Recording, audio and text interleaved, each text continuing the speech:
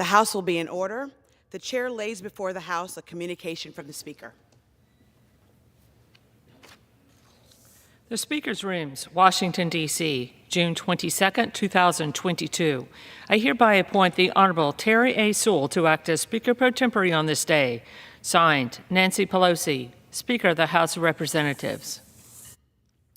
Pursuant to the order of the House of January 10, 2022, the Chair will now recognize members from a list submitted by the majority and minority leaders for morning hour debate.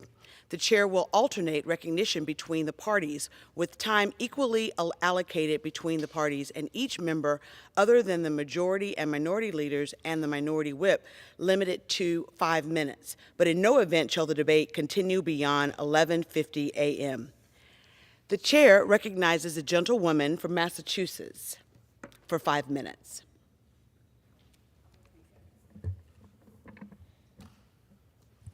Thank you, Madam Speaker. I rise today to honor the Madam Speaker, I rise in support of 2 pieces of bipartisan legislation the House will consider later today. I introduce these bills alongside Republican colleagues because there is simply no question that they will save lives and protect our children. The first piece of legislation is critical in the fight against the opioid crisis plaguing every single community across our country. Known as the MATE Act, this legislation is simple. It will require that doctors who prescribe highly addictive pain medications are trained to spot signs of addiction and intervene accordingly.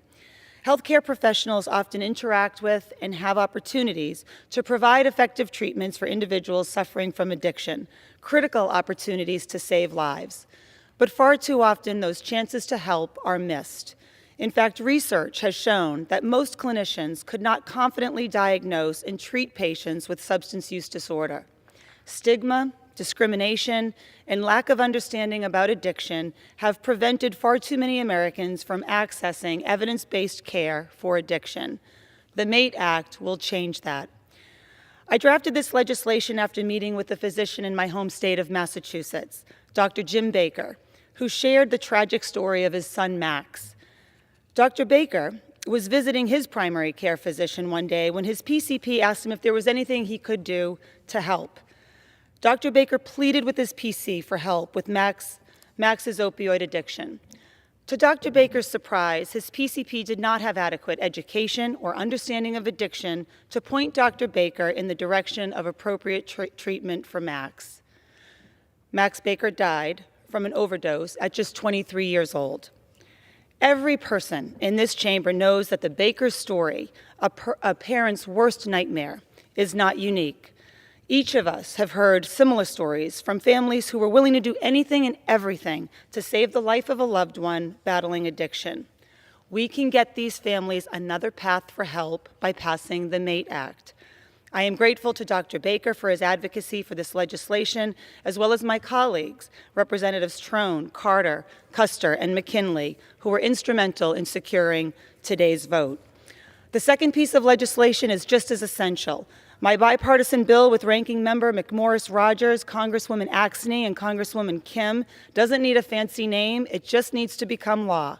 That's because it will extend and strengthen key youth and young adult suicide prevention efforts.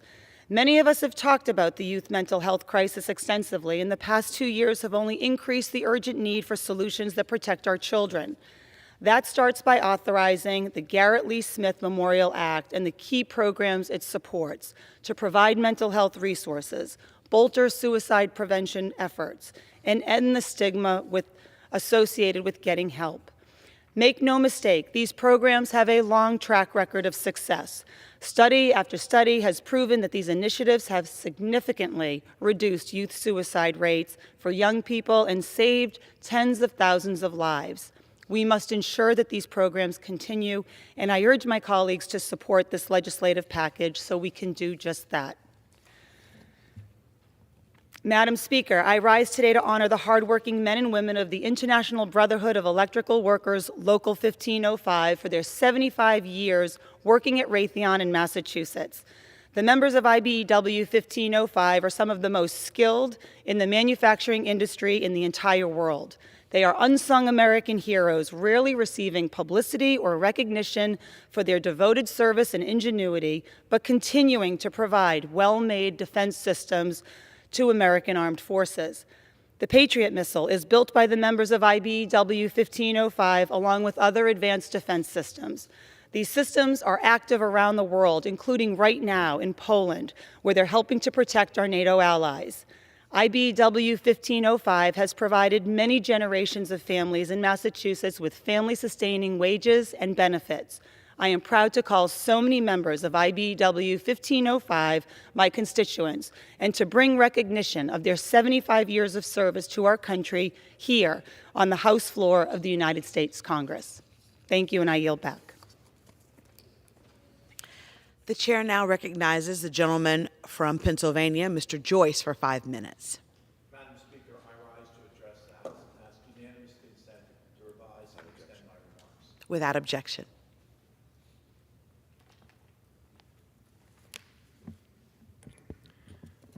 Madam Speaker, I rise today to congratulate the Central High School Dragons and the Everett High School Warriors baseball teams on winning the PIAA Class 3A and Class 2A championships, respectively. Through practice, hard work, and determination, these teams battled through difficult seasons in order to seize their championship victories. For the Central High School Dragons, their championship came after an undefeated season. And for the Everett Warriors, a hard-fought 1-0 victory in the final game of the year was needed in order to raise the championship trophy. For both these teams, their refusal to quit when games were close is a testament to their commitment and to their communities and to each other as players. I am proud of what these young men have accomplished, and I look forward to see their continued success as they embark on additional careers. Madam Speaker, in the past 50 years, we have seen such change on our southern border. In the past 10 years, we have continued to see changes on our southern border. 50 individuals on the FBI terrorist watch list have been apprehended on our southern border. 50 individuals, 50 potential terrorists with only the intent to harm American citizens have been apprehended on our southern border. And what is President Biden's response? To leave our border wall unfinished and our citizens vulnerable to attack. We cannot allow these open border policies to continue. We cannot allow these terrorists to continue to enter the United States through a porous and vulnerable southern border. Now, with a potential surge of more than 18,000 migrants expected to cross the border if Title 42 is repealed, more terrorists will attempt to enter our country. It is time to secure our border. It is time to codify Title 42. And it is time to put an end to this crisis. Thank you, and I yield. The chair recognizes the gentleman from Oregon, Mr. Schrader, for 5 minutes. Address the House for 5 minutes. Without objection. I rise today to recognize the Pulp and Paper Workers Resource Council on their 30th anniversary. The PPRC is a grassroots organization made up of hourly employees of the U.S. forest products industry whose members work in mills and converted plants manufacturing sustainable paper and wood products that Americans rely on every day. Founded in 1991, the PPRC works to ensure real-world perspectives are considered in all policy and regulatory decisions that impact their jobs and our communities. As co-chair of the bipartisan, bicameral House Paper and Packaging Caucus, I'm honored to meet with the PPRC representatives every year when they come to Washington, D.C. to advocate for their priorities and promote this important sector of our economy. I'm pleased to congratulate the PPRC for 30 years of hard work on behalf of such an essential industry, and I yield back. The chair now recognizes the gentlewoman from North Carolina, Ms. Fox, for 5 minutes. Thank you, Madam Speaker. Madam Speaker, Though what I'm about to say will surely cause a strong case of hypertension among my Democrat colleagues and their union allies, I won't hold back. Unions didn't build the middle class in America. Entrepreneurs and hardworking Americans did. Tomorrow marks the 75th anniversary of the landmark legislation that enables states to pass right-to-work laws, and it is a cause for celebration. Since 1947, 27 states have decided to allow employees to choose for themselves whether to belong to a union or not. And what a smart decision passing right-to-work laws was, Madam Speaker. They give workers the freedom to make their own choice when it comes to paying union dues. With rising inflation and gas prices, workers should not be forced to hand their hard-earned paychecks over to the unions in order to keep their jobs. Time and again, unions prove that worker representation plays second fiddle to a partisan political agenda that comes as no surprise to anyone. For example, the AFL-CIO's financial disclosure form shows that they spent more than $37 million on political activity and lobbying, while spending just $16 million to represent workers. Workers should never be forced to fund political causes they disagree with. The truth is, right-to-work laws are good for unions too. Making union membership a choice instead of a mandatory condition of employment improves unions by making them more responsive to worker needs. It's no secret that unions in mandatory dues states neglect the needs of workers. It isn't until unions have to fight to get and keep members that they make workers a priority. Giving workers a choice gives workers leverage, and this can lead to more transparency and accountability. And the truth is that right-to-work laws are good for the economy and bolster industries. Data shows that states with right-to-work laws have lower unemployment and higher job and wage growth than states without such laws. Worker freedom leads to flourishing. What a concept, Madam Speaker. One study shows that right-to-work states attract more manufacturing and construction jobs than states with compulsory union membership. States which have enacted right-to-work laws in the past 22 years have a 20.7% higher manufacturing share than they would have if they did not protect worker freedom. And according to the National Right-to-Work Committee, factory employment rose by 150,000 in right-to-work states in 2021 alone. These numbers speak for themselves. Being pro-right-to-work means being pro-growth. In the face of such overwhelming positive figures, I find it mind-boggling that Democrats want to push the radical Protecting the Right to Organize, PRO Act. The PRO Act would overturn right-to-work laws in 27 states and force workers to line the wallets of union bosses. PRO Act policies will undermine worker choice, burden employers, and harm our economy for years to come. That is why I've been working in Congress to oppose this legislation and to hold the Biden administration accountable when it tries to push PRO Act policies by executive fiat. Madam Speaker, it's time to embrace worker freedom, a quintessential American value, and it's time to protect worker rights.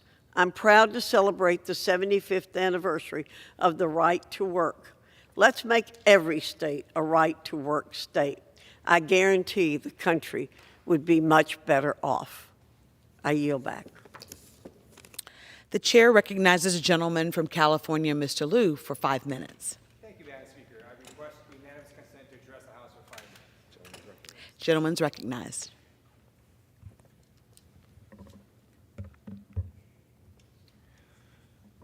Thank you, Madam Speaker. Donald Trump lost the 2020 presidential election's popular vote by more than 7 million votes. Trump lost the state of Oregon. Trump lost Washington. Trump lost California. Trump lost Nevada. Trump lost Arizona. Trump lost New Mexico. Trump lost Colorado. Trump lost Hawaii. Trump lost Minnesota. Trump lost Michigan. Trump lost Illinois. Trump lost Wisconsin. Trump lost Georgia. Trump lost Nebraska District 2. Trump lost Virginia. Trump lost Pennsylvania. Trump lost New York. Trump lost Maine District 1. Trump lost Washington, D.C. Trump lost Maryland. Trump lost Delaware. Trump lost New Jersey. Trump lost Connecticut. Trump lost Rhode Island. Trump lost Massachusetts. Trump lost Vermont. Trump lost New Hampshire. Trump lost the Electoral College, 232 to 306. Trump lost the 2020 presidential election.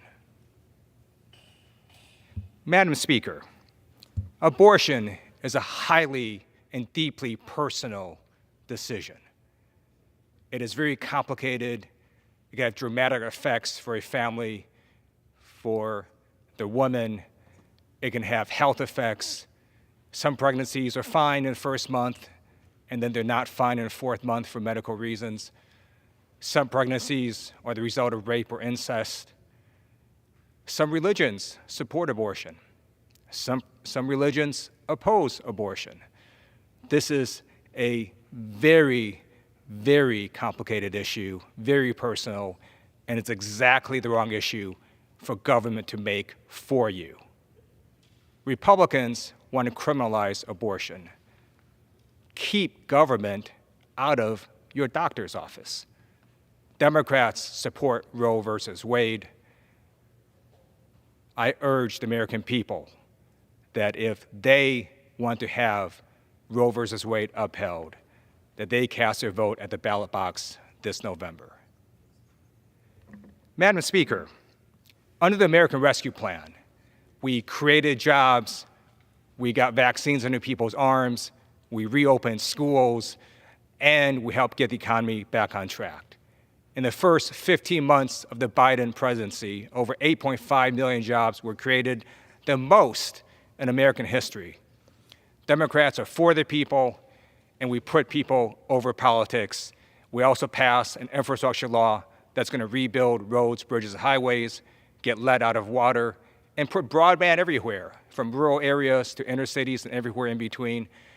What are Republicans doing? Well, I don't know. But I know a number of Republican members of Congress sought a pardon from the White House for inciting an insurrection. Madam Speaker, today is one of my favorite days in Congress because it's National Fossil Youth Shadow Day. So I have a fossil youth shadowing me. His name is Joseph Mariscal. He just graduated from community college, and now he's going to go to Cal State LA, and he's watching how Congress works. He's overcome so many obstacles, and because of the amazing things he's done to overcome his obstacles, I'm confident he can do anything he wants in his future. And I want to thank Karen Bass and other members of the National Fossil Youth Institute for all they do for our fossil youth and for having this Shadow Day today. I yield back. The chair recognizes the gentleman from Tennessee, Mr. Rose, for 5 minutes.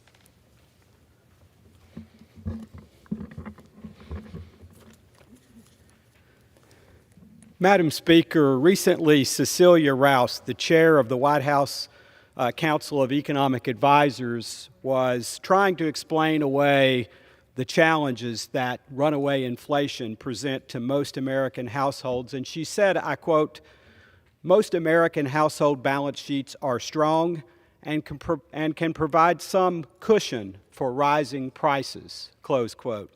I was shocked to hear these remarks coming from one of the president's top economic policy advisors. Madam Speaker, most Americans, in fact, do not have a cushion for rising prices. A recent survey found that 56% of Americans cannot cover a $1,000 emergency expense from their savings. That's why I led a letter demanding that Chair Rouse apologize to the millions of Americans struggling with skyrocketing prices due to the failed economic policies of the Biden administration. And Madam Chairman, I ask that unanimous consent that that letter be entered into the record today. Without objection. If remarks like these are reflective of the advice being given to the President of the United States, it is no wonder that they continue to enact policies completely out of touch with the American people. Madam Speaker, if you were on a drive through Middle Tennessee right now and needed to fill up, let's say, a 2015 Ford F-150, you'd pay about $120. A gas tax holiday would take fewer than $5 off that bill. Yet this is the latest Band-Aid solution being tossed around by the Biden administration. President Biden has already depleted our strategic petroleum reserve to its lowest point in 35 years, weakening national security while doing little or nothing to lower gas prices. While every dollar certainly counts, saving only $5 out of every $120 from a gas tax holiday will not make much of a difference in our personal budgets, but it will have a crushing effect on our ability to pay for the federal highway system. Instead of kneecapping our nation's infrastructure, the President should immediately approve the more than 4,000 pending applications for drilling and end the freeze on oil and gas leases. Yet President Biden refuses. The key to getting prices down is simple. Reestablish the energy independence President Trump created. President Biden simply must do better. Thank you, Madam Chairman, and I yield back. The chair recognizes the gentleman from California for 5 minutes. Mr. Thank you, Madam Speaker. On President Biden's first day in office, he canceled the permit for the Keystone XL pipeline, a campaign promise. This would have brought in 700,000 barrels of oil per day into the United States. Instead, this move has cost thousands of Americans their jobs as well as much of their income. Continuing his attack on our energy industries, he halted all oil and natural gas leases on federal lands, despite a judge's ruling against this illegal ban. His administration has also shut down the congressionally authorized oil and gas program in the 1002 area of the Arctic National Wildlife Refuge in Alaska, and has threatened industry with regulation and increased royalties, which will significantly impact investment in new energy production. Indeed, the large financiers are already backing away due to their ESG idealism and the intimidation by the government to do so. So the ANWR is actually 19.6 million acres. The 1002 area is a small fraction of that total area, and the actual drilling itself would take place on an even smaller fraction of that as well. So most recently, the Biden administration has scrapped his court-ordered offshore 5-year lease in the Gulf of Mexico. This could likely spell a complete ban on offshore leases until the end of his whole term. What does he expect is going to happen? Well, we're seeing it, and the people are feeling it. $5 gas nationally, $6, $6.50 in California, where everything's more expensive, $7 for diesel. How do they expect that trucks are going to deliver items to the store, or bring trucks are going to bring things from manufacturing facilities to distribution centers, or from the field to the dryer, to the mill, the fertilizer brought to the field, the seed brought to the field, all these things? How do they expect them are going to happen with $7 fuel and higher? The expectations are it's not going to get better anytime soon. So we've seen proposals by the Biden administration to relieve the gas tax and diesel tax. There's about 18.4 cents per gallon on gas and 24.4 on diesel. I think we'd always be happy to take a reduction in taxes, whether it's temporary or not, but it's not going to make but a tiny impact on $5, $6, $7 fuel. What we need is production Production will alter the market. And when they're hesitant or reluctant or just flat saying no to increasing production, especially in a worldwide market where we had been relying upon Russia for some reason for about 8% of our oil consumption, yeah, we need to replace that. We shouldn't buy anything from Russia. We shouldn't really buy anything from China. Why do we want to be dependent on them for anything? Solar panels. Our energy policy in this country needs to be turned on its ear and put back to something that favors Americans. So they're blaming everything under the sun for these rising costs except for the policies they're putting in place. So the president's blaming MAGA Republicans. What does that even mean? How does that make sense? Washington, D.C. has been under one-party rule for the last couple years. It's clear the price hikes we're seeing at the gas pump are caused directly by the Biden administration anti-American, anti-energy policies. His exact words while campaigning were, no more drilling on federal lands, no more drilling, including offshore, no ability for the oil industry to continue to drill, period. It ends, number one. Well, you're seeing the effects, and it's unaffordable for people. They don't have discretionary income, normal folks, to even get through an emergency in a lot of cases within their family. And we keep heaping this upon the back for their energy needs, for driving their vehicles, heating their homes, taking away natural gas. There's areas moving to do that. Cities, certain other jurisdictions want to say, no more natural gas for your stoves and heaters and such. Want it to be all electric. So these hostile actions are indeed creating long-term uncertainty. We're seeing the futures contracts for energy are staying high. How much longer can we do this? How long will they be in place that way? Less drilling results in higher oil prices, which means higher gas prices for consumers. It's that simple. It's not rocket science. But instead, the president is traveling to Saudi Arabia to beg for them to send more of their oil to us. Well, we have the reserves in many states in our own country that we could be tapping into and doing it more ecologically soundly and certainly more economically soundly. He'd rather, I guess, line the pockets of OPEC oligarchs than create the high-paying jobs we have right here and do it well. We know that American energy is the cleanest and safest in the world. It's much cleaner than natural gas that Russia was sending to Western Europe and now is cutting off from them. Well, that's a surprise, isn't it? Germany gets rid of their nuclear power plants and cuts back on other forms of energy. And now, instead, because they cannot rely on Russian gas coming in through the big pipe, then they're having to re-stoke their coal-fired plants. Isn't that amazing? You actually go backwards on environmental issues when you don't plan, when you can't foresee what might happen with what Russia would do. Gentleman's time has We could be a major expired. exporter, and we should be a major exporter, helping our European allies and helping Americans to have jobs and decently priced energy that comes from our own country. I yield back. The chair recognizes a gentlewoman from California, Ms. Bass, for 5 minutes.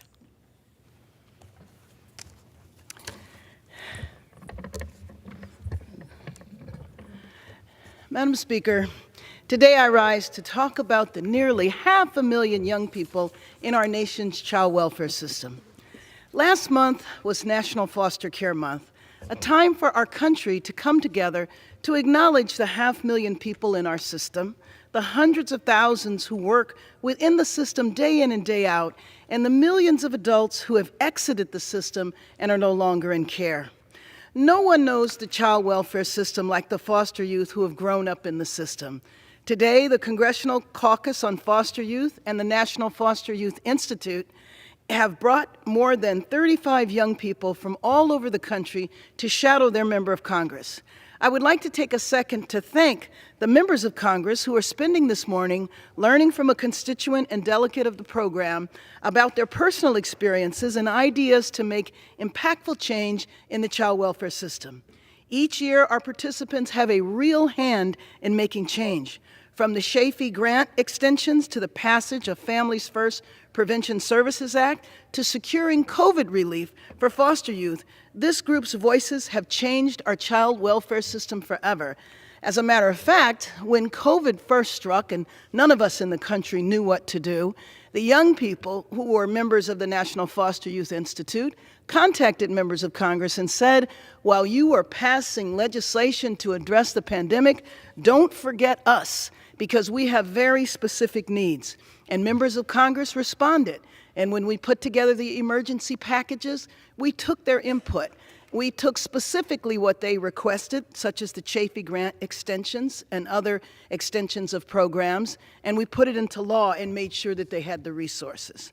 The reality is, when the government removes children from their parents, then the government becomes that child's parent.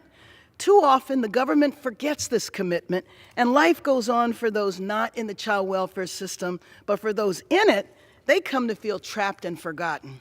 These young people here today have traveled thousands of miles to share their stories of their challenges, abuse, trafficking, overmedication, and homelessness. But in addition, they are sharing their successes with mentorship, adoption, family reunification, community activism, and independent living. Their resilience, the ability to navigate challenges in their life and succeed even in spite of that. Their goal is to leave Congress with a better understanding of the reality faced today by our nation's youth in care. I would like to share some words from Xandra Ruby Vaughn, who is shadowing me this morning. She told me just yesterday that her time in care helped shape the person she is today. While in care, she saw that resources for foster youth, especially when it came to education, were hard to find and hard to access. She manages a Facebook page of resources for foster youth of all ages, assisting them with finding and assessing housing support, educational funds, and mental health services. While in college, she experienced firsthand the impact of age requirements for former foster youth to receive assistance, a problem she'd like lawmakers to pay attention to better help the former youth in our district, the former foster youth in our district. There are several other young people that are here with me today. Jennifer Martinez, she is a former foster youth from Los Angeles who is now a foster youth advocate. Amber Rosada Esteves, she entered the child welfare system when she was 14 and aged out when she is 18, and now she is very successful in college. Anthony Vizcarrando, spent 10 years in foster care from the ages of 6 to 16 in California's Central Valley. His placements included foster homes and juvenile hall. Anthony is a strong foster youth advocate who is focused on expanding educational opportunities and child welfare reform. Lucy Langley, between her placements in foster care and being behind by 19 credits, Lucinda thought she had no chance of graduating high school. But after years of hard work, that's exactly what she did. We need to understand as a country and as a Congress that when we address the child welfare system, this is the way of preventing these children from becoming homeless. In Los Angeles City alone, we have 50,000 people who sleep on the street every night. We have tents all over our city, and in those tents, there are thousands of young people who aged out of the foster care system when they were 18 or 21, and essentially what we have done as a society is cut them off of resources, and they wind up on the streets, or they wind up incarcerated, or they wind up trafficked. This is a failure of the system that we are responsible for. Our country is the richest country in the history of the world, and there is no excuse for us not to take care of the 500,000 young people in the foster care system. This is why we need to transform this system. The gentlewoman's time has expired. Thank you very much. I yield back the balance of my time. The chair recognizes the gentleman from Georgia, Mr. Carter, for 5 minutes.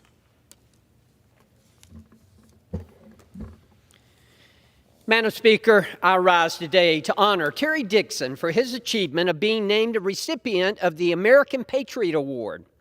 During the Vietnam War, Terry served as an infantry squad leader in the 196th Light Infantry Brigade and received the distinction of Combat Infantry Badge for his incredible service. After his service, he began a career at Florida Times-Union, where he became an award-winning newspaper photographer and wrote pieces on a wide variety of subjects. Terry has worked at the Brunswick News in my district since 2019, where he continues to work as a reporter, a photographer, and pens a weekly column. Terry has received many awards in the local, state, federal, and even international levels for his work both in columns and photography. Among a list of incredible past recipients, Terry is adding his name onto an honorable group of American patriots. The American Patriot Award is given to a veteran who has served his country with distinction and continued that through their career. Terry is the epitome of this award, serving tremendously in the Vietnam War and as a journalist following his service.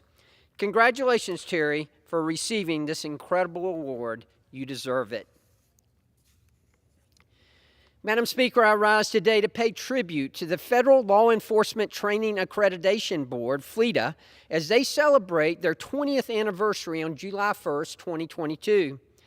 The FLEDA Board of Directors, located in my district, is comprised of 28 senior officials from varying federal law enforcement agencies, academia, and professional organizations. Since the FLEDA Board's inception, more than 75 training organizations spanning from 47 agencies and 10 departments across the executive and judicial branches of the government have submitted training programs for voluntary review and have sought accreditation through FLEDA, in which they have completed 389 of those assessments. The FLEDA Office of Accreditation is one of the smallest entities in the federal government with only 7 government employees, yet they have an extensive impact on federal training and operations. FLEDA assists law enforcement agencies in virtually every department of the federal government, improving operations through the implementation of more effective and efficient training tactics. The mission of FLEDA is more important now than ever before. This agency's efforts are demonstrative of good government in action, practicing accountability through self-regulation, which exhibits the transparency that Americans expect of their government. On behalf of the citizens of Georgia and their distinguished body, I once again congratulate FLEDA on their 20th anniversary and wish them much continued success in the future. Madam Speaker, I rise today in recognition of my friend, Don Hogan, a State House representative, a county commissioner, and a fellow Bulldog. Don received an education from both Georgia Southern University and the University of Georgia. He has served as a board member of the Golden Isles Chamber of Commerce, president of the St. Simons Chamber of Commerce, area commissioner for Boy Scouts of America, and on the advisory council of the Coastal Area Planning and Development Commission. I'm honored to recognize Don as the 42nd recipient of the Alfred W. Jones Senior Award. This award is given each year to honor a person whose selfless lifetime commitment, contributions, and achievements have positively impacted our community and its people. After many years of service, Don has decided not to run for re-election this November and will be going into retirement after a lengthy career of service to others. I know Don is looking forward to spending time on his family farm, fishing, and telling stories sitting on the porch of his 150-year-old log cabin. It was a pleasure and an honor to spend time with you in the Georgia State Legislature, Don. Thanks for everything you have done for our state, and enjoy your well-deserved retirement. Thank you, Madam Speaker, and I yield back. The chair recognizes the gentleman from Florida, Mr. Bilirakis, for 5 minutes. Thank you, Madam Chair. With gas prices at or above $5 per gallon, Americans are feeling significant pain at the pump. In a recent survey of my constituents, 89% said they have had to change or cancel their summer travel plans due to the surge in gas prices. What a shame. I've also heard stories about how the gas prices, coupled with crippling inflation, have eaten into my constituents' savings and made it extremely difficult for families to make ends meet. These are the realities families throughout our country are facing, and yet this administration and many of my colleagues in this chamber appear to be out of touch with these concerns. Instead of taking action to relieve the pain at the pump, President Biden and congressional Democrats continue to blame and deflect and justify the irresponsible decisions that have caused gas prices to spike. Earlier this week, the President said, and I quote, "Out of everything lousy, something good will happen if you look hard enough for it." We have a chance to make a fundamental turnaround renewable energy, electric vehicles, and not just electric vehicles, but across the board, unquote. No, Mr. President, record high gas prices are not a good thing. And it's disingenuous to act as though you are powerless, Mr. President, to do anything to address gas prices. My constituents did not want to suffer while this administration and congressional Democrats continue to pursue a radical green agenda. President Biden has already done enough damage. From its first day in office, he canceled the Keystone Pipeline and paused all domestic leases and sales. He has tried to blame everyone from Putin to price gouging and private industry, but the facts are clear. The Biden administration is currently sitting on over 4,400 pending applications for permits to drill, which must be approved so American workers can produce more American-made energy. Makes sense? In addition, Biden's regulatory and inflationary burdens are thwarting the creation of new large-scale refineries, which are also needed to increase production. The Biden climate czar, former Senator John Kerry, said last week that we don't need any more domestic drilling. My constituents and I beg to differ. Prior to President Biden assuming office, the United States was a net exporter of energy and prices of gas, dipped to $2 a gallon. The greatest nation on the face of the earth should never have to rely on Saudi Arabia, Venezuela, Iran, Russia, or any other hostile nation to meet its energy needs.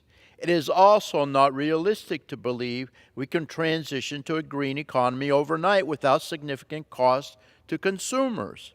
However, we can regain American energy independence, create American jobs, and lower prices at the pump by implementing the pro-growth, common-sense policies of the previous administration, which is why I've co-sponsored American Energy Independence from Russia Act.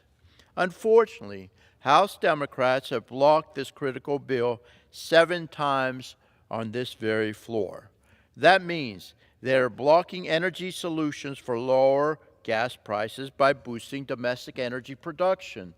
This includes resuming the Keystone Pipeline, restarting oil and gas leasing on federal lands and waters, and requiring a plan to replace the Strategic Petroleum Reserve that has been drained by this administration. It's just not right. I don't know what message my colleagues, constituents are on the other side of the aisle. What message are they sending to the constituents? But back at home, the message has been very clear. And what are their constituents telling them? My constituents, the message is extremely clear. My constituents want Washington to stop its obsessive spending. Again, stop its excessive spending, money we don't have to push a green agenda and lower prices at the pump. And we need to do it now. It's urgent that we do it. It's critical that we do it. Again, I urge my colleagues to join me in this fight, and I thank you, Madam Speaker. Gentleman's I yield time back has the balance of expired. my time. Members are reminded to address their remarks to the chair and not to a perceived viewing audience. Members are reminded to refrain from engaging in personalities towards the president. The chair recognizes the gentleman from Pennsylvania, Mr. Smucker, for 5 minutes. Thank you, Madam Speaker.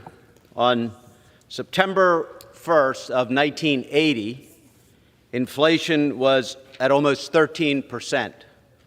On that day, then Governor Ronald Reagan said, "A recession is when your neighbor loses his job. A depression is when you lose yours, and a recovery is when Jimmy Carter loses his." Unfortunately, today is looking a lot like 1980, and the Cardin and the Biden presidencies share far too much in common. President Biden has unnecessarily spent trillions of dollars, spiking inflation to a 40-year high of 8.6%. And as a result of this inflation, American households will pay an additional $7,620 as they buy gas, food, and other things over the next 12 months. $7,620 annually. Since Biden became president, real wages are down 4.2%, while mortgage rates have doubled, have gone up 2.4 points. Our economy shrank 1.4% last quarter, and many economists now agree that these signs point to an imminent recession. The president now points to the Federal Reserve to get him out of the inflation mess that he created. And today I'd like to point out what that may mean and talk about the challenge that the Fed faces to rein in inflation. I have a chart here with me that compares the federal funds rate, which is its benchmark interest rate, and inflation rates over the past 60 years. If you look at the chart, you'll see two lines on the graph showing inflation and the Fed rate. And each time that the Fed looked to reduce inflation, they increased the interest rate. And they've increased the interest rate each time above the current inflation rate. So, for example, in the early 80s, which I mentioned earlier, following President Carter's era of stagflation, the Fed raised rates to a record high of over 16.5% to reverse what was 13% inflation at that time. So once again, this would suggest that for the Fed to do its job and rein in inflation, it will need to increase interest rates above our current rate of inflation. So far this year, the Fed has raised the federal funds rate 3 times, most recently with a 0.75 or 3/4% increase, which is the highest increase since 1994. But the federal funds rate still only sits at between 1.5 and 1.75%. Current rates are 1.75%, and again, inflation is 8.6% and climbing. This suggests that the Fed has a long way to go in raising interest rates, has a lot of work to do ahead. What isn't shown in this chart, and sometimes I'm not sure that the Biden administration understands, are the consequences that come with raising rates. Our economy will slow down. It will be harder for Americans to start small businesses, to purchase homes. We're already seeing that happening. And the cost of living and hard times will come. The cost of living will increase, and Americans will see hard times. This did not have to happen. President Biden overinflated an already recovering economy by spending trillions on the American Rescue Plan, which included market-distorting policies that unnecessarily subsidized demand while restricting supplies by paying people to stay home.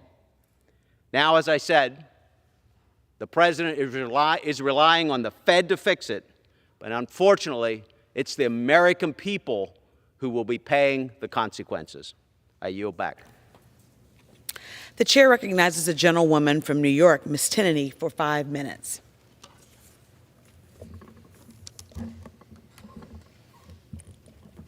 Thank you, Madam Speaker. I rise today to celebrate the life and work of my dear friend, Mrs. Mary E. Wheeler of Yorkville, New York. I came to know Mary in a role no one ever wishes to have, that of a Gold Star mother. Mary's son, Private First Class Joseph Keith Wheeler, a United States Marine, was killed in combat on March 31st, 1968, near Quang Tri Province in Vietnam at just 18 years old. Mary and her family were devastated by the loss of Joseph, but through Mary's pain, she found great purpose to support other Gold Star mothers and their families, as well as active duty service members, veterans, and their loved ones. Mary was active until the day she passed in the American Gold Star Mothers Chapter 56 in Utica, New York, which led to Mary being national president of the American Gold Star Mothers from 1999 through 2000, meeting Gold Star mothers and families from across this nation and interacting with political leaders of both parties in Washington for common sense policy to support veterans and their families, especially those who paid the ultimate sacrifice, like her dear son, Joseph. Mary was heavily involved in other veteran service organizations such as the American Legion, Veterans of Foreign Wars, Military Order of the Purple Heart Auxiliary, and countless other organizations in our community, including the Whitestown Senior Center and the Salvation Army, which she supported her entire life.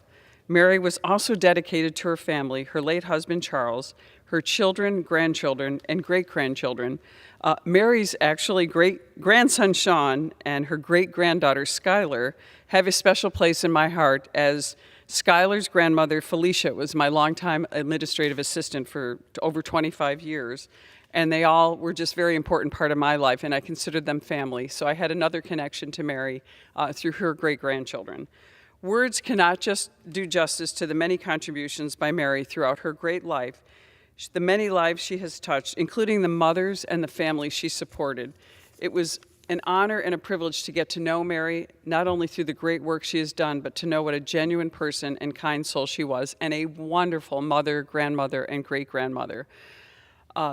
Mary will be an inspiration to all of us for so many years to come, and her hard work and dedication will be felt by veterans and their generations for families for generations, not just in our community, but throughout the nation, for her great work and devotion to this cause. My sincerest condolences to Mary's family and her friends and everyone in our community for this difficult time in losing Mary, who was a wonderful, honored member of our community. With that, Madam Speaker, I yield back. The chair recognizes a gentleman from Pennsylvania, Mr. Kelly, for 5 minutes.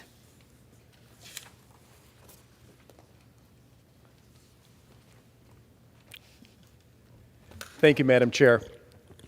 As the nation awaits the Supreme Court's ruling on Dobbs versus Jackson, which many of us pray will overturn Roe versus Wade, we have witnessed a despicable wave of left-wing threats and violence against our judges, our churches, pro-life groups, and crisis pregnancy centers. Now, let's be very clear on this. Pregnancy centers are 100% noble and heroic organizations that proudly serve vulnerable mothers at their most critical time of need. They are an invaluable resource across America. Because these centers save lives and not end them, they find themselves under attack. Since May 2nd, the day of Justice Alito's draft decision was leaked, there have been nearly 30 documented attacks on these centers, included but not limited to a pregnancy center in Madison, Wisconsin, torched by a Molotov cocktail on May 8th. The Capitol Hill Crisis Pregnancy Center right here in Washington, D.C., vandalized with blood red paint on June the 2nd. The Pregnancy Resource Center in Buffalo, New York, firebombed on June 7th. A Pregnancy Resource Center in Gershom, Oregon, firebombed on June 10th. And of course, the attempted assassination of Justice Kavanaugh outside his home. Since May 2020, more than 130 acts of vandalism or worse have been committed across 29 states and the District of Columbia against pro-life Catholic properties alone. These properties, the proponents of these attacks are radical left-wing groups that are openly vowing to terrify pro-life leaders and institutions into backing down from defending the unborn. They have made threats like, if abortions aren't safe, neither are you. They've promised to take increasingly drastic measures, and that those measures may not come in the form of something so easily cleaned up as a fire or graffiti. They are currently calling for a night of rage after the Supreme Court announces its decision. When fear, intimidation, and violence are deployed to compel legitimate government institutions to act a certain way, it must be called what it is: terrorism. These recent threats and attacks must be totally condemned, investigated, and prosecuted. This violence must end. Our nation needs to hear from the leaders of our Democratic Party that these extremists call home. Speaker Pelosi, Majority Leader Schumer, and President Biden have so far refused to utter even a single word of disapproval or discouragement. To them, Americans of goodwill plead, your silence is deafening. Speak up.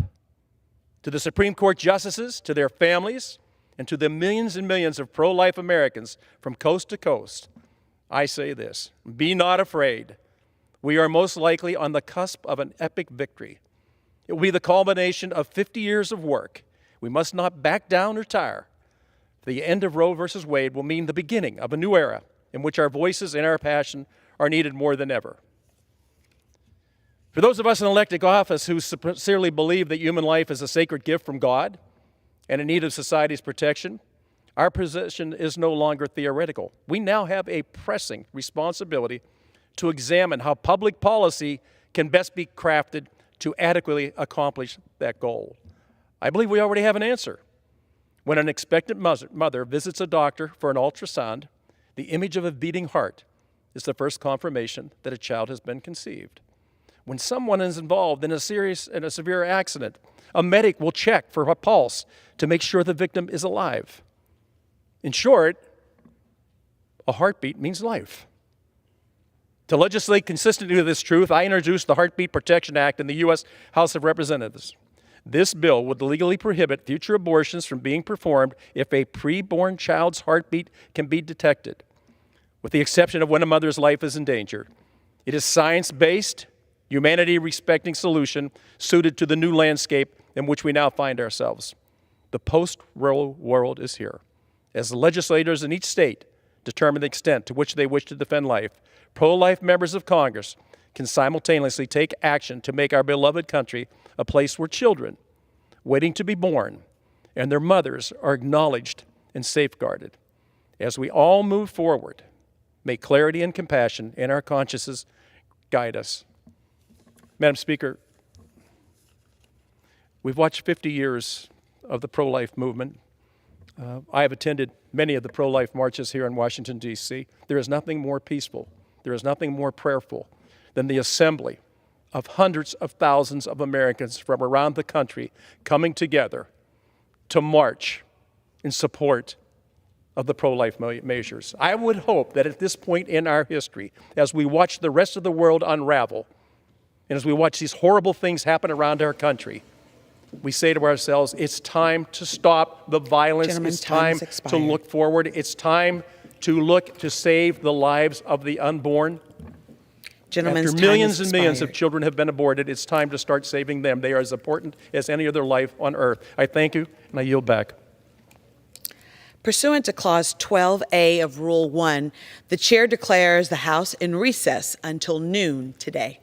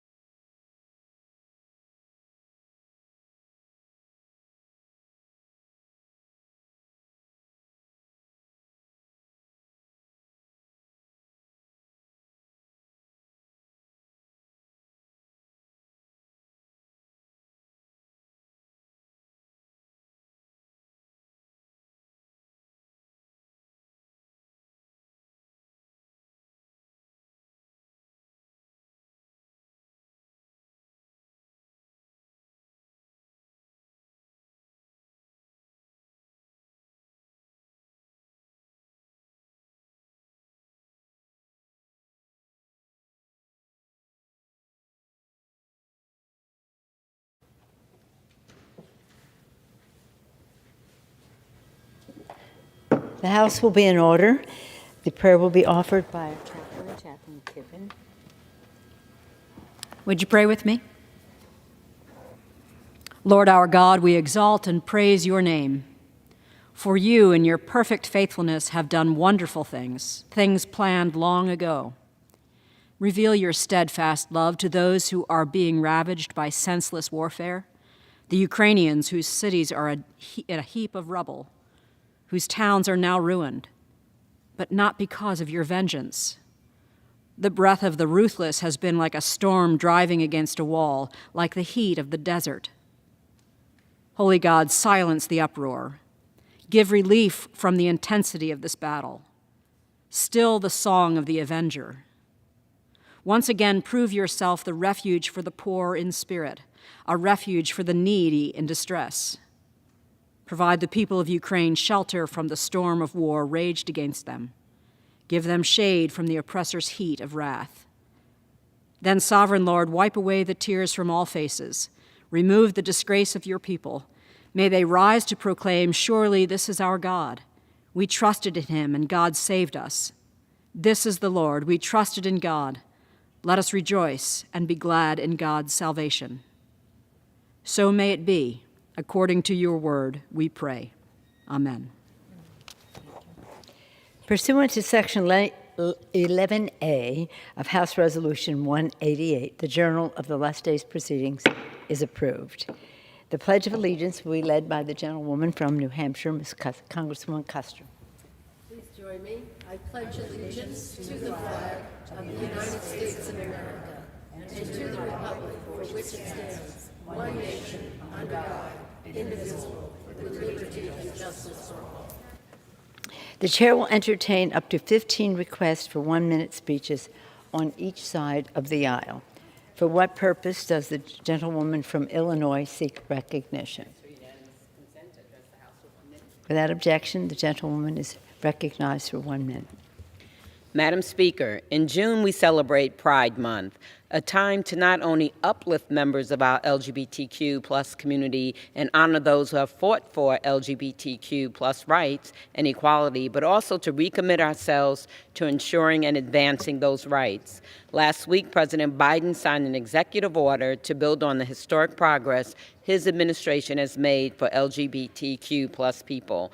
I am thrilled that with this executive order, President Biden will address discriminatory legislative attacks against LGBTQ plus people, prevent harmful conversion therapy, safeguard health care and mental health programs, and support LGBTQ plus foster youth, prevent homelessness, and improve connections to the federal programs that keep them safe and healthy. No one should face discrimination because of who they are. Rising hate and violence against the LGBTQ plus community is unacceptable. I will continue working to ensure our LGBTQ plus Americans are protected. I yield back. For what purpose does the gentleman from North Carolina seek recognition? For unanimous consent to address the House for 1 minute and to extend and revise my remarks. Without objection, the gentleman is recognized for 1 minute. Thank you, Madam Speaker. I rise to honor and congratulate the Providence High School baseball team for winning the North Carolina High School 4A state championship. Not only did Providence win the championship, they dominated the season, compiling a record of 34-0. Never before in North Carolina 4A baseball history has a team gone undefeated. Along with these extraordinary young men, I congratulate head coach Danny Hignite, who told his coaching staff on the night of their big win, "We went 34-0, that's unreal." Well, Coach Hignite, it is my honor to say on the floor of this chamber that it is real and that I and all Charlotte, North Carolina are proud of this amazing school and team. Congratulations, Providence High Panthers, on an incredible season. I yield back. For what purpose does the gentlewoman from Texas seek recognition?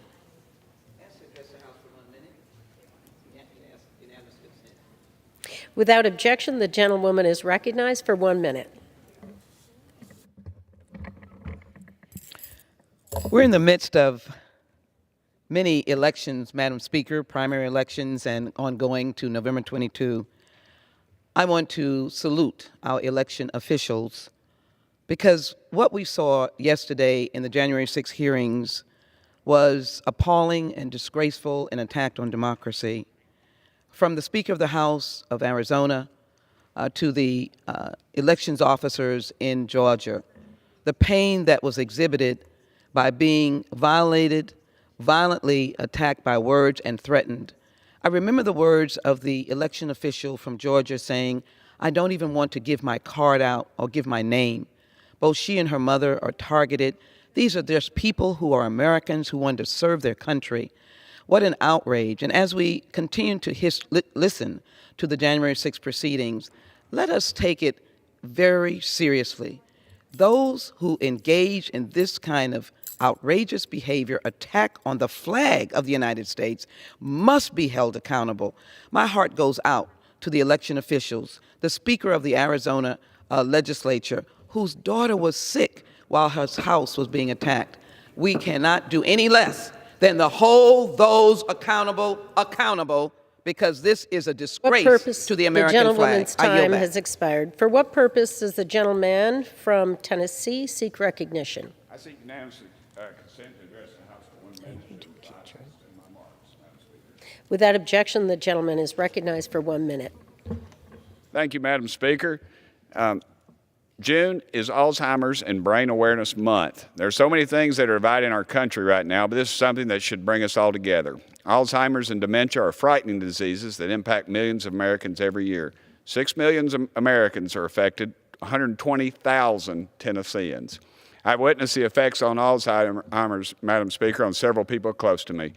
My Aunt Jane and my Aunt Virginia. My Aunt Jane, I can remember I hadn't seen her in years, and she walked up to me and said, "I feel like I don't know who you are, but I feel like you're a good little boy." And I was an adult. And my sweet Aunt Virginia, who's married to my Uncle Floyd, suffers from it as well. My friend Pat Summitt, who coached the Lady Vols basketball team for 38 seasons. She grew up in my daddy's hometown. She came to my daddy's funeral and hugged my mama's neck. She lived with Alzheimer's disease and worked hard to bring awareness to it until she passed away in 2016.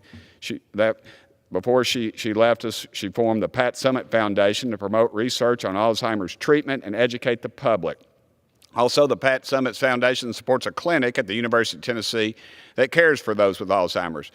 We can't forget about the folks who take care of those with Alzheimer's as well. They take a huge emotional and physical toll. We need to remember these folks. The Bible tells us that we need to remember the least amongst us, and surely these are in that category. Thank you, Madam Chairman. Speaker.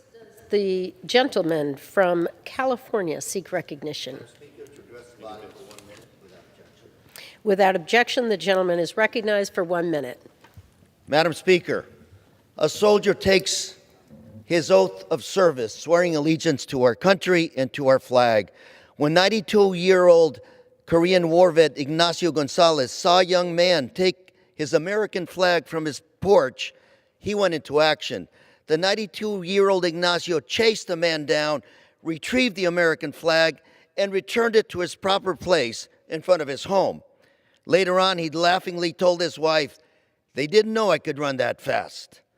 After the flag incident, his son Vicente told his father, "It's not worth the danger, Dad, chasing down a hoodlum to retrieve your $20 flag." Ignacio corrected his son and said, "This isn't just a flag. This American flag flies in memory of your uncles, George and Manuel Gonzalez. Both fought in World War II. George fought in the Battle of the Bulge, and Manuel fought in the Rhineland Campaign. And Ignacio fought in the Korean War and was awarded many medals, including the Combat Infantry Badge that is only given to soldiers who fight in active ground combat. Ignacio passed away quietly on June 9th, and I've never been more proud of one of my countrymen, also a graduate from Anaheim High School, my alma mater. He was class of 1949. Thank you. For what purpose does the gentleman from Alabama seek recognition? I ask unanimous consent to address the House for 1 minute, Madam Speaker. Without objection, the gentleman is recognized for 1 minute. Madam Speaker, when it comes to the economy, the Biden administration continues to insist that all is well. His press secretary claims the economy is in a better place than it has been historically. Historically, Perhaps he needs to read a history book. Inflation is at a 40-year high in this country. President Biden himself makes the false claim that inflation is worse elsewhere in the world than here. Mr. President, the United States has worse inflation than Germany, France, Japan, Canada, India, Italy, Saudi Arabia, and the list goes on. What is this explanation? The Biden administration blames the pandemic and Putin, but each of those countries have also had to deal with the same problems we've dealt with. Why is their inflation not like ours? Mr. President, the answer is easy. Quit overheating the economy with government spending. Cut red tape and regulations hampering our industries. Let the American people keep more of their hard-earned money. Conservatives once warned against our economy turning into Europe. Unless we change course, Europe will be worried about becoming us. And with that, I yield back. For what purpose does the gentlewoman from Ohio seek recognition? Madam Speaker, I ask unanimous consent to address the House for 1 minute and to revise and extend my remarks. Without objection, the gentlewoman is recognized for 1 minute. Madam Speaker, as President Biden pointed out last week, here is the cold, hard truth about gas prices. The last time oil was at its current price, the average price of gas at the pump was about $4.25 per gallon. Today, gas prices are nearly 75 cents higher. That difference across just 3 months is the result of historically high profit margins for refining oil into gasoline. Oil and gas companies are announcing record profits while Putin's war in Ukraine is driving up prices at the pump. These companies are prioritizing stock buybacks while families are struggling to pay higher prices at the pump. This is exactly why the House passed the Consumer Fuel Price Gouging Prevention Act last week. Yet not a single Republican voted with us to stop big oil from raking in record profits on the backs of hardworking Americans. Families are facing a crunch, and they deserve action. And with that, Madam Speaker, I yield back. For what purpose does the gentleman from Minnesota seek recognition? Madam Speaker, I ask unanimous consent to address the House for 1 minute and to revise and extend my remarks. Without objection, the gentleman is recognized for 1 minute. Madam Speaker, I rise today to congratulate and honor Eli Ruth, a 5th grade student at Bayview Elementary of the Proctor School District, who was named Minnesota's AAA School Safety Patroller of the Year. Recently, I've been focused on how the United States is an exceptional country and how our people live out American exceptionalism every day. And when I see a student like Eli taking an opportunity to be a leader among his peers and work to ensure their safety, I see a young man who perfectly exemplifies American exceptionalism. During his time as a safety patroller, Eli has come to know the students and community very well. And I am so glad to see that he has already become such an effective and caring leader at such a young age. When I was his age, I was a school patrol officer myself at Piedmont Elementary. It brings me great joy to see that decades later, this program is still encouraging and developing young leaders with a passion to serve. Congratulations again to Eli Ruth for this amazing honor. I wish him nothing but success and happiness as he continues down his path of leadership. Madam Speaker, I yield back. For what purpose does the gentlewoman from California seek recognition?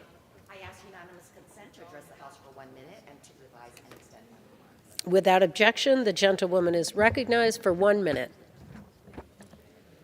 Today, I'm so thrilled to join my colleagues around the country to celebrate the 50th anniversary of the Pell Grant.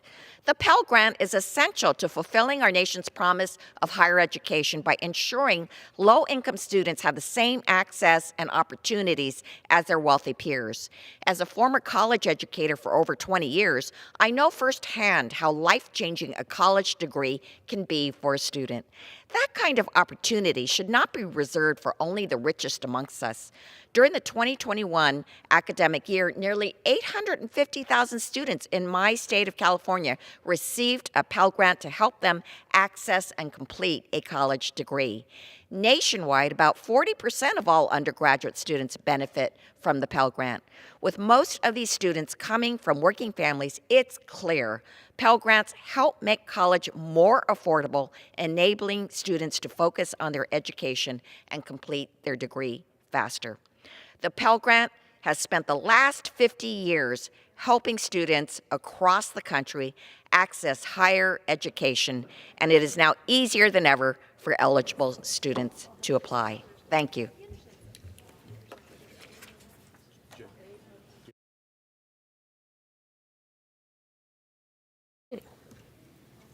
For what purpose does the gentlewoman from North Carolina seek recognition?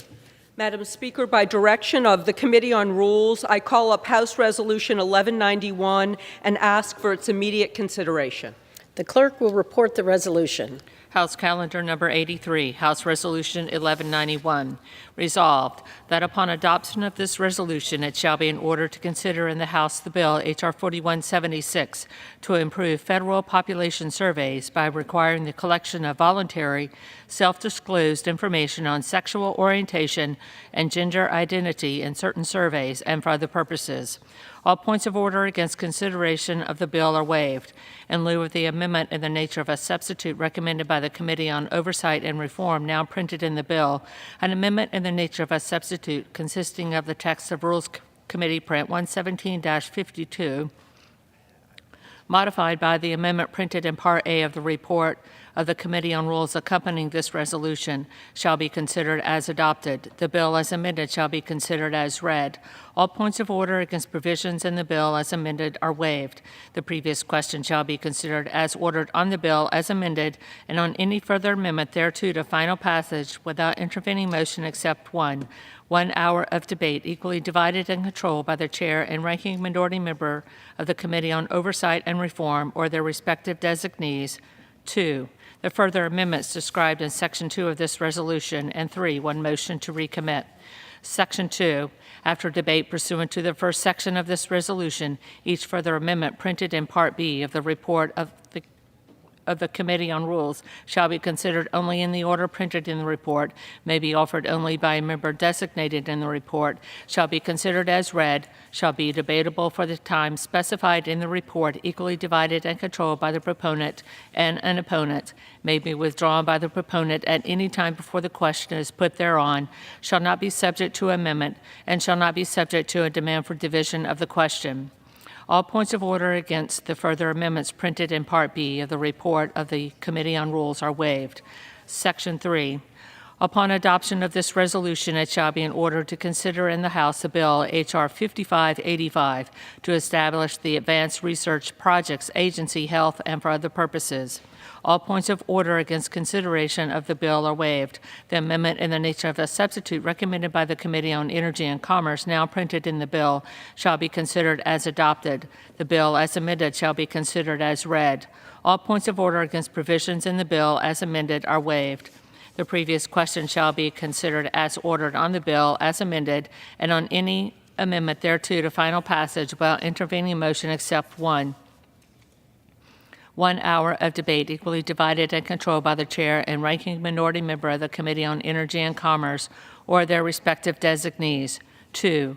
The further amendment printed in Part C of the report of the Committee on Rules accompanying this resolution, if offered by the member designated in the report, which shall be in order without intervention of any point of order, shall be considered as read, shall be separately debatable for the time specified in the report, equally divided and controlled by the proponent and an opponent, and shall not be subject to a demand for division of the question.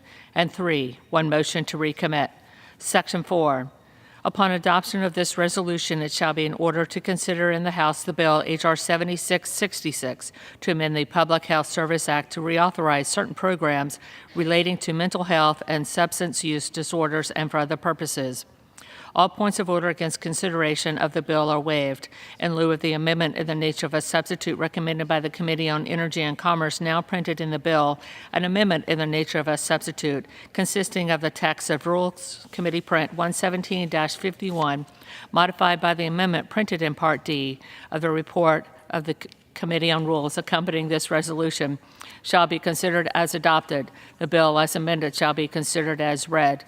All points of order against provisions in the bill as amended are waived. The previous question shall be considered as ordered on the bill as amended and on any further amendment thereto to final passage without intervening motion except one. 1 hour of debate equally divided and controlled by their chair and ranking minority member of the Committee on Energy and Commerce or their respective designees. 2, the further amendments described in Section 5 of this resolution. 3, the amendments en bloc described in Section 6 of this resolution. And 4, one motion to recommit. Section 5, after debate pursuant to Section 4 of this resolution, each further amendment printed in Part E of the report of the Committee on Rules not earlier considered as part of amendments en bloc pursuant to Section 6 of this resolution shall be considered only in the order printed in the report, may be offered only by a member designated in the report, shall be considered as read, shall be debatable for the time specified in the report, equally divided and controlled by the proponent and opponent, may be withdrawn by the proponent at any time before the question is put thereon, shall not be subject to amendment, and shall not be subject to a demand for division of the question. Section 6. It shall be in order at any time after debate pursuant to Section 4 of this resolution for the chair of the Committee on Energy and Commerce or his designee to offer amendments en bloc consisting of further amendments printed in Part E of the report of the Committee on Rules accompanying this resolution not earlier disposed of. Amendments en bloc offered pursuant to this section shall be considered as read, shall be debatable for 20 minutes, equally divided and controlled by the chair and ranking minority member of the Committee on Energy and Commerce or their respective designees, shall not be subject to amendment, and shall not be subject to a demand for division of the question. Section 7. All points of order against the further amendments printed in Part E of the report of the Committee on Rules or amendments en bloc described in Section 6 of this resolution are waived. Section 8. House Resolution 188 agreed to March 8, 2021, as most recently amended by House Resolution 1170, agreed to June 14, 2022, is amended by striking June 22, 2022, each place it appears, and inserting in each instance July 13, 2022. Section 9, notwithstanding Clause 8 of Rule 20, further proceedings on a vote by the yeas and nays on the question of adoption of a motion that the House suspend the rules offered on the legislative day of June 21, 2022, June 22, 2022, June 23, 2022, or June 24, 2022 may be postponed through the legislative day of July 15, 2022. The gentlewoman from North Carolina is recognized for 1 hour. Thank you, Madam Speaker. For the purposes of debate only, I yield the customary 30 minutes to the gentleman from Texas, pending which I yield myself such time as I may consume. During consideration of this resolution, all time yielded is for the purposes of debate only. I ask unanimous consent that all members be given 5 legislative days to revise and extend their remarks. Without objection. Madam Speaker, yesterday the Rules Committee met and reported a rule, House Resolution 1191, for 3 measures. First, it provides for consideration of H.R. 4176 under a structured rule. The rule self-executes a manager's amendment, provides 1 hour of general debate, equally divided and controlled by the chair and ranking member of the Committee on Oversight and Reform, makes in order 3 amendments, and provides a motion to recommit. Second, the rule provides for consideration of H.R. 5585 under a structured rule. The rule provides for 1 hour of general debate, equally divided and controlled by the chair and ranking member of the Committee on Energy and Commerce, and makes in order 1 amendment and provides a motion to recommit. Third, the rule provides for consideration of H.R. 7666 under a structured rule. The rule self-executes a manager's amendment, provides 1 hour of general debate, equally divided and controlled by the chair and ranking member of the Committee on Energy and Commerce, makes in order 17 amendments, and provides en bloc authority and a motion to recommit. Finally, the rule extends recess instructions, suspension authority, and same-day authority through July 13th, and any requested roll call votes on suspension bills considered from June 21st to June 24th may be postponed through July the 15th. Madam Speaker, I yield myself such time as I may consume. I The stand gentlewoman is in recognized. support of. Thank you, Madam Speaker. I stand in support of the three bills in this rule. H.R. 7666, the Restoring Hope for Mental Health and Well-Being Act. H.R. 5585, the Advanced Research Projects Agency Health Act. And H.R. 4176, the LGBTQI+ Data Inclusion Act. I want to start by thanking Energy and Commerce Chairman Pallone and Ranking Member McMorris Rogers for their work crafting a bipartisan package to tackle the growing mental health crisis in our country. During the COVID-19 pandemic, we've seen a dramatic rise in global mental health illness associated with anxiety, depression, and collective grief. In my state, almost 45% of North Carolinians reported symptoms of anxiety or depression in February 2021, with more than 22% unable to get necessary care, largely because of prohibitive costs. Almost 130,000 children ages 12 through 17 in North Carolina suffer from adolescent depression. Multiply that nationwide.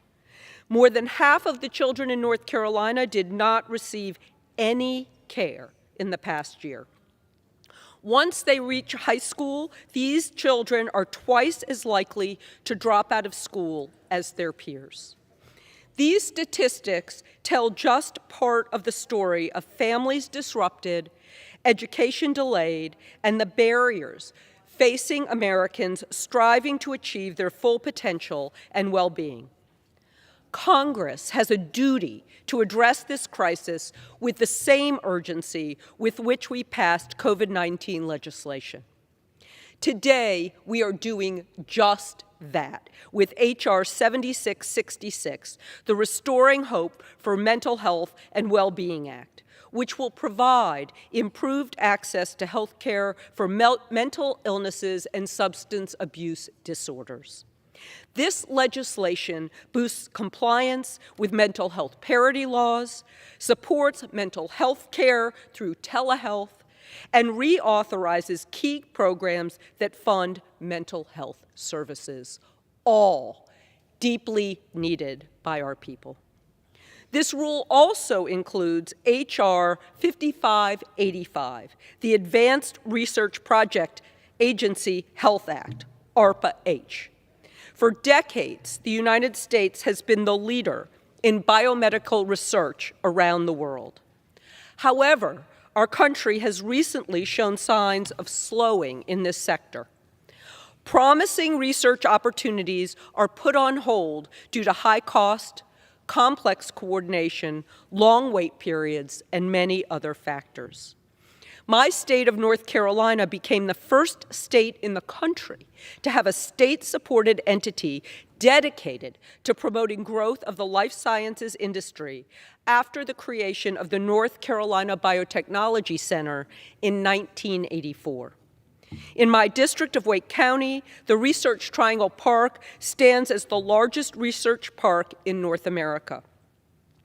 ARPA-H will have profound influences in North Carolina's economy and the national economy, and stimulate the development of breakthroughs in health research that will benefit millions of Americans. H.R. 5585 will authorize $500 million each year for the next 5 years to support ARPA-H and fund groundbreaking research and development to continue saving American lives. Finally, this rule includes H.R. 4176, the LGBTQI+ Data Inclusion Act. Most legislators agree that good policy should be evidence-based. Our government collects demographic data to ensure we can identify whether certain groups of Americans are facing obstacles to the equal opportunities they need to thrive. However, federal agencies are not currently required to collect demographic data on sexual orientation and gender identity. We need this data to know how to address issues faced by the LGBTQI discrimination. In 2019, UCLA found that nearly 1 in 4 LGBT adults in the South, including in my state of North Carolina, live in poverty, a rate higher than the overall poverty rate in the United States. LGBTQI plus youth, in particular, face high levels of homelessness and are at a greater risk of depression and suicidal thoughts than their peers. With good data, we can implement programs aimed at eliminating these disparities and help members of this community reach their full potential. As Kathy Renna of the National LGBTQ Task Force says, if we don't get counted, we don't count.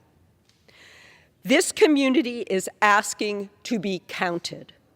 Our nation has already gone through the poor policy of don't ask, don't tell. We now have a responsibility to reverse the effects of this policy to help members of the LGBTQI plus community live as their authentic selves. We can do that by allowing individuals to voluntarily disclose their sexual orientation and gender identities. In other words, by asking and letting them decide to tell. I urge support for the rule and the 3 bills it contains, and Madam Speaker, I reserve the balance of my time. The gentlewoman from North Carolina reserves. The chair recognizes the gentleman from Texas. Thank you, Madam Speaker, and I want to thank the gentlelady from North Carolina for yielding the customary 30 minutes, and I will yield myself of that such time as I may consume. The gentleman is recognized. Madam Speaker, today's rule provides for consideration of 3 bills. H.R. 7666, the Restoring Hope for Mental Health and Mental Well-Being Act, H.R. 5585, the Advanced Research Projects Agency Health Act, and H.R. 4176, the LGBT Data Inclusion Act. 2 of these bills represent the progress that can be achieved when we work together on legislation that is important to the American people. It underscores what can happen when we work together regardless of party ideology. I do want to recognize the hard work that the members of the Energy and Commerce Committee put into the Restoring Hope for Mental Health and Well-Being Act of 2022. This package is the first major effort put forth to address our nation's mental health crisis since the lockdowns began for coronavirus. Following COVID-19 and the pandemic, we've seen a tremendous increase in youth mental health conditions, suicides, overdose deaths, exacerbating the mental health crisis we already faced prior to the pandemic. This bill maintains the flexibility for states to make their funding decisions that best addresses the needs of their communities. The spending in this bill, and this is important, the spending in this bill is fully offset and targets funding toward the treatment of serious mental health conditions instead of generalized wellness programs that may not have an impact. Included in this package is the Into the Light for Maternal Mental Health and Substance Use Disorders Act of 2022. That's actually a bill that I introduced with Representatives Yvette Clarke, Jamie Herrera Butler, Young Kim, and Doris Matsui. That bill authorizes and funds existing programs to help those impacted by maternal mental health conditions.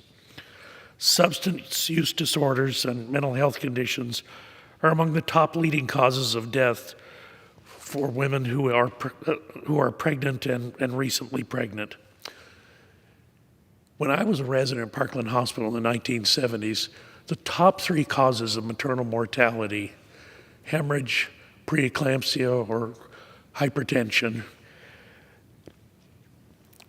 Now the preeminent causes are suicide and drug overdose, entirely preventable causes of maternal mortality. And this bill will help us address that. So I'm very encouraged to see that move across the finish line. I also supported an amendment by Representative Drew Ferguson to include the Behavioral Health Interventions Guidelines Act. He likes to call it the BIG Act. And Representative Ferguson and I actually introduced that as a standalone bill. But this amendment was made in order during Rules Committee yesterday. The BIG Act passed the House last year with broad support. It requires the Substance Abuse and Mental Health Services Administration to develop best practices for schools to establish behavioral health intervention teams. I heard from one of my colleges in Texas, Texas Tech University out in Lubbock.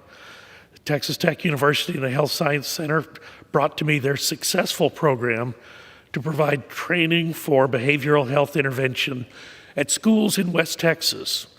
Their school-age children, it's no secret sometimes in school. You know who the person is, the kid who's getting into trouble, the kid who's actually self-identified. And this is a way to provide the guidelines for that behavioral intervention that can be life-changing and life-saving.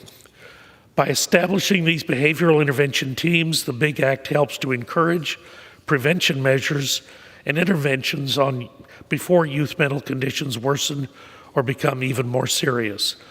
Unfortunately, we continue to see the consequences of not addressing mental health issues. This rule also contains H.R. 5585, the Advanced Research Project Agency Health Act, or ARPA-H. ARPA-H is modeled after the Defense Advanced Research Projects Agency, DARPA, and the Advanced Research Projects Agency in Energy. The goal is to bring a greater focus on the research and development of our greatest healthcare challenges in areas where the private biopharmaceutical companies are unlikely to explore for scientific or business reasons. ARPA-H was initially authorized in fiscal year 22 in the omnibus budget and placed within the National Institute of Health. But placing ARPA-H within another department of the Department of Health and Human Services risks its independence, and its independence is its entire reason for being. Without its independence, I don't know that ARPA-H would have the ability to foster innovation. But this bill secures ARPA-H as an agency independent of the influence of the rest of the executive branch, and that's important. With significant Republican input, we ensured that this legislation also is fiscally responsible. We also make certain that the goal and mission of this agency is focused on research and development and provides accountability for this new research agency when submitting feedback for projects supported by the agency, as well as prohibiting the federal funding to China and to Russia. The bipartisan manager's amendment also ensures that the number of offices is cut from 14 to 6, what I call bureaucratic streamlining. And at least 2 of those 6 offices are actually dedicated to research and development. And the administrative costs of the agency, and this is extremely important, the administrative costs are capped at 15%. ARPA-H will provide the ability to focus on high-risk, transformative technologies to improve healthcare outcomes for all Americans. The final bill that we're considering today requires federally administered surveys to collect information on sexual orientation and gender identity. The list of surveys affected in this bill is over 130. And it does include the every 10-year census. The information requested by this bill is deeply personal and involves a person's internal state of being. I have to point out that the federal government does not have a good track record of protecting Americans' private information as evidenced by data breaches over the last several years. The final concern with this bill is it is asking about very personal information without a clear statutory or regulatory need, but still we're prohibited from asking a person's citizenship status. I don't think I need to say any more about that. With that, I urge opposition to the rule, and I reserve the balance of my time. The gentleman from Texas reserves. The gentlewoman from North Carolina is recognized. Madam Speaker, I ask unanimous consent to insert into the record a June 11th, 2021 CNN business article entitled LGBTQ plus Americans aren't fully counted by the government. That's a big problem. Without objection. Madam Speaker, we rely on all kinds of data to inform our policymaking. Right now, LGBTQ plus, IQ plus Americans aren't represented in federal statistics, like for unemployment, poverty, health, and discrimination. This gap it severely impacts our ability to make smart decisions that may affect their community, let alone decisions that will help those in their community. It's imperative that we begin to let these individuals count in our federal data system, just as we do race, ethnicity, gender, and age. And Madam Speaker, I reserve the balance of my time. The gentlewoman from North Carolina reserves. The chair recognizes the gentleman from Texas. Thank you, Madam Speaker. I'll yield myself such time as I may consume. Madam Speaker, if we defeat the previous question, Republicans will immediately amend the rule to consider H.R. 471, the PAUSE Act, introduced by Representative Yvette Harrell.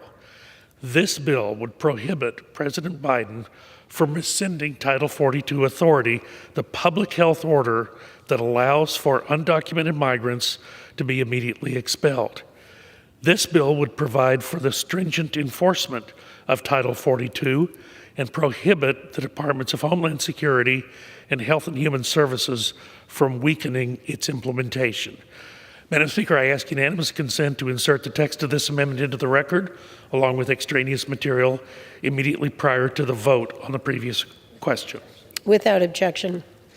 Now, here to explain the amendment is our newest member of the United States House of Representatives, newest member of the Republican Conference, newest member of the Texas delegation, Mayra Flores, sworn in last night on June 21st after winning the special election in the 34th district in the state of Texas. Our colleague Philemon Vela had vacated that seat. Important to note here, she's the first Mexican-born woman elected to Congress. The first. Her husband is a Customs and Border Protection officer, giving her a firsthand understanding of the crisis on our southern border. She began her working life in the cotton fields near Memphis, Texas, and is now representing a Texas community in Congress. So I yield 5 minutes to the newest member, the gentlelady from Texas, Mayra Flores, to explain her amendment. The gentlewoman from Texas is recognized for 5 minutes. I thank the gentleman for yielding. I rise to oppose the previous question so that we can immediately consider H.R. 471, Representative Yvette Harrell's bill to enforce Title 42 at the border. As a Mexican-born legal immigrant, Border Patrol wife, and a mother, I know firsthand how out of control our border crisis is.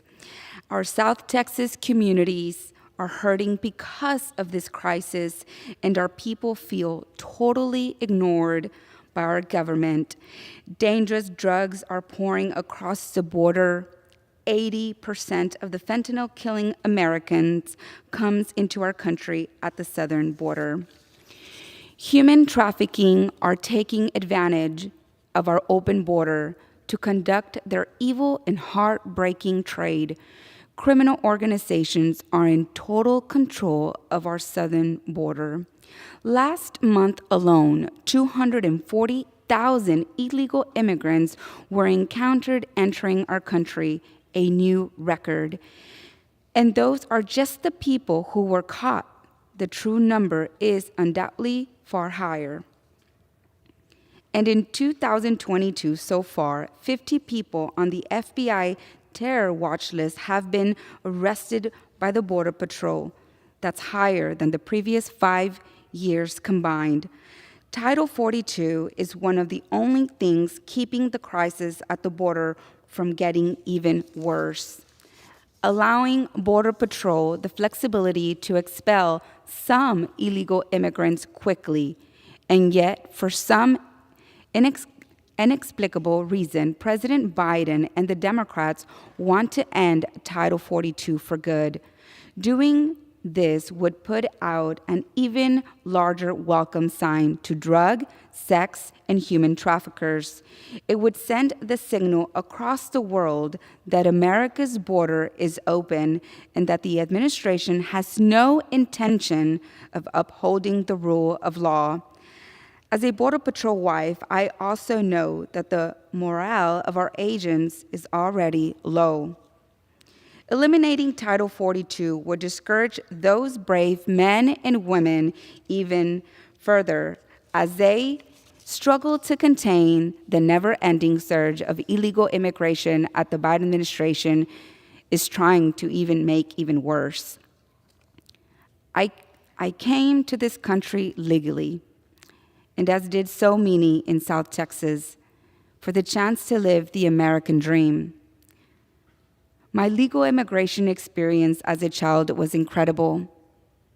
That legal process is how it should be done, and I want more children to have that same positive experience.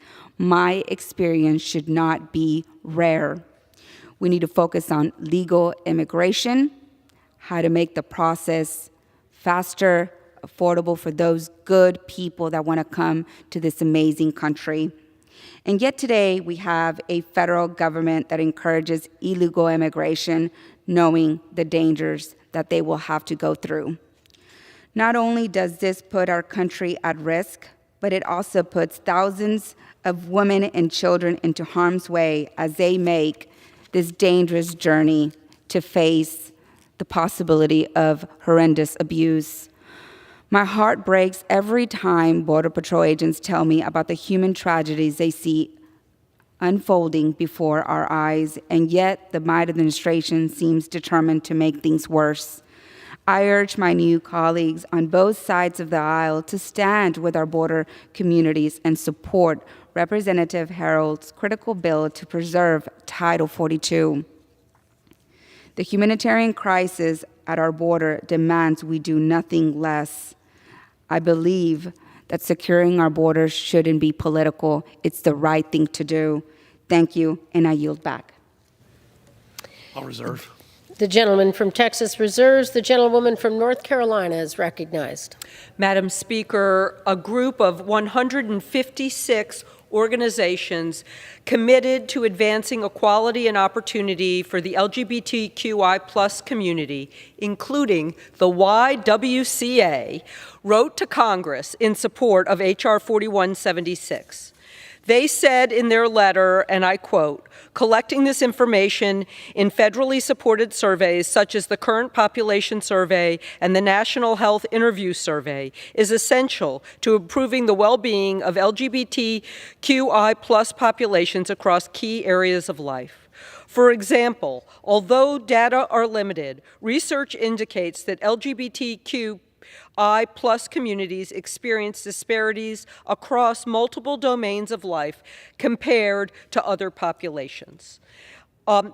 This inclusive data is a crucial tool to better identify and address these disparities and promote more equitable outcomes and opportunities for the LGBTQI+ communities. Madam Speaker, I ask unanimous consent to insert into the record the letter signed by the 156 organizations. Without objection.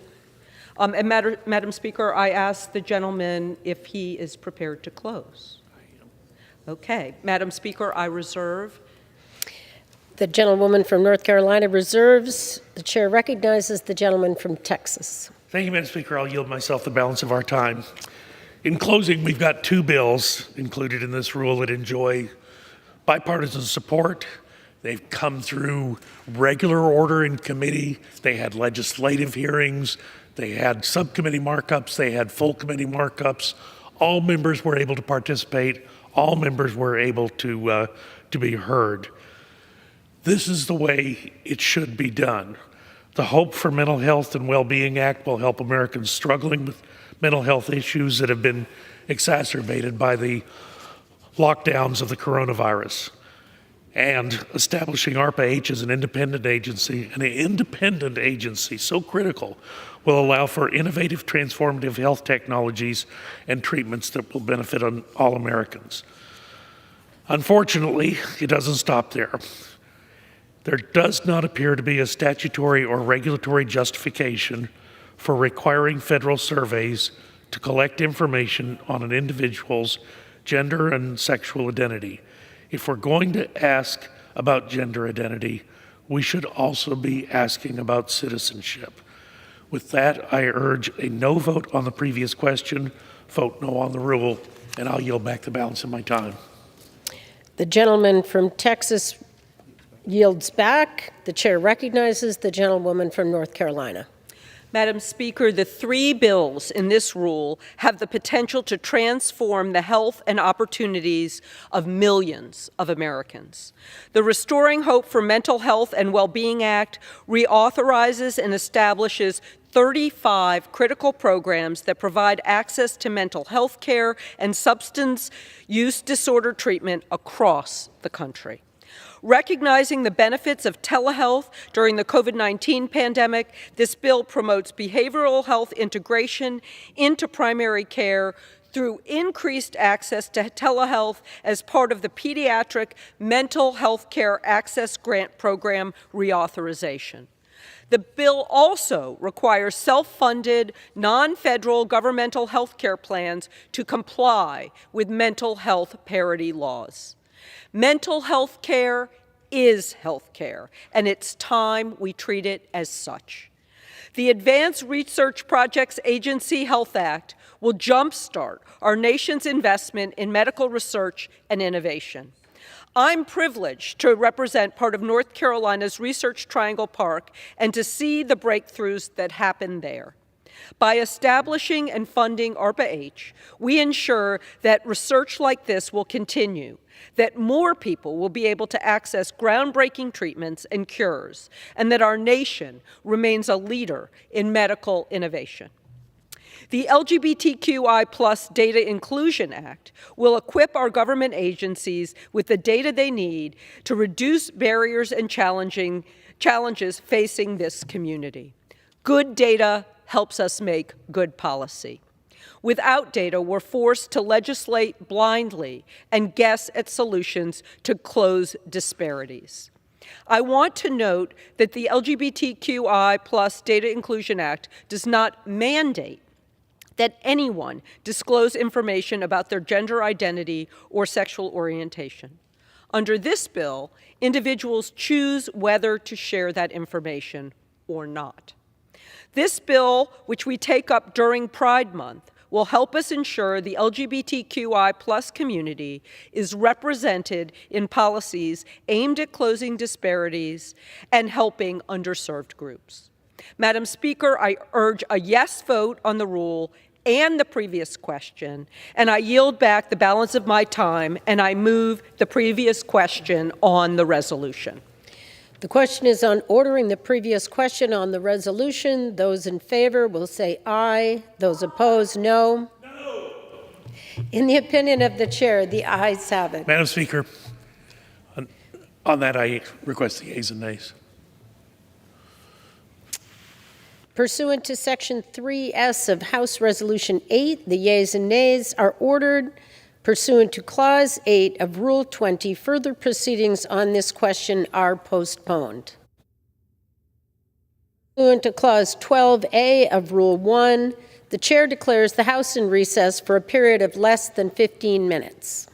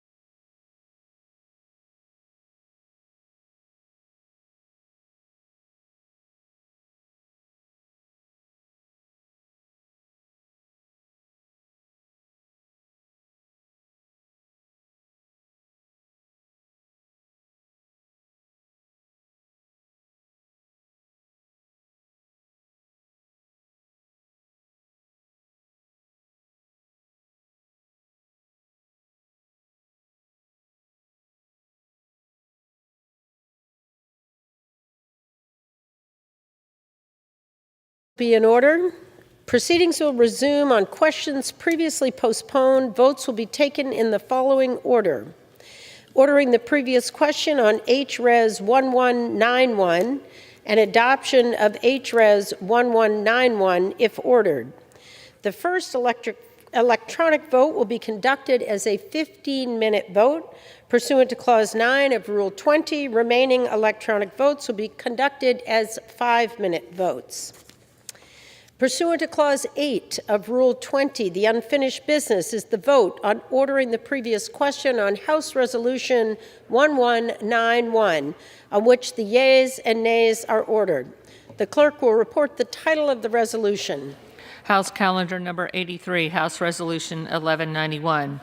Resolution providing for consideration of the bill H.R. 4176 to improve federal population surveys by requiring the collection of voluntary self-disclosed information on sexual orientation and gender identity in certain surveys and for other purposes, providing for consideration of the bill H.R. 5585 to establish the Advanced Research Projects Agency Health and for other purposes, providing for consideration of the bill H.R. 7666 to amend the Public Health Service Act to reauthorize certain programs relating to mental health and substance use disorders and for other purposes. The question is on ordering the previous question on the resolution. Members will record their vote by electronic device. This is a 15-minute vote.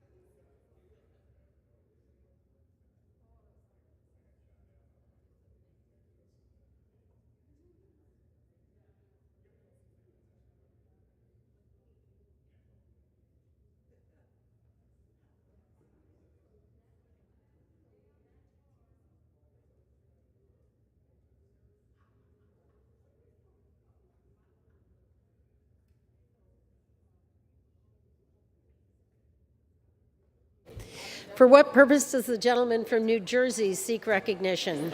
Madam Speaker, as the member designated by Mr. Albio Series, Ms. Bonnie Watson Coleman, Mr. Donald Payne, Ms. Ann Kirkpatrick, and Mr. Jerry Nadler, I inform the House that these members will vote yes on the previous question.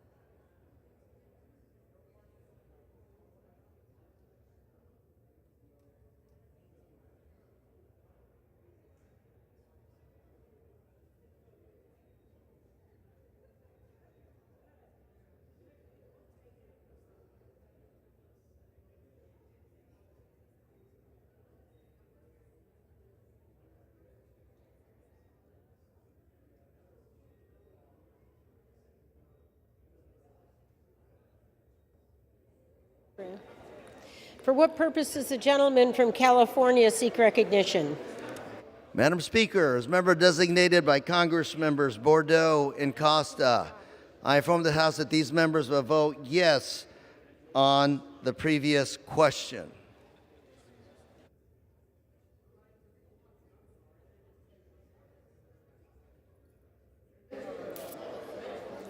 For what purpose does the gentlewoman from North Carolina seek recognition? Is the member designated by Representatives Price, Hank Johnson, and Bonamici? I inform the House that these representatives will vote yea on the previous question.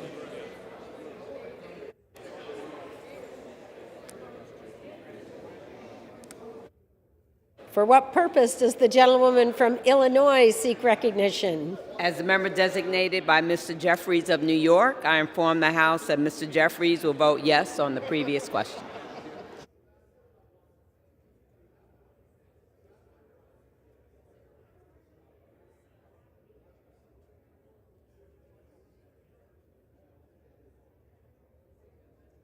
Purpose does the gentleman from California seek recognition?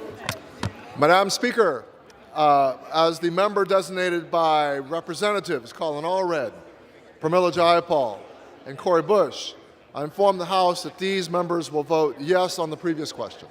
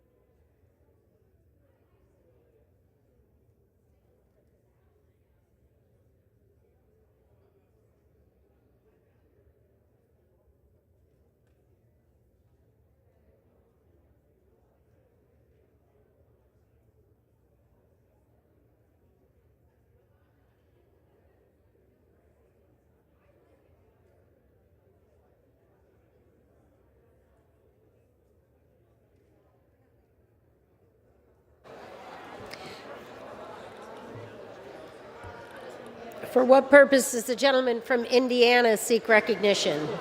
Mr. Speaker, Madam Speaker, as the member designated by Mrs. Wodorowski from Indiana and pursuant to House Resolution 8, I inform the House that Mrs. Wodorowski will vote no on the previous question.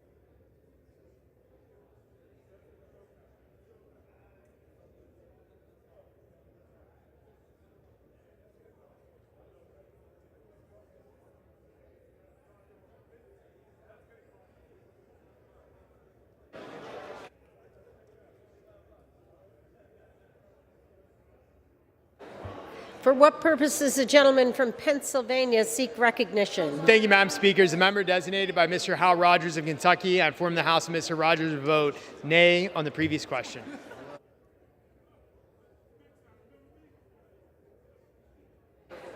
For what purpose does the gentleman from Florida seek recognition? Thank you, Madam Speaker. As a member designated by Ms. Salazar of Florida, I inform the House that Ms. Salazar will vote nay on the PQ.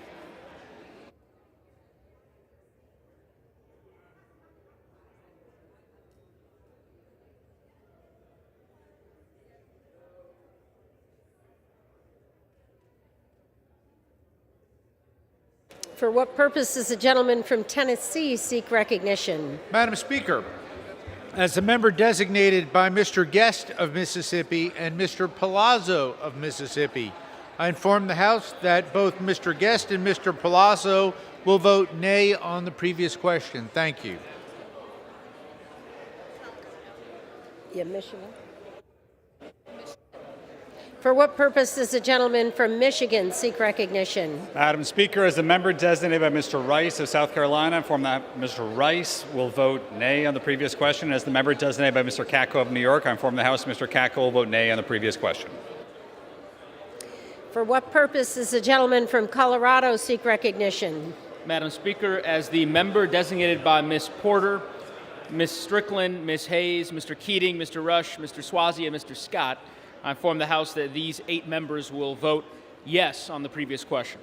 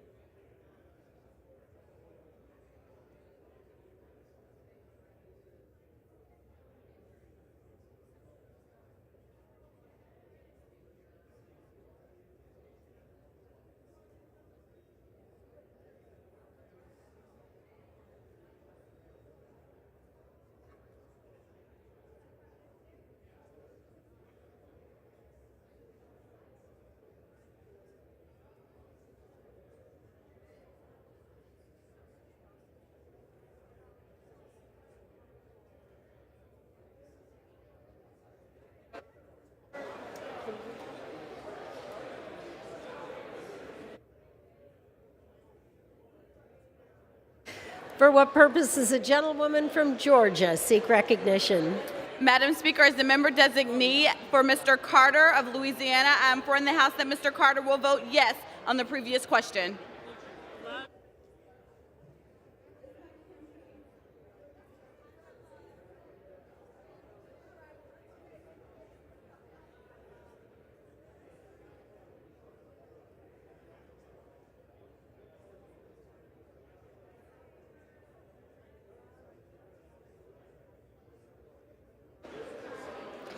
For what purpose does the gentlewoman from Florida seek recognition? Madam Speaker, as the member designated by Mr. Kristen Lawson of Florida, I inform the House that these members will vote yea on the previous question.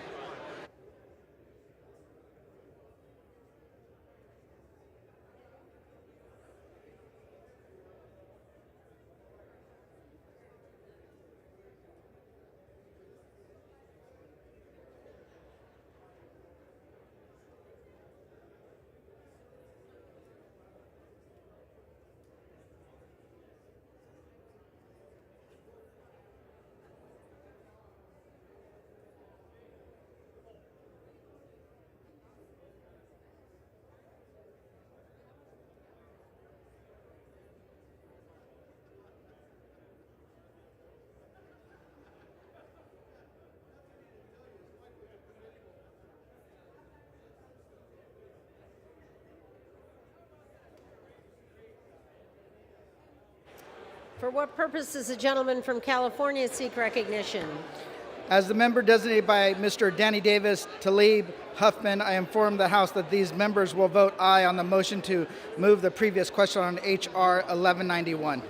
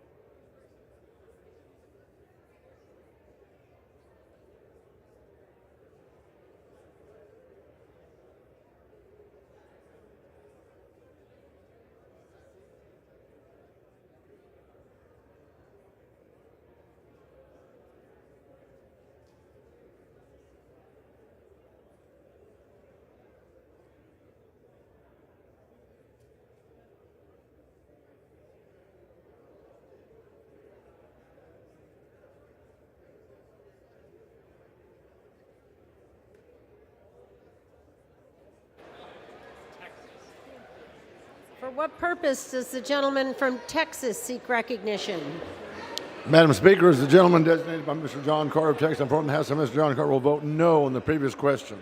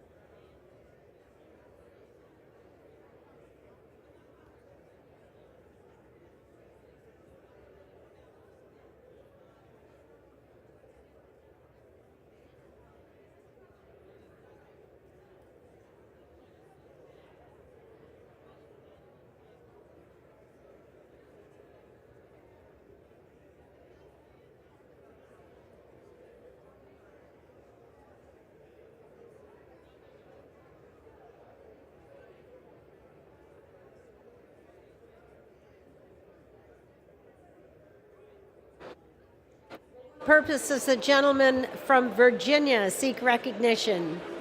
Madam Speaker, as a member designated by Mr. DeSaulnier, Mr. Connolly, Mr. Cohen, Ms. Newman, and Dr. Lowenthal, I inform the House that these 5 members will vote yes on the previous question.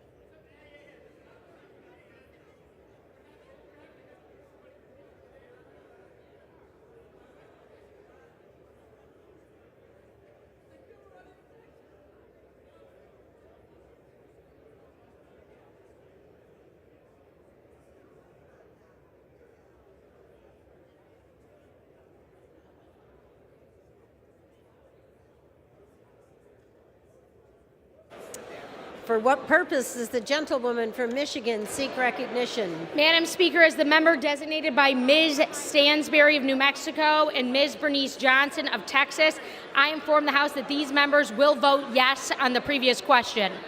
For what purpose does the gentleman from Texas seek recognition? Madam Speaker, as a member designated by Mr. McCall of Texas, I inform the House that Mr. McCall will vote no on the previous question.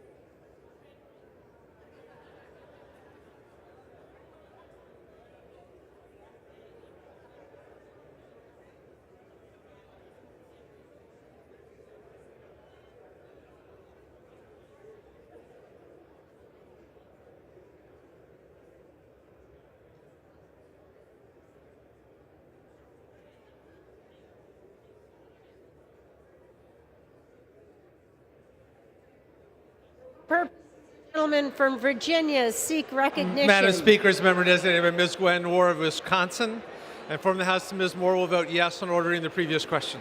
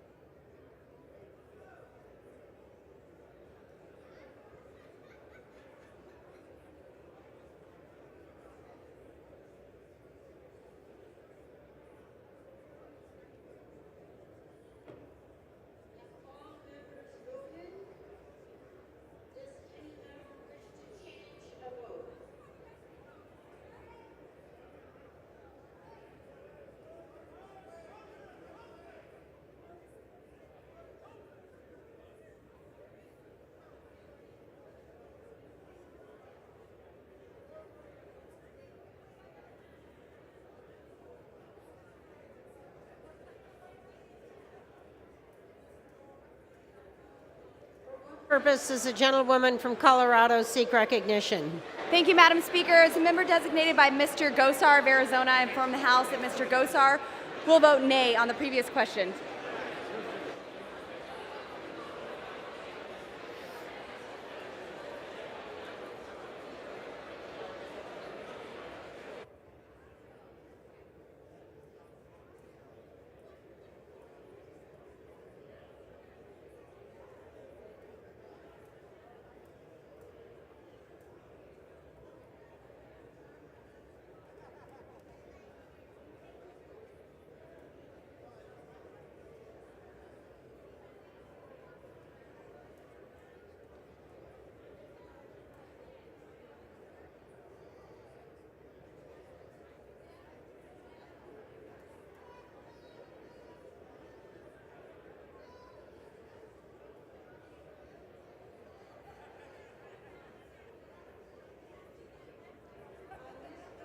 Yeas are 215, the nays are 200. The previous question is ordered. The question is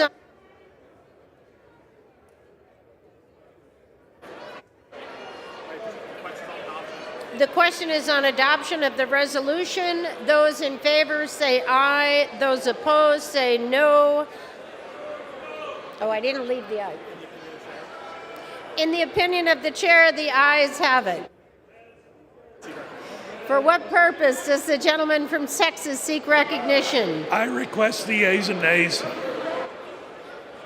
Pursuant to Section 3S of House Resolution 8, the yeas and nays are ordered. Members will record their vote by electronic device. This will be a 5-minute vote.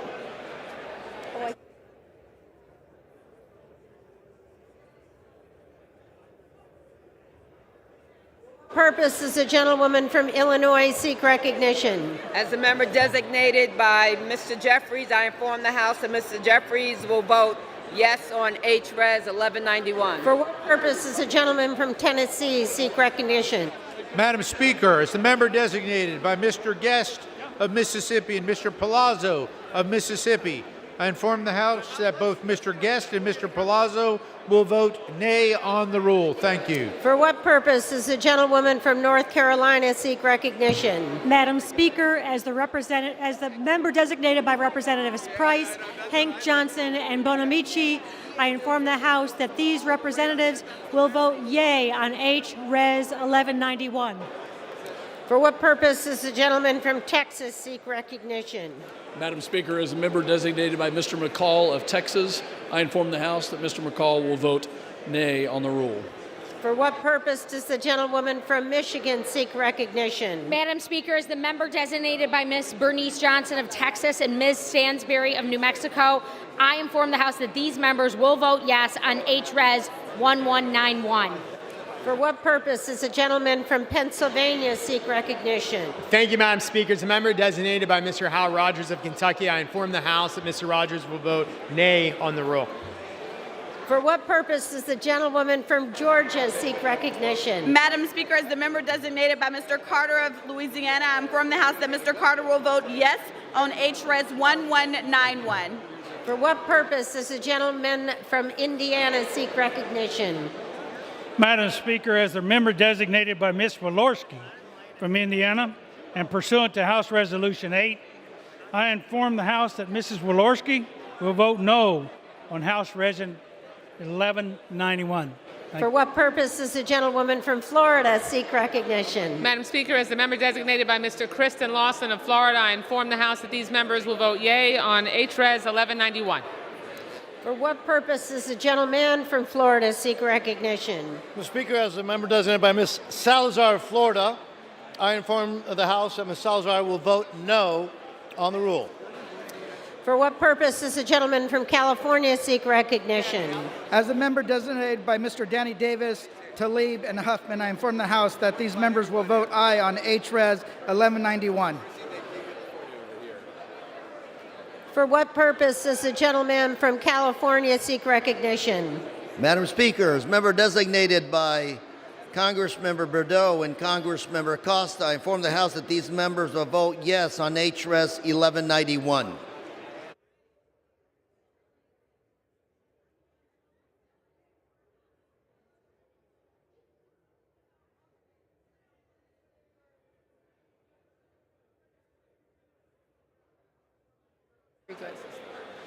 For what purpose does the gentleman from Texas seek recognition? Madam Speaker, as a member designated by Mr. John Carter of the great state of Texas, I inform the House that Mr. John Carter will vote no on the rule.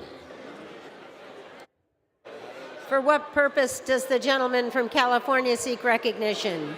Madam Speaker, as the member designated by Representatives Pramila Jayapal, Colin Allred, and Cori Bush, I inform the House that these members will vote yes on H.R. 1191.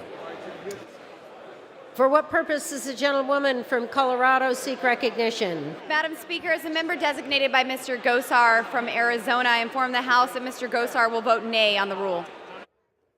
For what purpose does the gentleman from Virginia seek recognition? Mr. Speaker, as the member designated by Mr. DeSaulnier, Mr. Connolly, Mr. Cohen, Ms. Newman, Ms. Moore, and Dr. Lowenthal, I inform the House that these 6 members will vote yes on HRES 1191.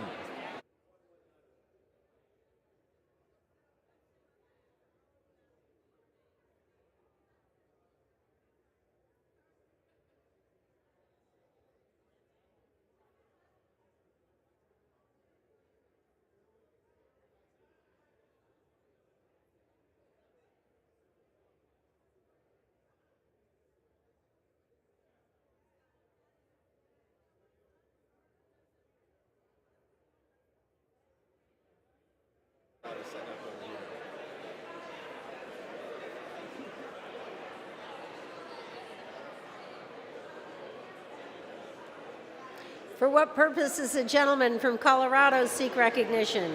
Madam Speaker, as the member designated by Ms. Porter, Ms. Strickland, Ms. Hayes, Mr. Keating, Mr. Rush, Mr. Swazi, and Mr. Scott, I inform the House that these 8 members will vote yes on H.R. 1191.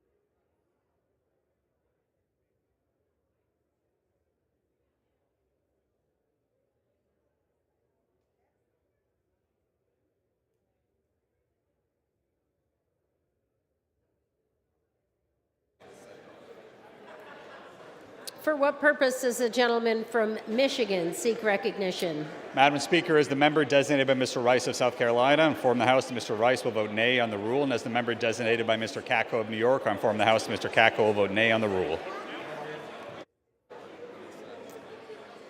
For what purpose does the gentleman from New Jersey seek recognition? Designated by Mr. Albio Series, Ms. Bonnie Watson Coleman, Mr. Donald Payne, Ms. Ann Kirkpatrick, and Mr. Jerry Nadler, inform the House that these members will vote yes on HRES 1191.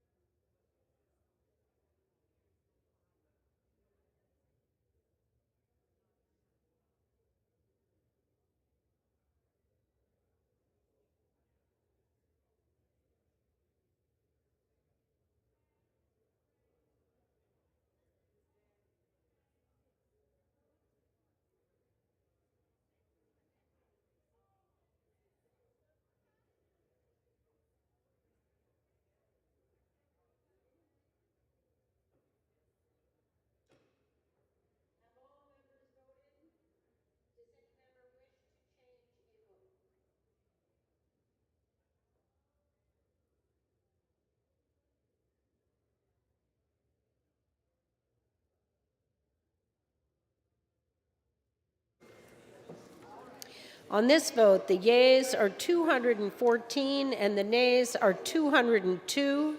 The resolution is adopted. Without objection, the motion to reconsider is laid upon the table.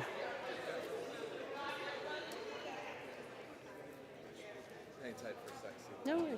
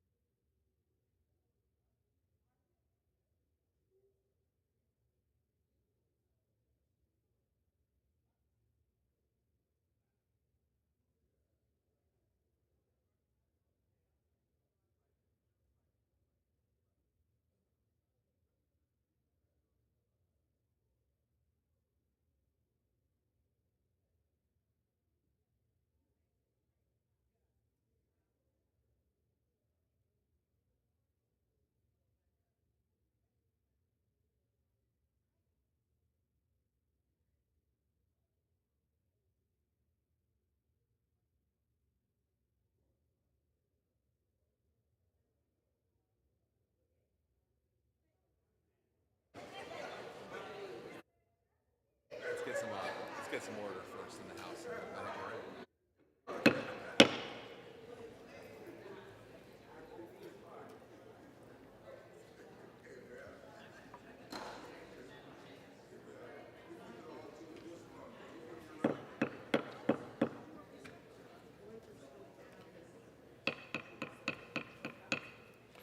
For what purpose does the gentleman from New Jersey seek recognition?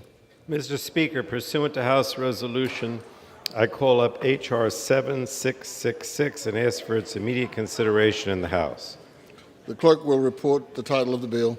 Union Calendar number 276, H.R. 7666, a bill to amend the Public Health Service Act to reauthorize certain programs relating to mental health and substance use disorders and for other purposes. Pursuant to House Resolution 1191, in lieu of the amendment in the nature of a substitute recommended by the Committee on Energy and Commerce printed in the bill, an amendment in the nature of a substitute consisting the text of Rules Committee print 117-51 modified by the amendment printed in Part D of House Report 117-381 is adopted and the bill as amended is considered read. The bill as amended shall be debated for 1 hour, equally divided and controlled by the chair and ranking minority member of the Committee on Energy and Commerce or their respective designees. The gentleman from New Jersey, Mr. Pallone, and the gentlewoman from Washington, Ms. Rogers, each will control 30 minutes. The chair now recognizes the gentleman from New Jersey. And Mr. Speaker, I ask unanimous consent that all members may have 5 legislative days in which to revise and extend the remarks and add extraneous material on H.R. 7666.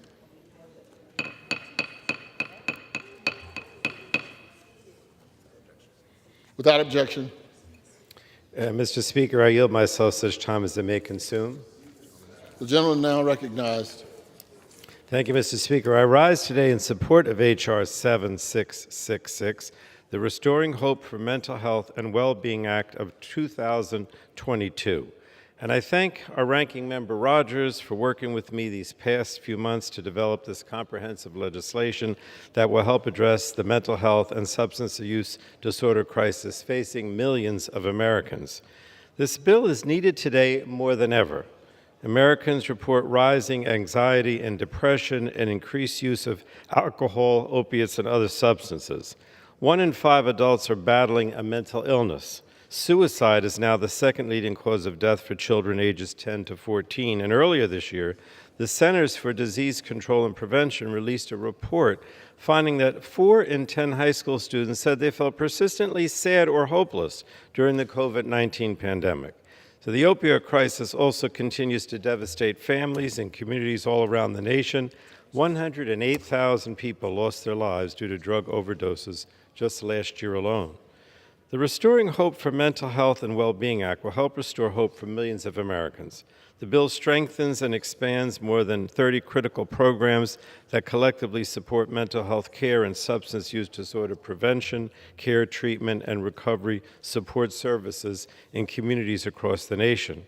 And as the nation prepares for the launch of the 988 National Suicide Prevention Lifeline dialing code next month, H.R. 7666 provides key crisis response efforts establishing the Substance Abuse and Mental Health Services Behavioral Health Crisis Coordination Office and requiring the development of crisis response best practices. The legislation also continues investments in critical mental health and substance use services block grant funding to states, territories, and tribes. The Restoring Hope Act includes crucial provisions to meet the challenges of the nation's opioid epidemic, expanding and ensuring timely patient access to life-saving treatment for opioid use disorders through the elimination of barriers to treatment. It includes Representative Tonko's MAT Act, which eliminates the X waiver, a burdensome registration requirement that establishes arbitrary caps on the number of patients a provider can treat for opioid use disorder using buprenorphine, I call it BUP or buprenorphine. This bill also establishes a one-time 8-hour training requirement on treating and identifying substance use disorders that providers must complete before their first registration or renewal of a license to dispense controlled substances. And H.R. 7666 also helps bolster the behavioral health workforce capacity and training. It also increases access to mental health and substance use disorder care and coverage by applying the mental health parity law to state and local government workers, such as teachers and frontline workers. The legislation also supports the mental health of children and young people. It continues investments in the integration of behavioral health into pediatric primary care through pediatric mental health care access grants. And it enhances research at the National Institutes of Health on the cognitive, physical, and socio-emotional impacts of modern technology and multimedia on infants, children, and adolescents. I can't stress enough that this is an epidemic that focuses a lot on children and adolescents. And so older youth need help with suicide prevention and other mental health support and substance use disorder services. Students in higher education need that help, and they get it through the programs called the Garrett Lee Smith Memorial Act. And the bill also ensures that state Medicaid programs have resources to implement and strengthen school-based mental health services while preserving the continuity of coverage for justice-involved youth. And these important provisions will increase children's access to care. So, Mr. Speaker, the scope and reach of this bipartisan legislation, and I stress that, this was reported out of the Energy and Commerce Committee unanimously, Mr. Speaker. It is truly bipartisan, and it's going to help to support the mental health and well-being of millions of Americans, their families, and communities for years to come. Again, I want to thank members on both sides of the aisle, not only Ranking Member Rogers, but the subcommittee leadership as well, both Democrat and Republican. The reason that we try to do this on a bipartisan level and get everybody's support is because we have a good chance of passing this in the Senate, which is also acting on similar legislation. So we're hopeful that as a result of a large vote today, that will spur the Senate into action, and we can actually get this bill signed into law. So with that, I urge my colleagues to support the bill, and thank you. Reserve the balance of my time, Mr. Speaker. The gentleman reserves. The chair recognizes the gentlewoman from Washington. Thank you, Mr. Speaker. You're I yield recognized. myself such time as I may consume. You're recognized.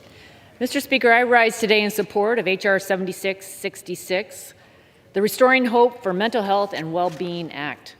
We're taking urgent action to help states and communities providing life-saving mental health care to people in need, especially for our children and those suffering from severe mental illness. I think about Austin, a 9-year-old boy who struggled to cope when his school was shut down and his parents were going through a divorce. He was socially isolated and didn't know where to turn. When he confessed suicidal thoughts to his mom, they faced long waiting lists and no beds for care that he needed. Cases like Austin can't be ignored. Parents, teachers, and medical professionals are talking about this everywhere I go. In Spokane, Washington, we're seeing more violence in our schools and rising crime. Drug overdose deaths and fentanyl poisoning were up 300% last year. There's an overwhelming sense of despair, anxiety, fear, and isolation. And this has been heightened by the horrific shootings in Uvalde and Buffalo. Especially for our children, we need to deliver hope and healing in every community in our country. This bill will help children in crisis and improve school safety. For example, Congresswoman Ashley Henson is leading with Richard Hudson on a provision that will expand access to behavioral and mental health services to kids in school. It also includes a solution I led on with Congresswoman Young Kim to reauthorize the Garrett Lee Smith Memorial Act, which supports community-based youth and young adult suicide prevention programs. Like Representative French Hill's solution in this, we're removing red tape, boosting treatment access, and making sure communities have resources to combat the substance use disorder epidemic in America. More than 100,000 people are dying a year, and our communities are in desperate need of help to prevent, treat, and rescue people from overdoses and despair. The priorities in this bill are targeted to responsibly address our most urgent needs so we can build stronger families, communities, and a brighter future. We're accomplishing this by stopping duplicative programs and cutting the deficit by $200 million. The bulk of the programs in this bill are block grants that have been successful in providing our states and communities with resources and flexibilities to meet the specific and unique needs in combating mental illness and addiction, while keeping the federal government out of the decision-making process for treatments and care. By protecting charitable choice, we're also making sure faith-based and religious organizations are competing on an equal footing. This is a victory for conscience protections. The provisions in this bill also support care for maternal mental health and substance use disorders, which are among the leading causes of death for pregnant and postpartum women. We're saving lives and caring for women at every stage of pregnancy and beyond. Mr. Speaker, I again urge support for this legislation. Thank you, Chairman Pallone, for your leadership and for working with us on solutions from our colleagues on both sides of the aisle. While families and communities will lead the way to address the root causes of despair, isolation, violence, and overdose deaths that are tearing nearly every community apart and destroying people's lives, this bill takes an important step forward to help them in these efforts. We're taking action to turn this despair into hope. Children like Austin and communities like mine in Eastern Washington are counting on it. Let's deliver today and keep building on this work. Thank you. I reserve. The gentlewoman reserves. The gentleman from New Jersey is recognized. Mr. Speaker, I yield now 2 minutes to Ms. Schakowsky, who chairs our Consumer Protection Subcommittee. The gentlewoman is recognized. I thank the gentleman for yielding. You know, I am so happy about this bipartisan legislation and really excited about the changes that are going to be made Because for all 24 years that I've been in Congress, I have not had a town hall meeting or a meeting with my constituents where the issue of access and affordability of mental health services has not come up. But right now, our country is facing a mental health crisis like we have not seen before. We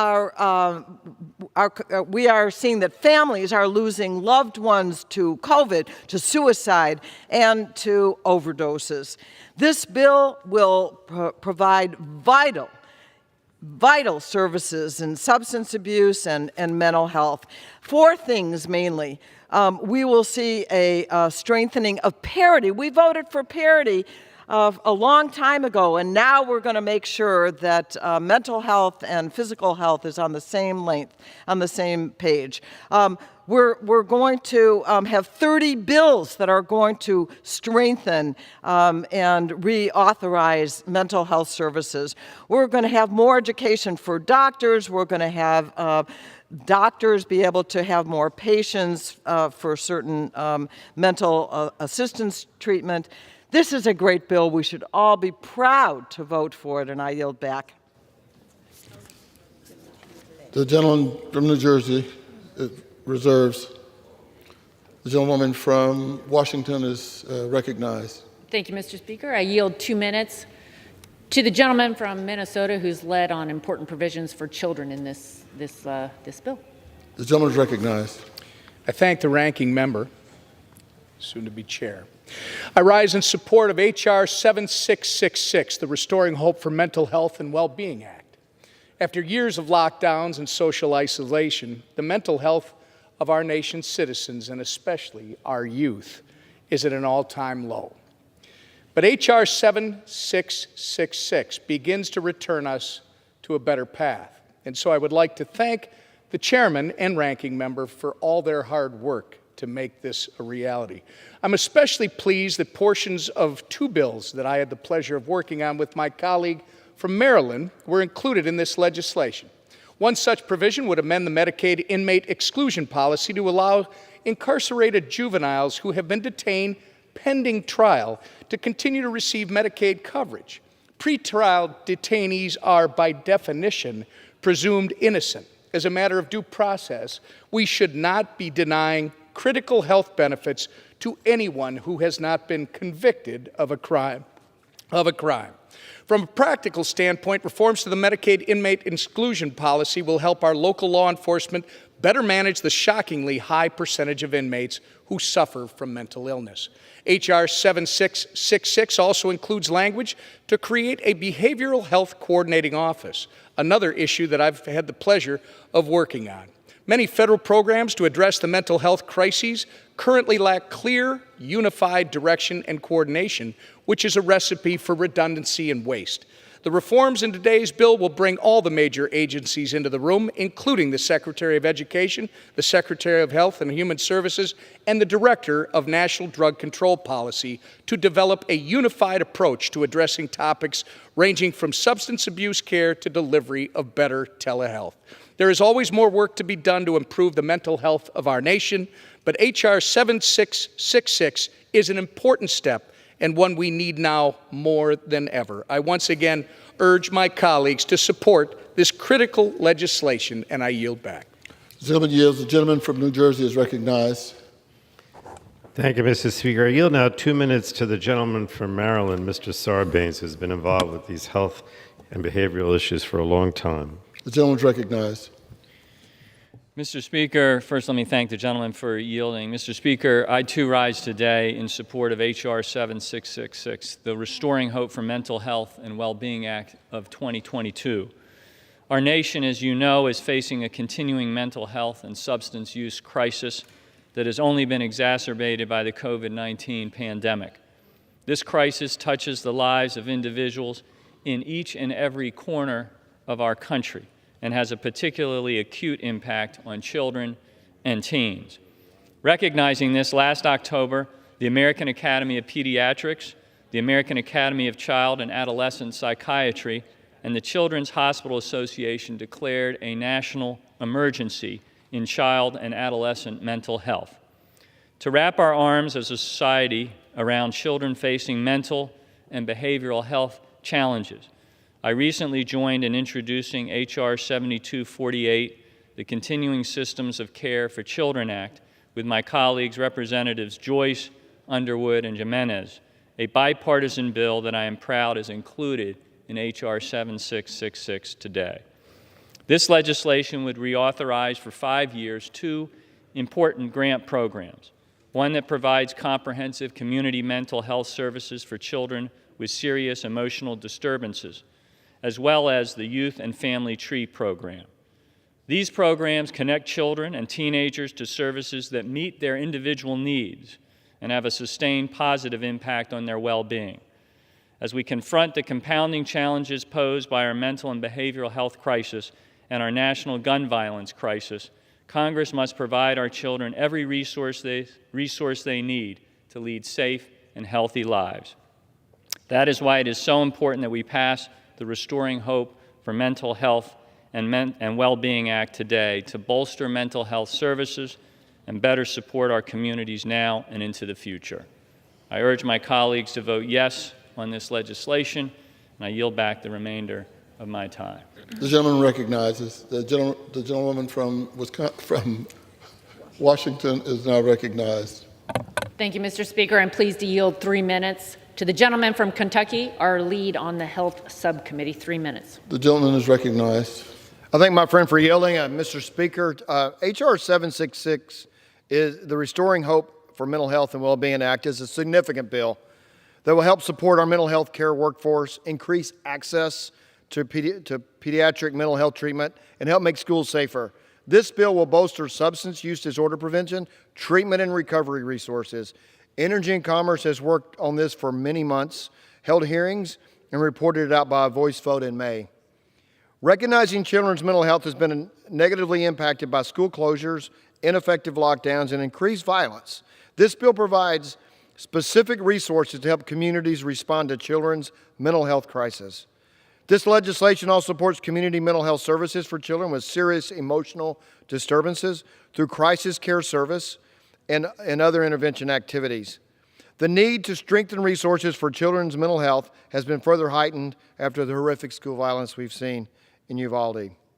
This bill also works to reauthorize the Garrett Lee Smith Suicide Prevention Program, provide funding for Suicide Prevention Lifeline, and update a major block grant that states use to provide support to those with serious mental illness. In addition to supporting those with mental illness, the legislation helps those with substance use disorders. Kentucky has seen a drastic rise in overdoses throughout the pandemic, and nationally, the CDC estimates that drug overdoses exceeded 107,000 between November 2020 and November 2021. Many of these drug overdoses have been caused by synthetic opioids like illicit fentanyl poisoning, which were involved in about 70% of all Kentucky overdoses in 2021. Ultimately, fighting the drug overdose epidemic will require a two-pronged approach, equipping our law enforcement with the tools they need to place these deadly poisons off our streets and providing recovery and treatment resources. Through the passage of this bill, we're advancing the second part of this approach by increasing access to critical treatment and recovery resources for people from all walks of life and every stage of life. This includes resources for moms and pregnant women by supporting care for maternal health and substance use disorders, which are among the leading cause of death for pregnant and postpartum women. In addition, this legislation also has a provision led by Representative Bouchon alongside Representatives Miller Meeks, Axney, and Pappas to restore unnecessary regulatory barriers to remove unnecessary regulatory barriers to those with opioid use disorder who seek care that they need as quickly as possible. The Timely Treatment for Opioid Use Disorder Act removes a federal requirement of having to live with opioid disorder for more than a year to be admitted to in-person program.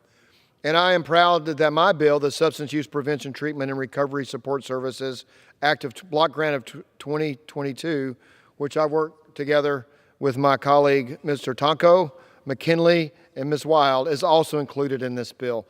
The legislation would deliver more coordinated substance use disorder care as well as explicitly reauthorizing funding for recovery support services, which include workforce training and others. I encourage my colleagues to vote for this bill, and I yield back. The gentleman from New Jersey is recognized. Mr. Speaker, I'd yield now 2 minutes to the gentleman from New York, Mr. Tonko, who chairs our Environment and Climate Change Subcommittee. The gentleman is recognized. Thank you, Mr. Speaker. I rise in strong support of the Restoring Hope for Mental Health and Well-Being Act. I would like to offer my thanks to Chairman Pallone and Ranking Member Rogers and their staffs for their tireless work on this bill.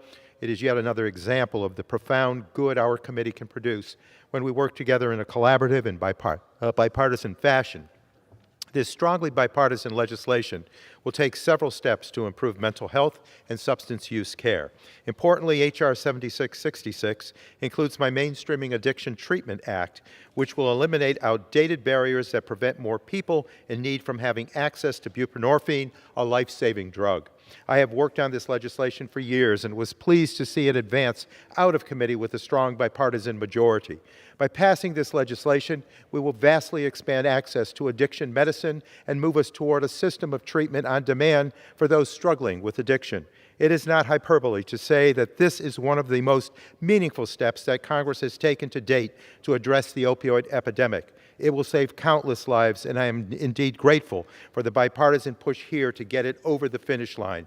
H.R. 7666 also includes a bill that I authored to reauthorize and strengthen the Substance Use Prevention and Treatment Block Grant, which serves as the foundation for state substance use prevention and treatment programs. We made important improvements to the block grant, including clarifying that recovery support services are eligible for funding through this program. We're going to keep working to increase funding levels and hopefully implement a recovery set-aside, ensuring that all states invest in critical recovery services. Taken together, the pieces of the Restoring Hope for Mental Health and Well-Being Act will truly make a difference to families and communities struggling with mental health and substance use challenges. I urge all my colleagues to support this critically important legislation that delivers hope to our communities, delivers hope to the doorstep of our families, and with that, I yield back.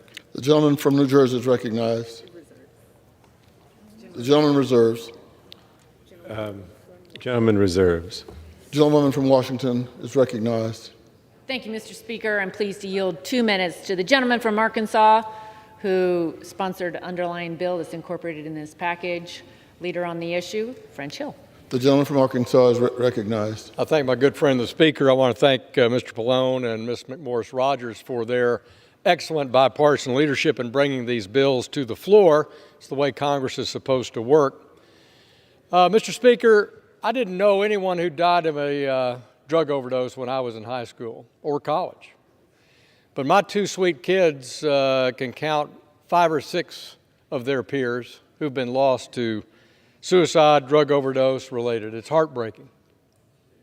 And everybody in this House knows how horrifying the 107,000 losses we've seen from opioid death last year. So I do, in fact, rise in support of H.R. 7666 and discuss my co-prescribing legislation that was included in this mental health package. My bill seeks to prevent opioid overdoses through co-prescription. This effort was inspired by my home state of Arkansas, which is one of 14 states that has co-prescribing now. Co-prescribing is when a doctor prescribes an opioid overdose reversal drug like naloxone along with the opioid prescription. My legislation encourages co-prescribing when medically appropriate. It also supports existing standing orders to increase laypersons' access to opioid overdose reversal drugs like naloxone. Statistical modeling reported to the International Journal of Drug Policy suggests that high rates of naloxone distribution among laypersons and emergency personnel could avert 21% of opioid overdose deaths. The majority of overdose death reduction would be as a result of that increased naloxone distribution to patients. In Arkansas, Mr. Speaker, in 2021, 551 of our citizens are alive today because of a co-prescription legislation. Mr. Speaker, the data is clear. Co-prescribing saves lives. And that's why I urge my colleagues to support H.R. 7666 I thank the leadership, and I yield back the balance of my time. The gentlewoman reserves. The chair recognizes the gentleman from New Jersey. Mr. Speaker, I now recognize Mr. O'Halloran from Arizona, member of the Energy and Commerce Committee, for 2 minutes. Gentleman is recognized. Thank you, Mr. Speaker. Chairman, I rise in support of 7666, Restoring Hope for Mental Health and Well-Being Act legislation that works to increase the accessibility of our mental health care system and break down the unique barriers to care for rural communities that are facing it. Each year, hundreds of thousands of Arizonans do not receive the mental health care they need. Without access to this essential care, our families and our communities suffer. In recent years, we've lost too many loved ones to opiate abuse, suicide, and senseless violence in our communities.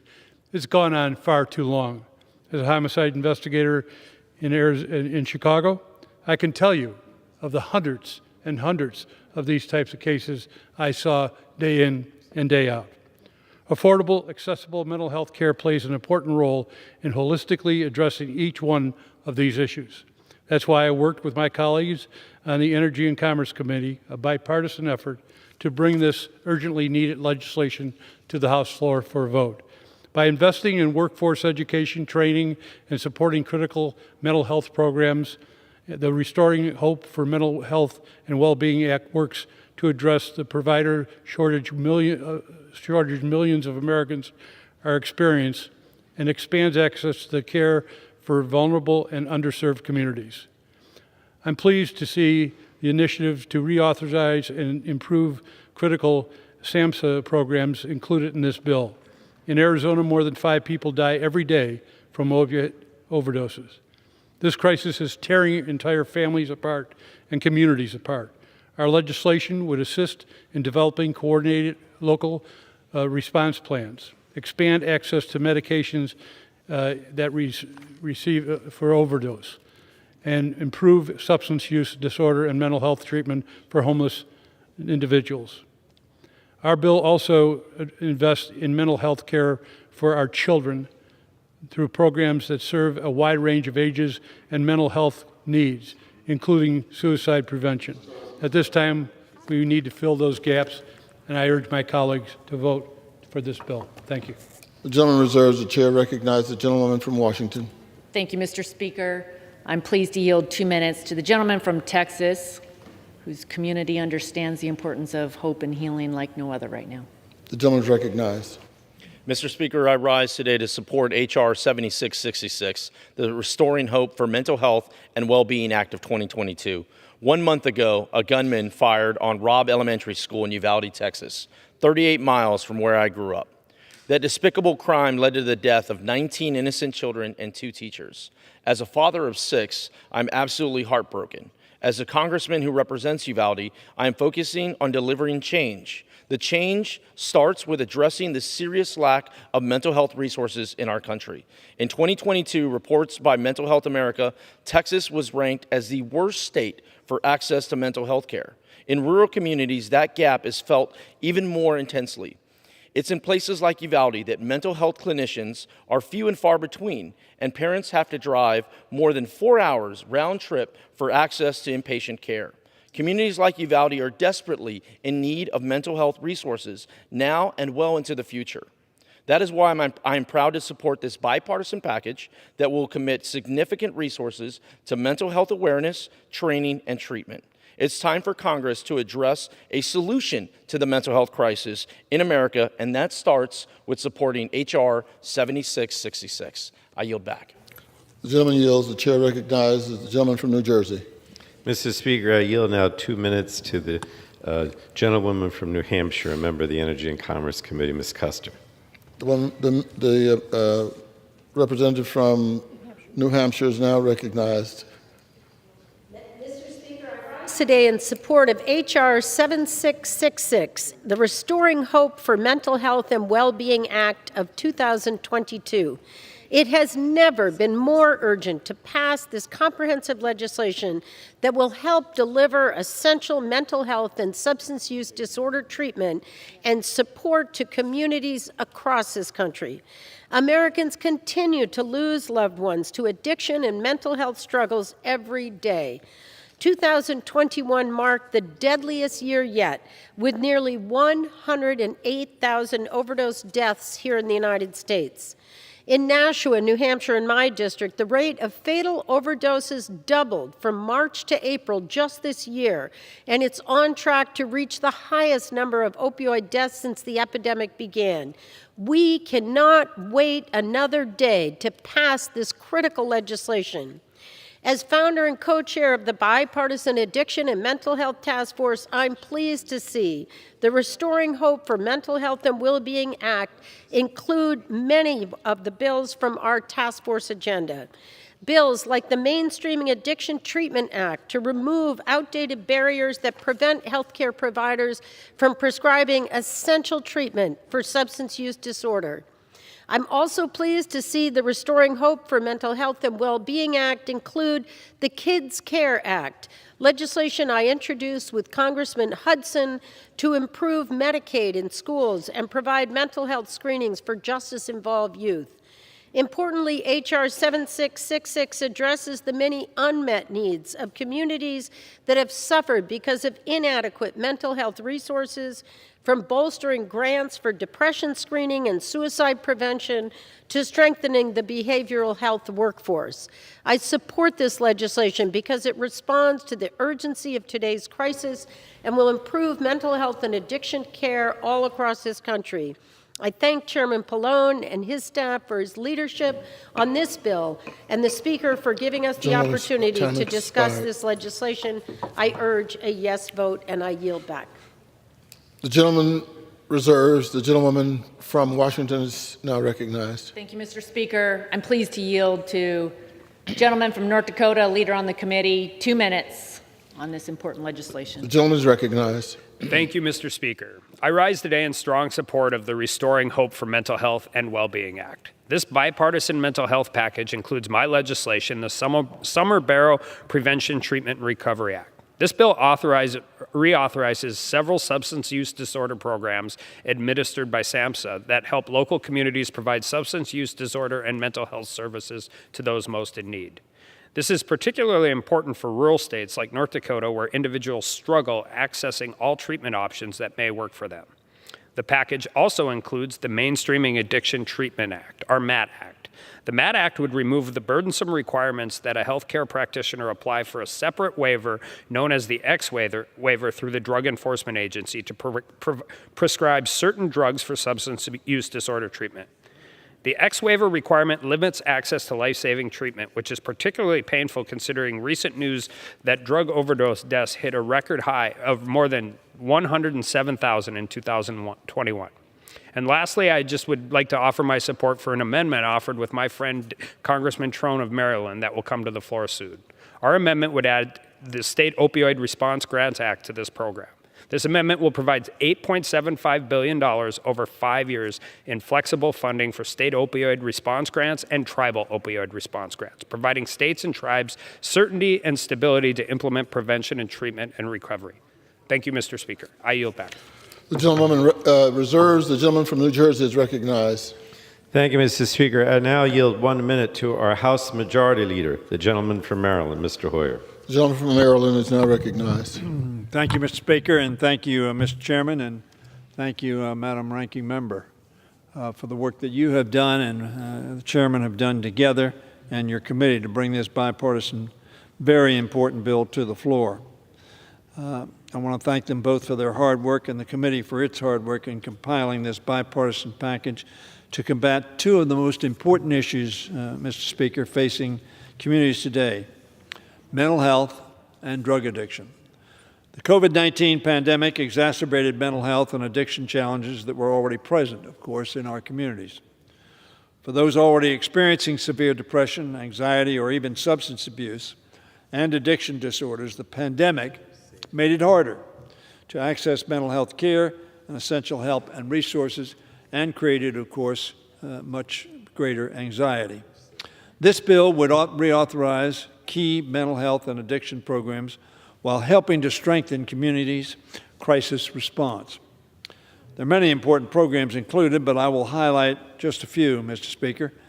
Among them is legislation from my friend David Trone to help states expand the availability of high-quality recovery housing as they receive treatment from substance abuse.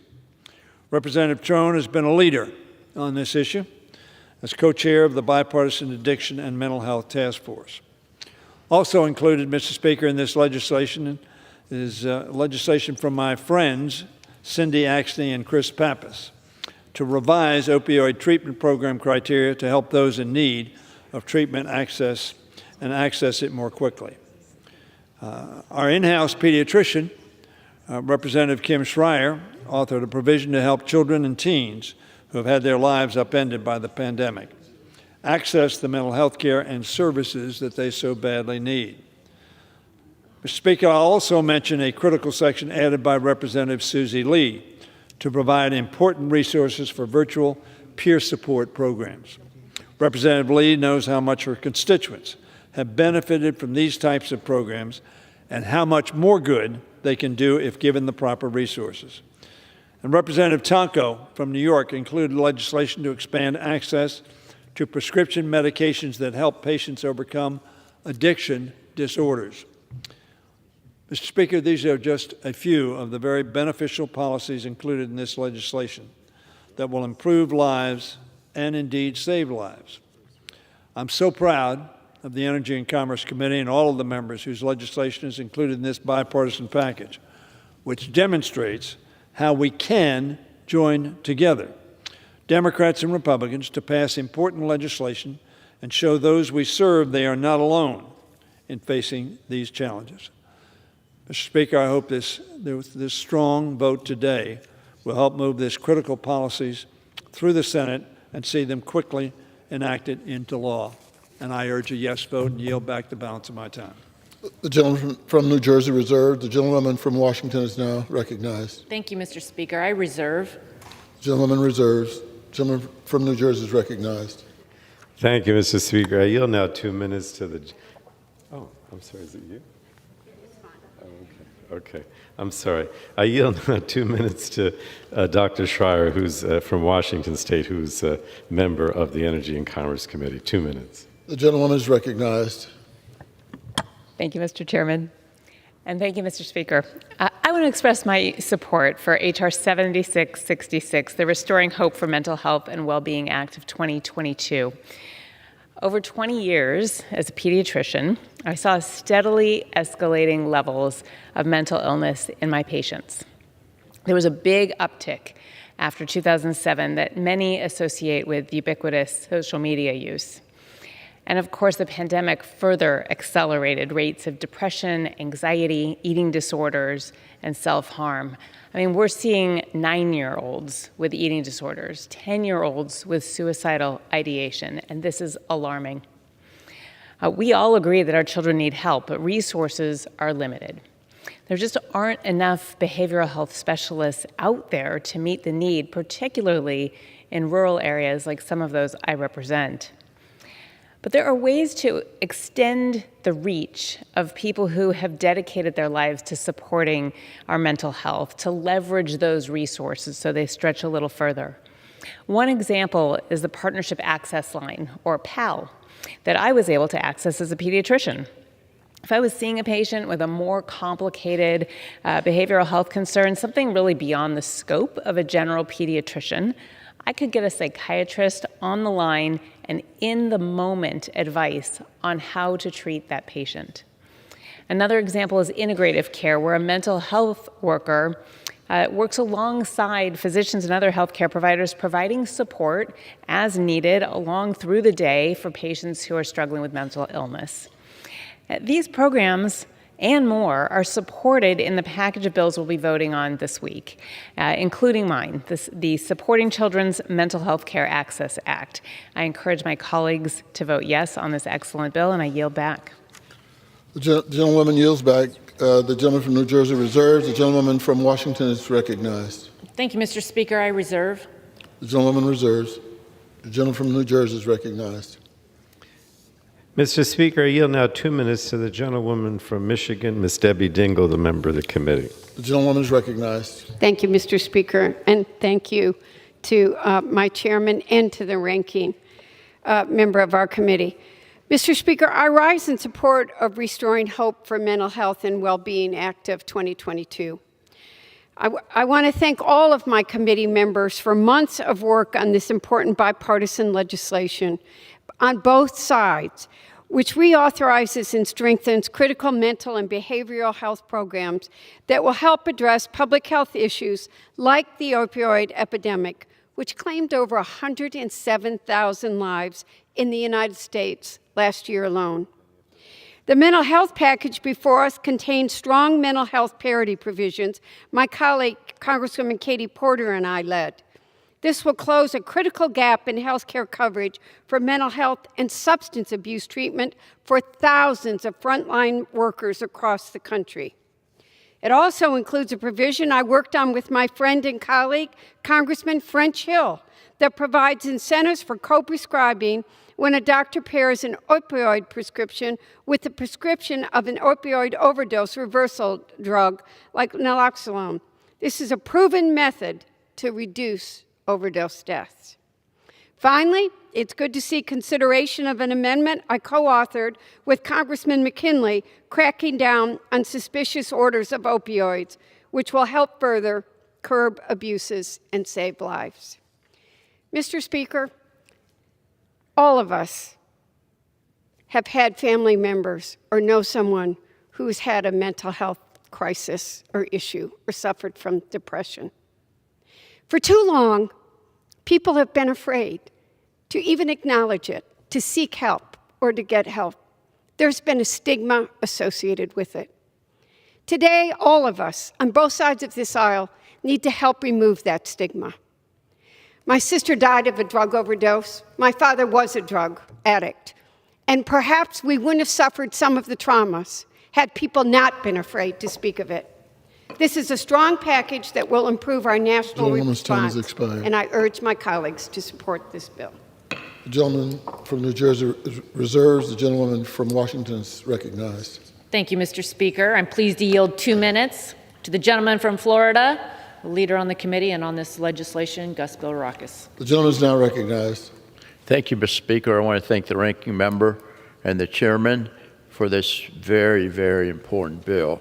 I rise in strong support of H.R. 7666, the Restoring Hope for Mental Health and Well-Being Act, which reauthorizes and improves key SAMHSA block grant programs for mental health and substance use disorder prevention and treatment services. These are all targeted towards helping our constituents who have struggled with anxiety, stress, and isolation.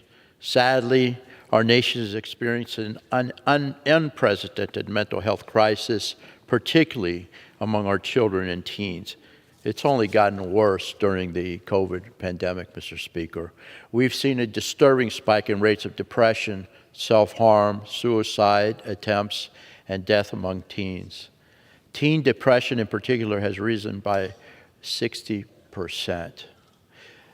We cannot afford to wait any longer to address this mental health and addiction crisis, and this package presents much-needed solutions that will enact meaningful changes to help combat the trends we've seen.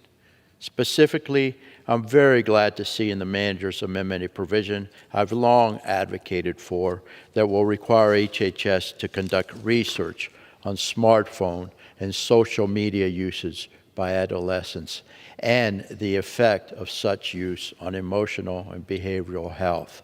All of us agree on the need to better protect our children and their mental health from social media, and this is an excellent start. We're also going to consider an amendment I'm proud to support with my good friend Rodney Davis that will contain H.R. 2355, the Opioid Prescription Verification Act, to help prevent opioid abuse through e-prescribing. In closing, this is a strong bipartisan package, and I urge my colleagues to fully support it. Thank you, and I yield back. The gentlewoman reserves. The gentleman from New Jersey is recognized. Thank you, Mr. Speaker. I yield now 2 minutes to the gentlewoman from Texas, Ms. Fletcher, who's also a member of the Energy and Commerce Committee. The gentlewoman is recognized. Thank you, Mr. Speaker, and thank you, Mr. Chairman, for your leadership and support in making it possible for us to be here today to pass the Restoring Hope for Mental Health and Wellbeing Act of 2022. It is an important effort, and I'm so glad that the bipartisan bill that I introduced last year with Congresswoman Jamie Herrera Butler, the Collaborate in an Orderly and Cohesive Manner Act, H.R. 5218, is included in it. Many people first display symptoms of mental health condition or substance use disorder in the primary care setting, but often they can't access the necessary follow-up treatment. It is either too expensive or too difficult for them to find the necessary mental health professional or overcome other obstacles, including stigma.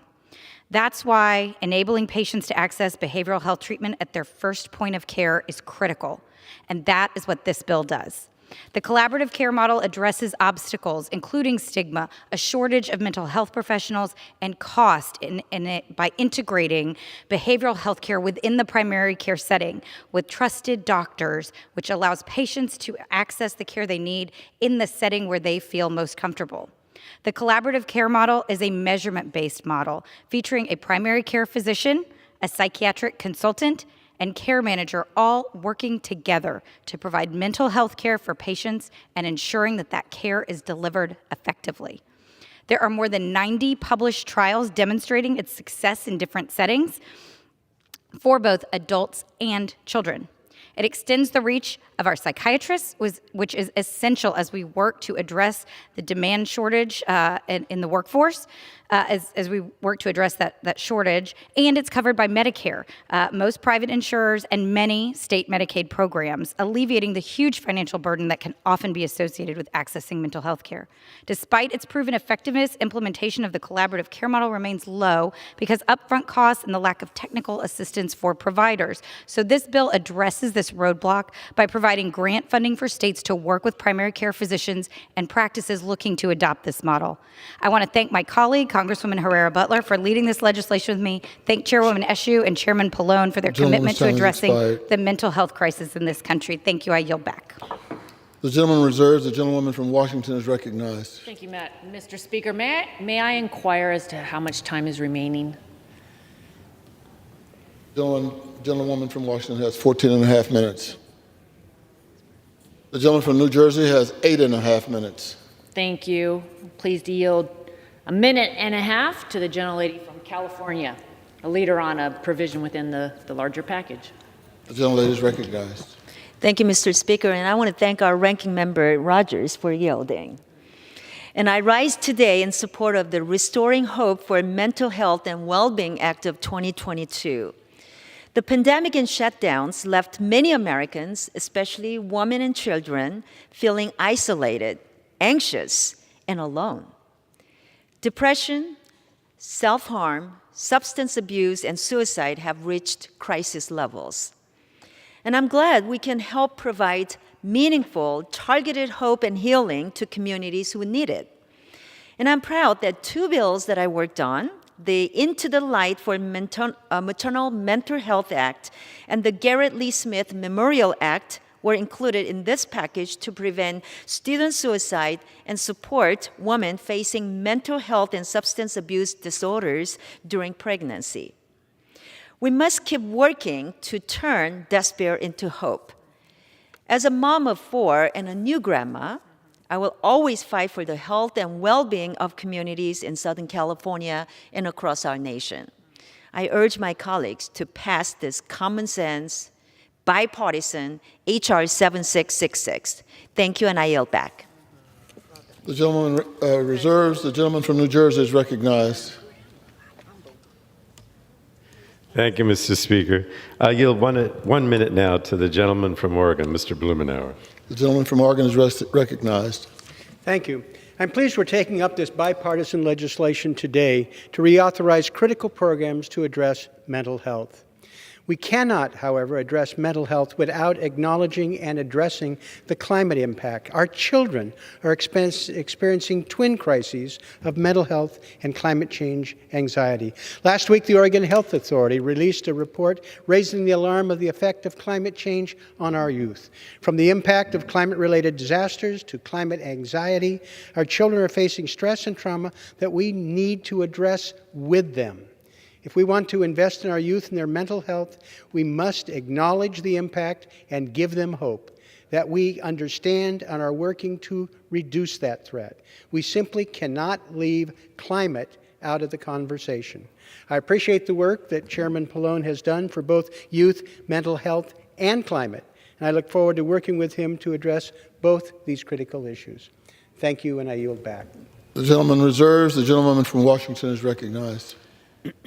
Mr. Speaker, thank you. Please yield a minute to the gentleman from Georgia, a leader on the issue. Thank you. The gentleman is recognized. I thank the gentlewoman for yielding. Mr. Speaker, we are all witnessing the decline in America's mental health brought about by the COVID-19 pandemic.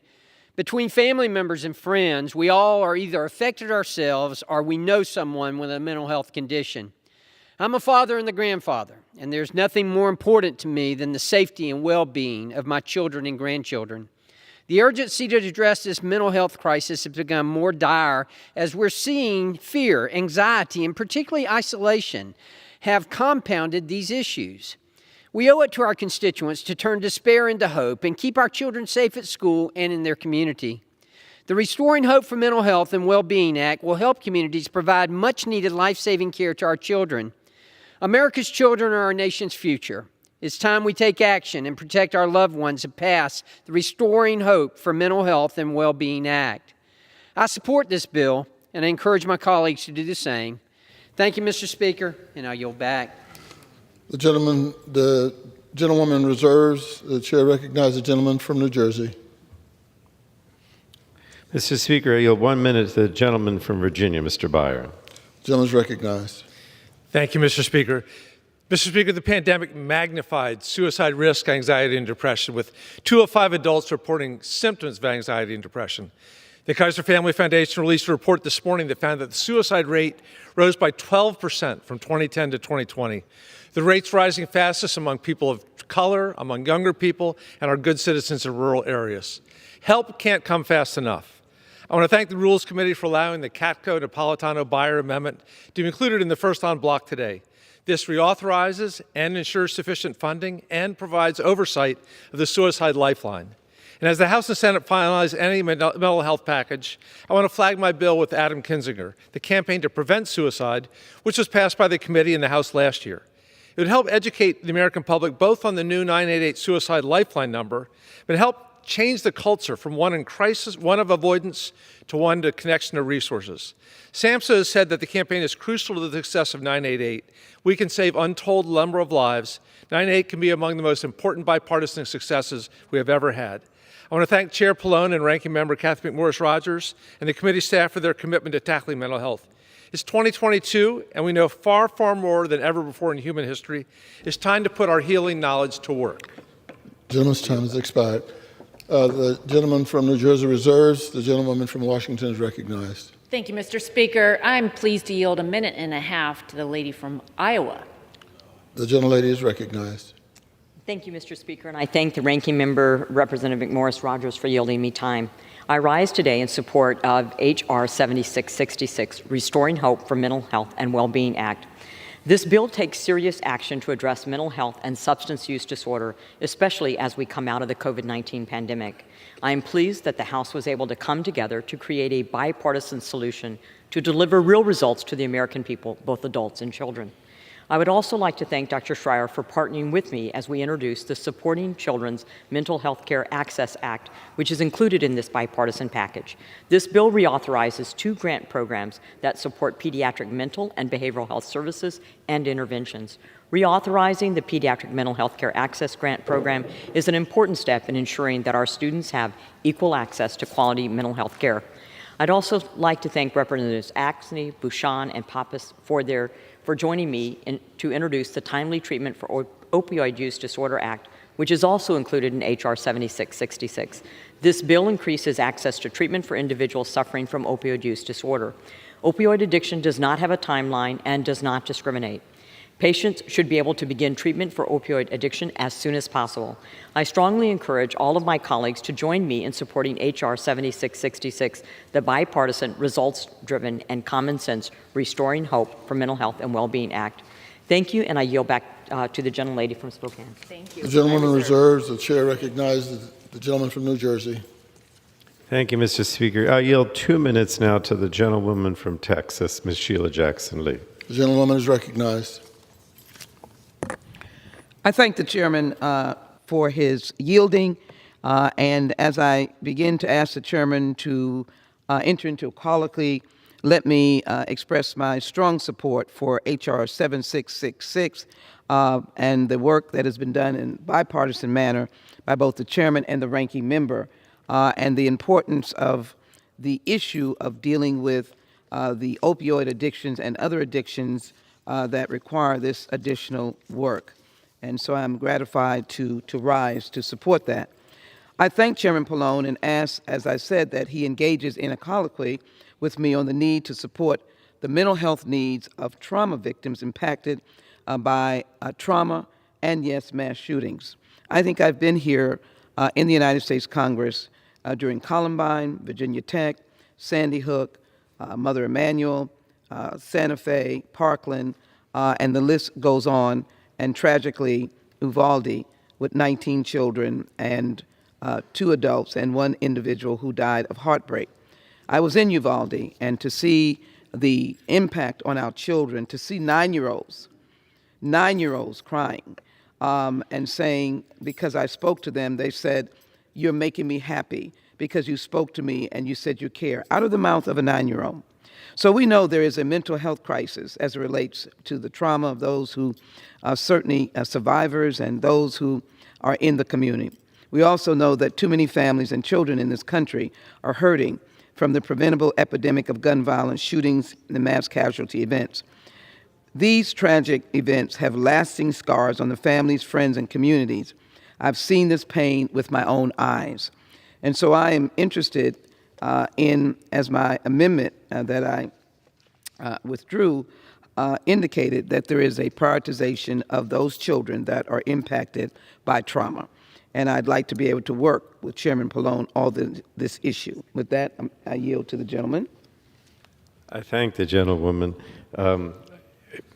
I just wanted to stress that H.R. 7666 includes programs focused on supporting youth mental health, including... Gentlelady's time has expired. I'll ask to yield another minute to the gentlewoman. Without objection. Thank the gentleman you, is Madam recognized.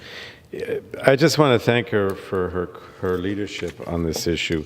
In fact, H.R. 7666 includes programs focused on supporting youth mental health, including due to such traumatic events that were mentioned by the gentlewoman. The SAMHSA Garrett Lee Smith State and Tribal Youth Suicide Prevention and Early Intervention Program, for instance, and HRSA's Pediatric Mental Health Care Access Program, which helps integrate behavioral health into pediatric primary care. The bill extends resources to support Project AWARE, building student, family, and school behavioral health resiliency. Further, the bill provides support to complement SAMHSA's launch of the new 988 National Suicide Prevention Lifeline dialing code next month that will expand access to crisis care support through call, text, or chat functions for millions of Americans. I thank you for answering my questions regarding in the Restoring Hope Act that there will be provisions of mental health care and services for children, families, and communities who experience these traumatic and violent events. I look forward to working with the chairman on these vital resources. With your partnership, I'd like to continue to work with you and the administration to ensure that when this legislation is enacted, the needs of those vulnerable victims and those closest to them are in the front of our mind. Will you commit to working with me on this matter, The Congressman? gentlewoman's time has expired. I'd ask, I yield to the gentleman another 30 seconds, Madam Speaker. The gentleman is recognized. Without objection, gentleman is recognized. Let me just say I'm pleased to work with the gentleman from Texas on this critical matter, and thank you for your support in ensuring children and families have access to the mental health support and services they need to lead healthy and hopeful lives. Thank you again, Ms. Jackson. I thank you very much, and thank you, and I will support this legislation, and I yield back. Thank you very much, Mr. Chairman.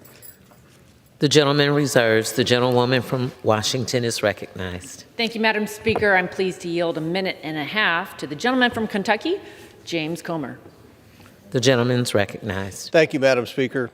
I've become increasingly concerned that the consolidation and monopolistic nature of pharmacy benefit managers, or PBMs, has negatively impacted competition in the pharmaceutical marketplace, leading Americans to spend more on prescription drugs than any other country. These PBMs not only raise patient costs, but are potentially engaged in anti-competitive behavior.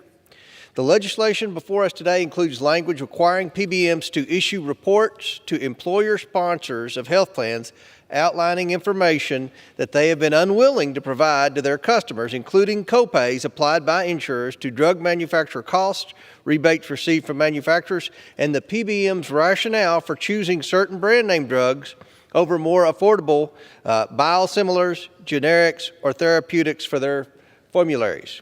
Simply providing this information to the participants in group health plans is expected to save over $2 billion over 10 years. These biannual employer or sponsor-specific reports will allow participants in group health plans to make informed decisions about the services their PBM is providing and reduce patient costs for prescription drugs. We cannot have a serious conversation about lowering drug prices in America without examining PBM's ever-growing influence. Thank you, Madam Chair, and I yield back the balance of my time. The gentlewoman reserves. The gentleman from New Jersey is recognized. Thank you. I yield now 1 minute to the gentleman from California, Mr. Levin. The gentleman's recognized.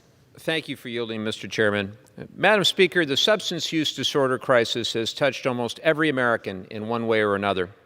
Too many families have felt the extraordinary pain of bearing a son or daughter, a father or mother, who struggle with the disease of addiction. Tragically, many families have also experienced the heartbreak and deep frustration that comes after a loved one enters a residential recovery home that ultimately doesn't provide them with adequate care to get and stay on the path towards recovery. We must ensure that residential recovery homes meet a high standard of care and provide those who are struggling with the support they need to recover. We can and must do better.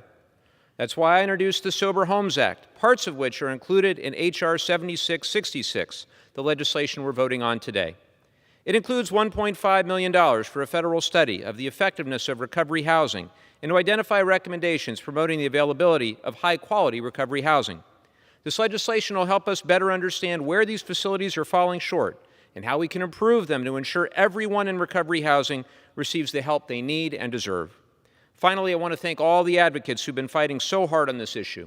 The information from this effort will save lives, which is why I implore my colleagues to support this bill and vote aye. Thank you. I yield back. The gentleman reserves. The gentlewoman from Washington is recognized. Thank you, Madam Speaker. I'm pleased to yield 3 minutes to the gentleman from Pennsylvania, a member of the committee, Dr. John Joyce. The gentleman is recognized. I thank the gentlewoman for yielding. Right now, today, as we all are here in the halls of Congress, our nation is facing a mental health crisis. And this crisis followed 2 years of lockdowns, remote learning, that have left so many Americans feeling isolated, lost, and in some cases, hopeless. Particularly, our young Americans feel all of these emotions. I rise today in support of this legislation that would help to address this crisis head on by helping to ensure that those who are struggling can receive the help that they so desperately need, and they need our attention to it right now. The Restoring Hope for Mental Health and Well-Being Act of 2022 expands access to care for millions of Americans, including children and teenagers who are desperately in need of this assistance. As a doctor, I've treated patients who have later lost their lives to mental illness. Just last week, we had physicians here on the Hill, pediatricians, family doctors, telling us that they have seen the shift of the pendulum that they see on a daily basis, more and more cases in their patients, specifically involving mental health.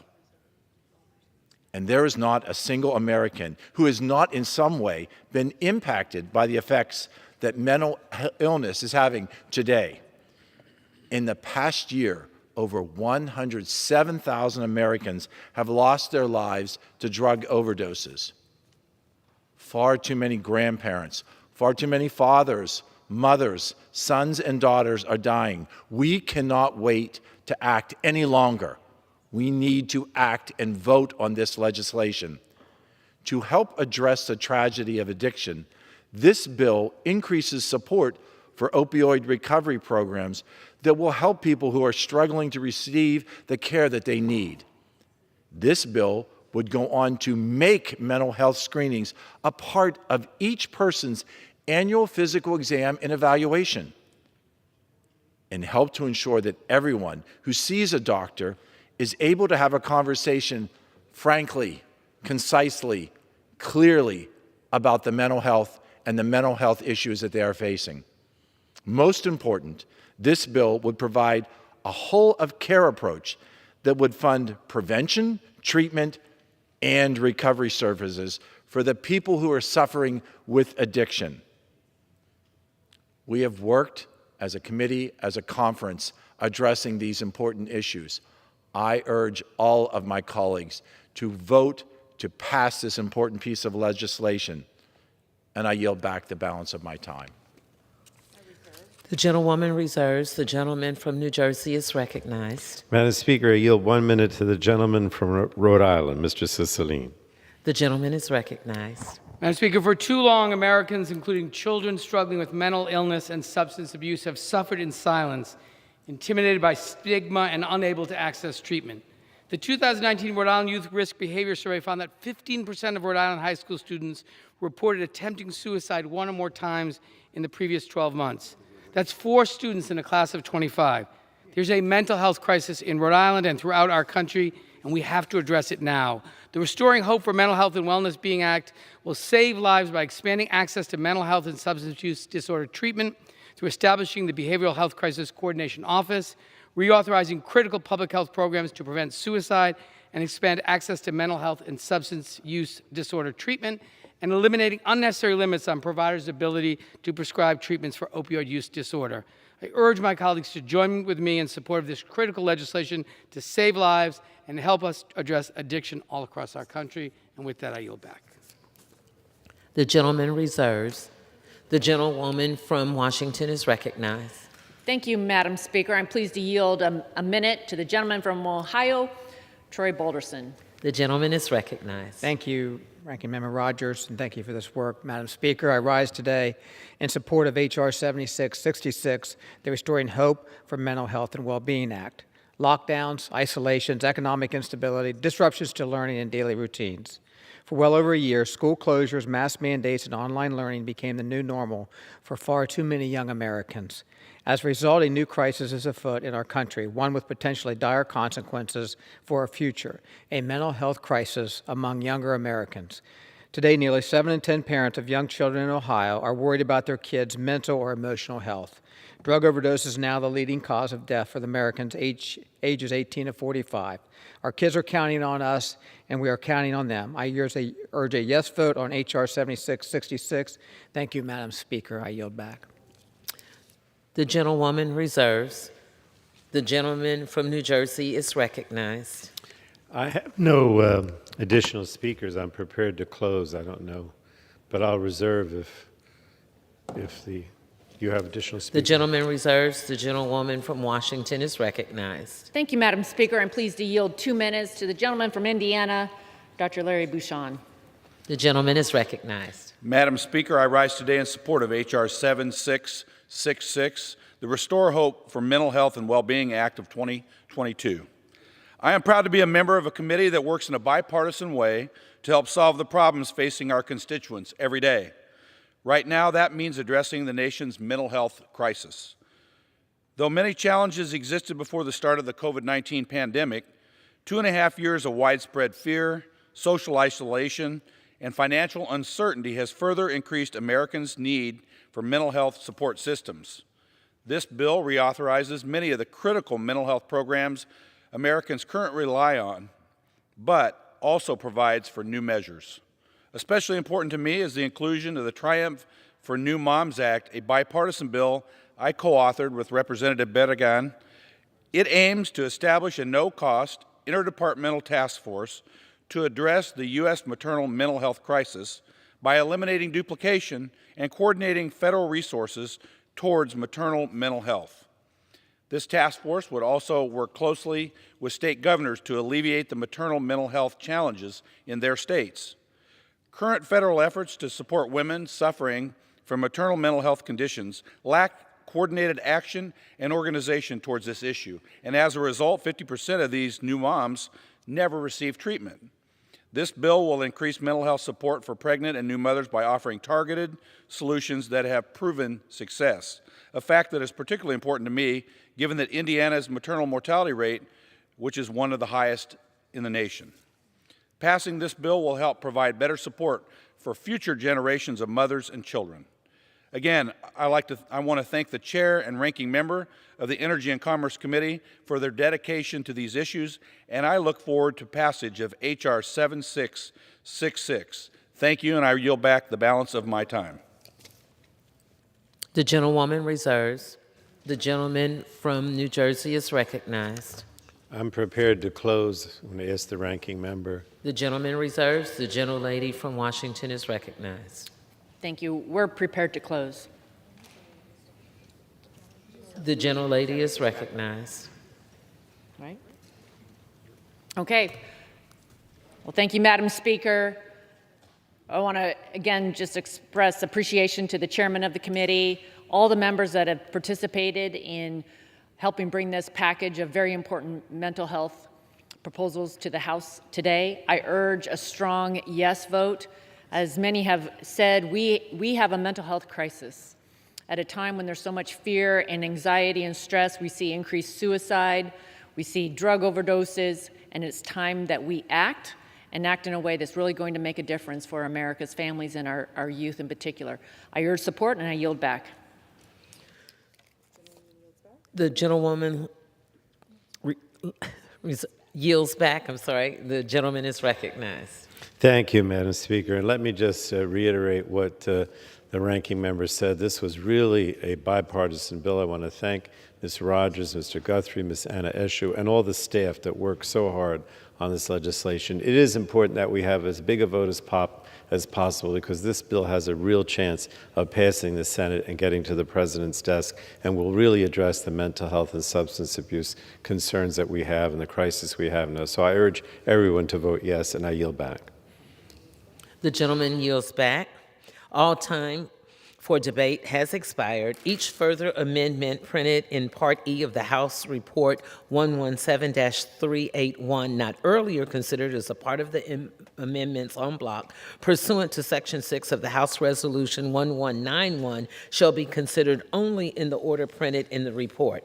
May be offered only by a member designated in the report, shall be considered as read, shall be debatable for the time specified in the report, equally divided and controlled by the proponent and the opponent, may be withdrawn by the proponent at any time before the question is thereon, shall not be subject to amendment, and shall not be subject to a demand for division of the question. It shall be in order at any time for the chair of the Committee on Energy and Commerce or his designee to offer amendments en bloc consisting of further amendments printed in Part E of House Report 117-381, not earlier disposed of.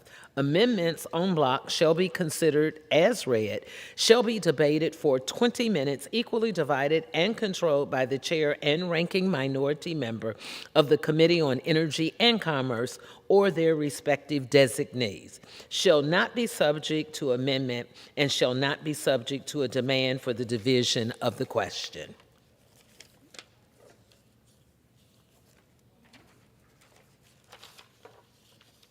For what purposes does the gentleman from New Jersey seek recognition? Madam Speaker, pursuant to House Resolution number 1191, I rise to offer amendments en bloc number 1. The clerk will designate the amendments en bloc. En bloc number 1, consisting of amendments numbered 1, 5, 9, 10, 13, 14, 15, and 16, printed in Part E of House Report Number 117-381, offered by Mr. Pallone of New Jersey. Pursuant to House Resolution 1191, the gentleman from New Jersey, Mr. Pallone, and the gentlewoman from Washington, Ms. McMorris Rogers, each will control 10 minutes. The chair recognizes the gentleman from New Jersey. And Madam Speaker, I yield myself such time as I may consume.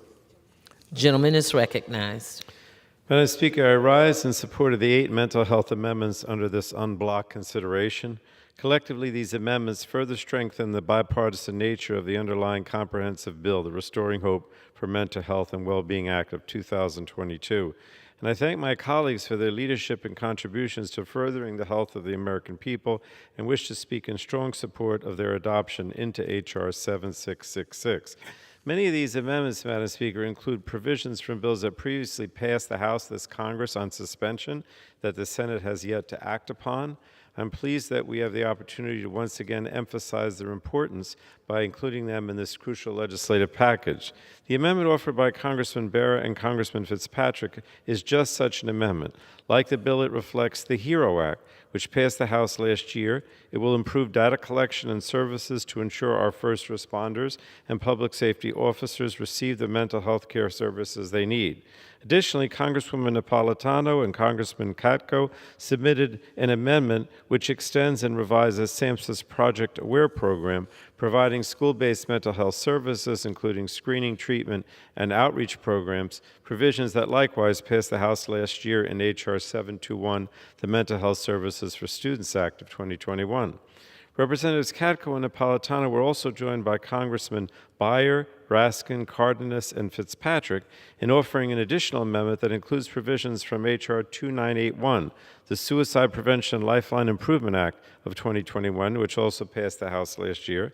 The amendment extends funding for SAMHSA's Lifeline, crucial in this nation's moment of mental health crisis, supporting crisis care response and support as we prepare for the launch of the new 988 dialing code next month. And I appreciate the additional focus on the particular needs of certain communities in our country that several amendments add to the underlying bill. I thank Representatives Reschenthaler, Morelli, Wild, and Dean for their amendment requiring a study to determine the true costs of untreated serious mental illness on families, healthcare systems, public housing, and law enforcement in America. In addition, we certainly cannot do enough to support the men and women who have valiantly served our nation in the armed forces, and I thank Congressman Joyce for his amendment that requires the Department of Defense to carry out a 2-year pilot program aimed at preventing suicides amongst active duty members of the armed forces. And I also appreciate and support the amendment submitted by Congressman Feenstra requiring the new Behavioral Health Crisis Coordinating Office established within SAMHSA by H.R. 7666 to provide technical assistance and support to the Veterans Crisis Line. Further, Madam Speaker, to support the mental health and well-being of those who are pregnant or postpartum, the amendment offered by Congresswoman Moore makes important improvements to the maternal mental health hotline authorization to ensure those implementing the hotline consult with appropriate state, local, and tribal public officials and those working with low-income people. I'm particularly pleased that H.R. 7666 would establish a new authorization for a maternal mental health hotline, and I appreciate Representative Moore's amendment that will serve to improve the underlying legislation. And finally, Madam Speaker, while we know children in this country are facing a mental health crisis, unfortunately we know that all too many also experience other chronic health challenges. And I'm grateful to Representative Presley for her amendment requiring the Secretary of Health and Human Services conduct a study on the rates and risks of suicidal behaviors among youth with chronic illnesses and to provide Congress with recommendations for ways to provide early intervention, best practices, and strategies to address disparities. And I'm pleased to support these amendments and encourage my colleagues to do the same, and I reserve the balance of my time. The gentleman reserves. The gentlewoman from Washington is recognized. Thank you, Madam Speaker. I rise in support of the amendments offered in block. The gentleman is recognized. Gentlewoman is recognized. Thank you, Madam Speaker. I rise today to express my strong support for this group of amendments.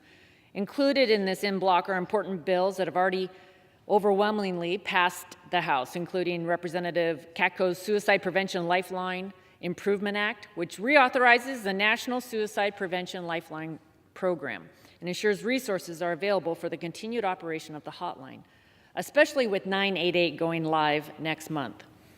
Rep. Katko also has included in this in-block the Mental Health Services for Students Act, which provides an authorization for the Substance Abuse and Mental Health Services Administration's Project AWARE Act. Project AWARE is a successful program which supports partnerships between the state and local systems in increasing awareness of mental health issues among school-aged youth, providing training for school personnel to detect and respond to mental health issues, and connecting students with behavioral health issues and their families to needed services. The in-block also includes the Reschenthaler Amendment, which would authorize a study on the cost of untreated serious mental illness on families, the health system, the justice system, and the economy. While very treatable, serious mental health illness remains a neglected health issue, and I'm hopeful that the data gleaned from this study will convince policymakers to do more to address this condition, including addressing the IMD exclusion. This group of amendments demonstrates the good work Congress can do when both parties come together to find meaningful solutions to address mental health in America. I urge adoption, and I reserve the balance of my time. The gentlewoman reserves. The gentleman from New Jersey is recognized. Thank you, Madam Speaker. I'd like to yield 4 minutes now to the gentlewoman from Massachusetts, Ms. Presley, who has one of the amendments, important amendments included in this en bloc. The gentlewoman is recognized. Thank you. Thank you, Madam Chair. Oh, sorry. Thank you, Madam Chair. I rise today in support of my amendment to require the Secretary of Health and Human Services to study the suicide crises among children living with chronic illnesses and conditions, including autoimmune diseases like alopecia. Across this nation, our children are carrying unprecedented amounts of trauma and grief in their emotional backpacks. And for an entire generation of youngsters living with chronic conditions, the solitude, grief, and uncertainty of the past 2 years have only exacerbated the emotional and mental health challenges that already weighed so heavily. Like millions of Americans, I am living with the autoimmune disease alopecia. There are several forms of alopecia. I'm living with alopecia universalis. Navigating the world as a bald woman is disruptive to many. I'm 48 years old, I'm an adult, and have built up some pretty thick skin, but there are days that even bring me to my knees because of the social stigmatization, the bullying, the taunting that I experience as an adult. And although this does not threaten my life, that does not mean that it does not impact it. I was a caregiver to my mother in her cancer battle, and her very first concern and worry, even though she was fighting for her life, was, am I going to lose my hair? This is something much more than cosmetic for all who are living with this. And certainly for women, there's an added layer in girls in that this challenges and defies societal norms of what is feminine, what is pretty, what is acceptable, and what is appropriate. And for millions of children, again, I'm a 48-year-old adjusted woman, but for the millions of children living with this disease, the challenges may sometimes feel too much to bear. While there are public misconceptions that alopecia areata is purely cosmetic, the fact is the National Institute of Mental Health has found that alopecia areata has been linked to higher rates of depression, sadness, anxiety, and other mental health challenges. Some have offered, why not just wear a wig? Well, I'm working on that too, because many of our children can't afford a medically durable wig. So for children who are just beginning their journey, growing comfortable in their own skin and finding their place in the world, these challenges can feel even harder. Earlier this year, our alopecia community lost one of our own. She's not the first, but one of the most recent. Miss Rio Allred, may she rest in peace, 12 years old, took her life by suicide because of the emotional turmoil and relentless bullying she faced every day in school due to her alopecia. I've spoken to Rio's mother. I've heard her express the pain no parent should ever know. I asked her to tell me about Rio. She was a great big sister, a writer, a reader, who was funny and a light to the world and all around her. Her mother has now established Rio's Rainbow, a foundation in her honor. And the mission of that in Rio's honor is that kids should feel safe being who they are. One life lost to the emotional distress associated with this disease, and any chronic condition for that matter, is one too many. I make no appeal today for sympathy, but for empathy, for support, to be seen. I'm not here just to take up space. I'm here to create it. I choose not to wear a wig because I know what that representation means to the millions of Americans that are living with alopecia. It is long past time that we study the troubling suicide crisis among children living with chronic illnesses and conditions, including those within our alopecia community, and invest in the early interventions and best practices necessary to save lives. I urge my colleagues to support this amendment, which would do just that. Thank you. I yield back. The gentleman reserves. The gentlewoman from Washington is recognized. Thank you, Madam Speaker. I'm pleased to yield 3 minutes to the gentleman from Ohio, Mr. Joyce. The gentleman is recognized. Thank you, Madam Speaker. And may I say you look lovely today. I rise today in support of my amendment, H.R. 7666, which would add the text of the Military Suicide Prevention in the 21st Century Act to the underlying bill. The men and the women of America's armed forces dedicate their lives in service to this nation. Unfortunately, countless service members are left with scars that linger long after they return home. Rates of serious mental illness experienced by those in the armed forces are on the rise, and tragically, so too is the number of soldiers who ultimately take their lives. According to DOD's most recent report, suicide in the military community is at its highest rate since 1938. An estimated 7,000 service members have died in combat or training exercises since 9/11. During that same time, over 30,000 active duty personnel and veterans who recently served died by suicide. Those numbers should bring pause to every member in this chamber. More importantly, they should spur us into action. That's why I introduced the Military Suicide Prevention in the 21st Century Act. This common sense bill would direct the DOD to utilize modern technology to prevent suicides in our military community. In addition to requiring the National Suicide Hotline and the Veterans Crisis Hotline to be pre-programmed into government-issued smart devices, such as phones, tablets, and laptops, the bill would require the DOD to proactively download the Virtual Hope Box app onto these services. This app can be set up with the photos of friends and family, sound bites of loved ones, videos of special moments, music, relaxation exercise, games, and reminders of reasons for living. Nothing we do here in Washington will ever truly repay the sacrifices made by our nation's service members. But by passing this legislation, we can help make a meaningful difference in the lives of countless American heroes and their families. We owe an incredible debt to the men and women of our armed forces who risk their lives fighting for our freedoms and our security. It's past time Congress do more to fight for them here at home. I urge my colleagues to support my amendment so we can make real progress towards providing improved support for America's service members struggling with their mental health. Thank you, and I yield back. The gentlewoman reserves. The gentleman from New Jersey is recognized. Madam Speaker, I have no additional speakers. The gentleman reserves. The gentlelady from Washington is recognized. Thank you, Madam Speaker. I will yield back. The gentlelady yields back. The gentleman is recognized. I also yield back, Madam Speaker. Pursuant to House Resolution 1191, the previous question is ordered on the amendment en bloc offered by the gentleman from New Jersey, Mr. Pallone. The question is on the amendments en bloc. Those in favor say aye. Aye. Those opposed say no. In the opinion of the chair, the ayes have it. The en bloc amendments are agreed to. Without objection, I'm sorry. Madam Speaker. For what purpose? Does the gentleman want to be recognized? Madam Speaker, I ask for the yeas and nays on this. Pursuant to Section 3S of House Resolution 8, the yeas and nays are ordered.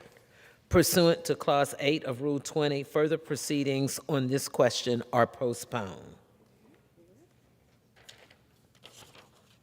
For what purposes does the gentleman from New Jersey seek recognition?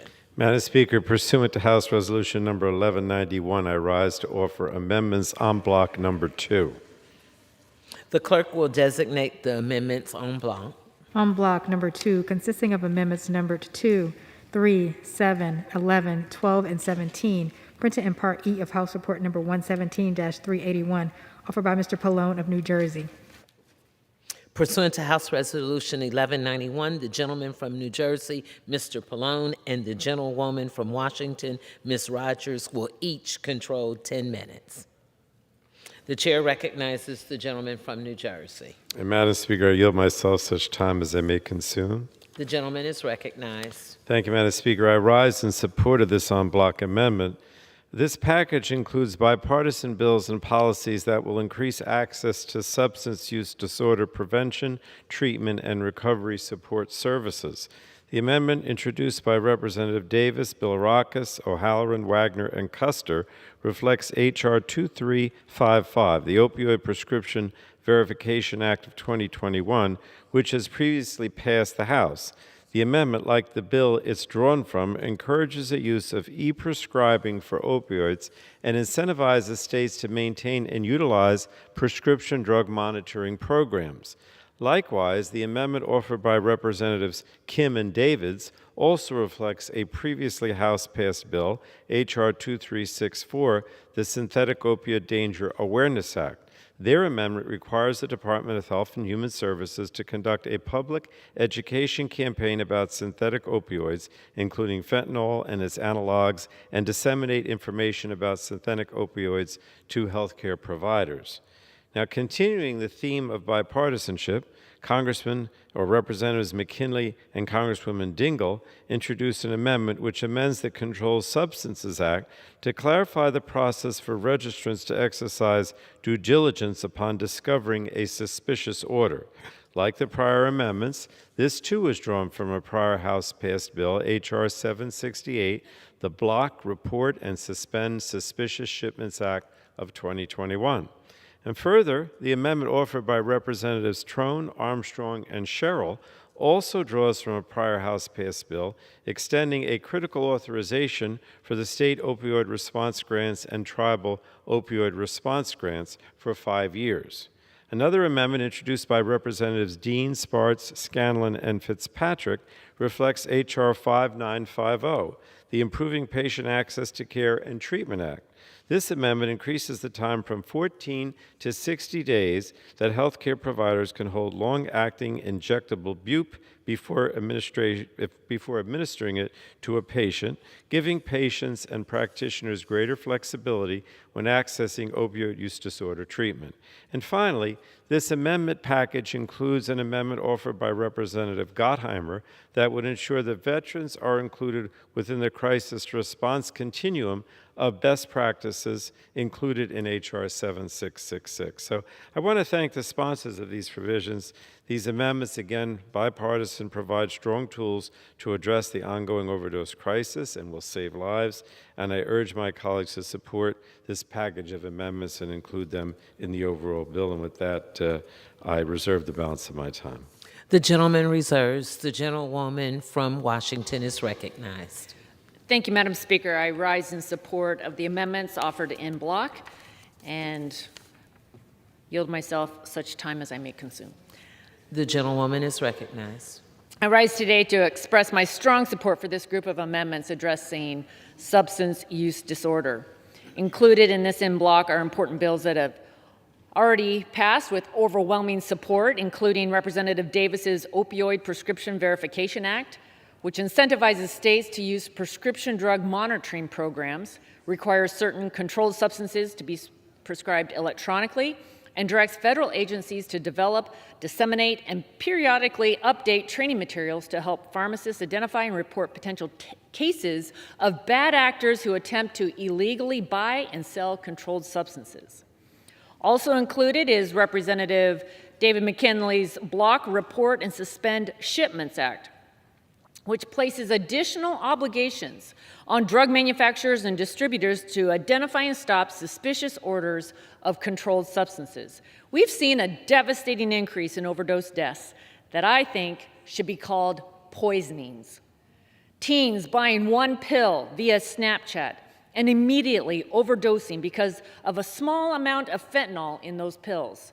Just because it looks like a pill and someone says it was from a pharmacy does not make it so. And we need to do more to stop both diversion of legitimate medication and counterfeits that are devastating our communities.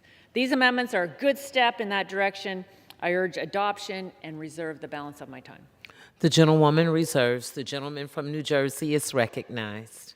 I have no additional speakers. I don't know if the ranking member. Gentleman I'll reserves. reserve. Gentlewoman is recognized. Thank you, Madam Speaker. I'm pleased to yield 3 minutes to the gentleman from West Virginia, Mr. McKinley, who's been a longtime leader on the issues of substance abuse. The gentleman is recognized. Thank you very much, and thank you, Madam Speaker. I rise in support of Block 2, which includes an amendment to report, track, and take action on suspicious orders. While the COVID-19 pandemic raged through our population and dominated the headlines, the opioid epidemic exploded exponentially, silently claiming the lives of tens of thousands of Americans every year. Recent CDC study data shows that the overdose for last year was over 103,000 citizens. In 2017, the Energy and Commerce Committee conducted a comprehensive bipartisan investigation into the opioid dumping into West Virginia. Outrageous details came to light, exposing how drug shipments in rural West Virginia went unconstrained.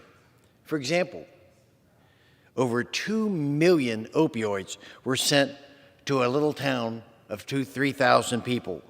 Another example, even after the distributor found numerous red flags remarks during a site visit, nearly 1.5 million doses of opioids were still shipped to a single pharmacy in Kermit, West Virginia, with a population of 406. The report that was filed by the ENC details failures on the part of both DEA and the distributors to identify and halt suspicious orders. Distributors felt they didn't have the authority to halt suspicious orders and could have been subject to lawsuits. As recommended in the report, this amendment not only requires the distributors to support suspicious orders, but also to investigate the situation and decline to fill the order if it was warranted. American communities deserve to be treated better. This influx of illegal drugs must be stopped, and this amendment is a step in the right direction. I urge our members to adopt this amendment, and I yield back the balance of my time. The gentlewoman reserves. The gentleman from New Jersey is recognized. Again, I have no additional speakers. The gentleman reserves. The gentlewoman from Washington is recognized. Thank you, Madam Speaker. I yield back the remainder of our time. The gentlewoman reserves. The gentleman. The remainder of our time. The gentleman is recognized. I also yield back, Madam The Speaker. gentleman yields back. Pursuant to House Resolution 1191, the previous question is ordered on the amendments en bloc offered by the gentleman from New Jersey, Mr. Pallone. The question is on the amendments en bloc. Those in favor say aye. Those opposed say no. For what purpose is the gentleman recognized? To ask the yeas and nays. Of the chair, the ayes have it. The gentleman from Wisconsin is recognized. Thank you, Madam Speaker. I ask for the yeas and nays. Pursuant to the Section 3S of House Resolution 8, the yeas and nays are ordered. Pursuant to Clause 8 of Rule 20, further proceedings on this question are postponed. It is now in order to consider amendments number 4 printed in Part E of House Report 117-381. For what purpose does the gentleman from Florida seek recognition? Madam Speaker, I have an amendment at the desk. The clerk will designate the amendment. Amendment number 4, printed in Part E of House Report number 117-381, offered by Mrs. Demings of Florida. House Resolution 1191, the gentlewoman from Florida, Ms. Demings, and the member opposed to each will control 5 minutes. The chair recognizes the gentlewoman from Florida. Thank you so much, Madam Speaker. The underlying bill is a significant step forward in supporting community mental health efforts, which I applaud. As a former social worker and former law enforcement officer, I have seen the devastating impact when communities fall short of meeting the needs of persons struggling with mental health and substance addiction. Florida is 49th in the nation on access to mental health care. It is not a position we are proud of, but many states across the nation have failed to adequately address these issues.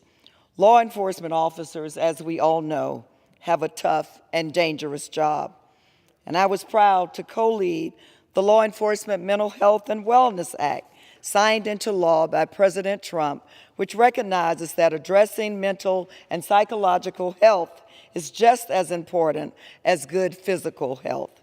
My amendment is a simple one, and it will insert reporting requirements on available mental health and stress-related programs for law enforcement officers and recommend additional tools that may be helpful or necessary to identify, access, monitor, and improve the overall well-being of our law enforcement officers.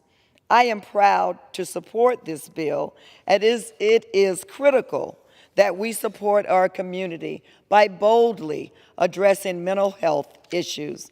And I am proud to offer this amendment that will support the men and women in blue who support, protect, and serve us. I urge the adoption of the amendment, and I yield back the balance of my time. The gentlelady, does the gentlelady reserve or yield back? The gentlewoman yields back the balance of my time. Gentlelady yields back. For what purposes does the gentlewoman from Washington seek recognition? I rise to urge adoption of the amendment. Without objection, the gentlewoman is recognized for 5 minutes. Thank you, Madam Speaker. I rise to urge adoption of the Demings Amendment, which requires a report on the mental health issues experienced by law enforcement, the available resources or programs that are available to law enforcement officers to address mental health and stress.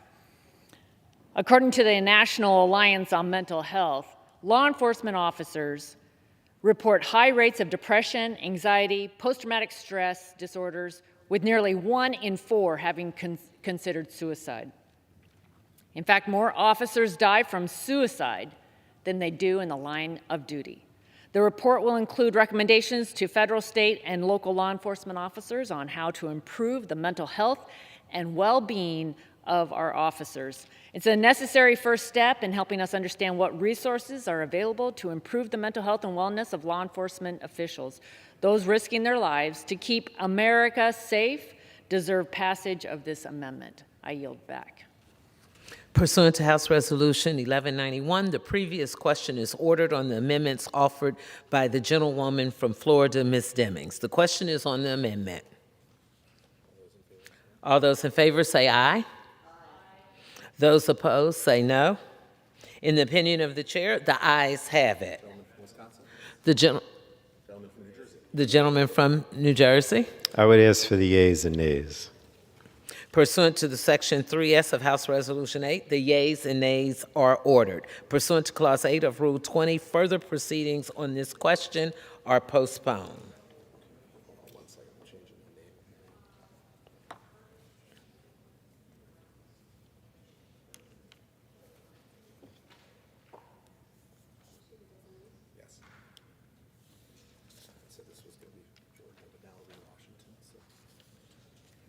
It is now in order to consider the amendment number 6 printed in Part E of House Resolution 117-381. For what purposes does the gentlewoman from Washington seek recognition? Thank you, Madam Speaker. I rise to express my strong support for the Ferguson Amendment, which would incorporate the language of the bipartisan The House. gentlewoman will suspend. Oh, Is the this is the designee of the gentleman from Georgia to offer the amendment. The clerk will designate the amendment. Amendment number 6, printed in Part E of House Report number 117-381, offered by Mrs. Rogers of Washington. Pursuant to House Resolution 1191, the gentlewoman from Washington, Ms. Rogers, and members opposed each will control 5 minutes. The chair recognizes the gentlewoman from Washington. Thank you, Madam Speaker. I rise to express my strong support for the Ferguson Amendment, which would incorporate the language of the bipartisan House-passed Behavioral Intervention Guidelines Act to the underlying package. This important amendment authorizes the Substance Abuse and Mental Health Services Administration to develop best practices for establishing and appropriately using behavioral intervention teams in schools. Behavioral intervention teams are multidisciplinary teams that support students' mental health and wellness by identifying students experiencing stress, anxiety, or other behavioral disturbances and conducting intervention and outreach to these students to help manage risk. These teams are already active in some educational settings, such as Texas Tech and the University of California, Los Angeles. By acting in a proactive manner to assist students and connect them with the needed resources, behavioral intervention teams help schools create a safe environment for their students and improve mental health outcomes in young people. It's more important than ever that schools and communities have guidance on how to provide behavioral health resources and interventions for students to facilitate the early intervention and treatment of mental health conditions. This amendment will help children get help before conditions worsen or reach a crisis level. I strongly urge a yes vote on this amendment, and I reserve the balance of my time. The gentlelady reserves for what purposes does the gentleman from New Jersey seek recognition? Madam Speaker, I claim the time in opposition to the amendment, but do not oppose the amendment. Without objection, the gentleman is recognized. Thank you, Madam Speaker. I yield myself such time as I may consume. The gentleman is recognized. I rise in support of this amendment. Like the bill that passed the House last year, H.R. 2877 and other House-passed bill provisions we hope to include through amendment into the Restoring Hope Act. This bipartisan amendment is part of the bipartisan approach that Ranking Member Rogers and I have taken since day one with this critical bill. This amendment requires the Secretary to consult with a range of experts, including mental health and education professionals, to develop best practices for schools and universities to establish behavioral intervention teams to identify concerning behaviors and manage risks among students. The guidance must determine how these teams can operate effectively while relying on evidence-based, objective protection of the constitutional and civil rights of students and staff. And Madam Speaker, I understand that some disability and civil rights organizations have concerns about the provisions of this amendment and oppose the original bill. I agree that we must be sensitive to the concerns of these organizations and not inadvertently perpetuate a false association of psychiatric disability and gun violence, nor promote the preemptive use of law enforcement to address problematic student behaviors, particularly among students with disabilities and or students of color who are already disproportionately excessively disciplined compared to their peers. At the same time, I think there is merit to the idea of teams of behavioral health specialists working in concert with educators to identify youth and college students who may be at risk of harming themselves or others and making sure they get the support they need. So this bill has passed the full House twice, as I said, on suspension, both this Congress and last Congress. My understanding is that the bill's sponsors have made changes when reintroducing this Congress to address some of the stakeholders' concerns by including more robust privacy protections and inappropriate referral protections, and I think these changes improve the bill. I understand the stakeholders would like to see additional changes, and as I've indicated in the past, I'm committed to examining ways to address these concerns and add additional guardrails as the bill progresses through negotiations with our Senate counterparts, including this amendment for consideration for adoption into H.R. 7666. But we need to pass the amendment to allow those kinds of negotiations with the Senate. So I look forward to working closely with stakeholders, Congressman Ferguson and the other original leads of H.R. 2877, of course, our ranking member, to strike the right balance that protects the health, privacy, and rights of all students. And I'll reserve the balance of my time. The gentleman reserves. The gentlewoman from Washington is recognized. Thank you, Madam Speaker. I yield back the remainder of our time. The gentlelady yields back. The gentleman from New Jersey is recognized. And I would also yield back, Madam Speaker. Pursuant to House Resolution 1191, the previous question is ordered on the amendments offered by the gentlewoman from Washington, Ms. Rogers. The question is on the amendment. Those in favor say aye. Those opposed say no. In the opinion of the chair, the ayes have it. Pursuant to Section 3S of House Resolution 8, the yeas and nays are ordered. Pursuant to Clause 8 of Rule 20, further proceedings on this question are postponed. It is now in order to consider Amendment Number 8, printed in Part E of House Report 117-381. For what purposes does the gentleman from Virginia seek recognition? Madam Speaker, I rise to claim the time in support of my amendment. Is the gentleman offering his amendment? I do offer my amendment, yes. The clerk will designate the amendment. Amendment number 8, printed in Part E of House Report number 117-381, offered by Mr. Griffith of Virginia. Pursuant to House Resolution 1191, the gentleman from Virginia, Mr. Griffith, and a member opposed, each will control 5 minutes. The chair recognizes the gentleman from Virginia. Thank you very much, Madam Speaker. I do appreciate the opportunity to present this amendment. This amendment would delay the implementation of the MAT Act Section 262 until January of 2024. Currently, the Act would eliminate the patient cap on the number of patients a single healthcare provider can provide buprenorphine to. This cap was created originally in 2000 in the Drug Addiction Treatment Act, which initially set the cap at 30 patients. Since 2000, the cap has been increased several times, and the current law is 275 patients per healthcare provider or practitioner. This patient cap has never been lifted before or even studied as to what the effects would be if it was lifted. This is a complex treatment area. Patients don't just need buprenorphine or its less addictive form, trade name Suboxone. They need behavioral health care treatment. They need hands-on, detailed guidance.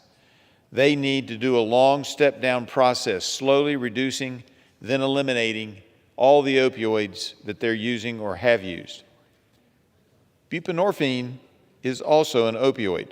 Now, it's better than heroin or fentanyl and can be used as a treatment very effectively. But it still is addictive and can be addictive. And there are reports of its sale on the street. With no cap on the number of patients, I fear we could see abuse.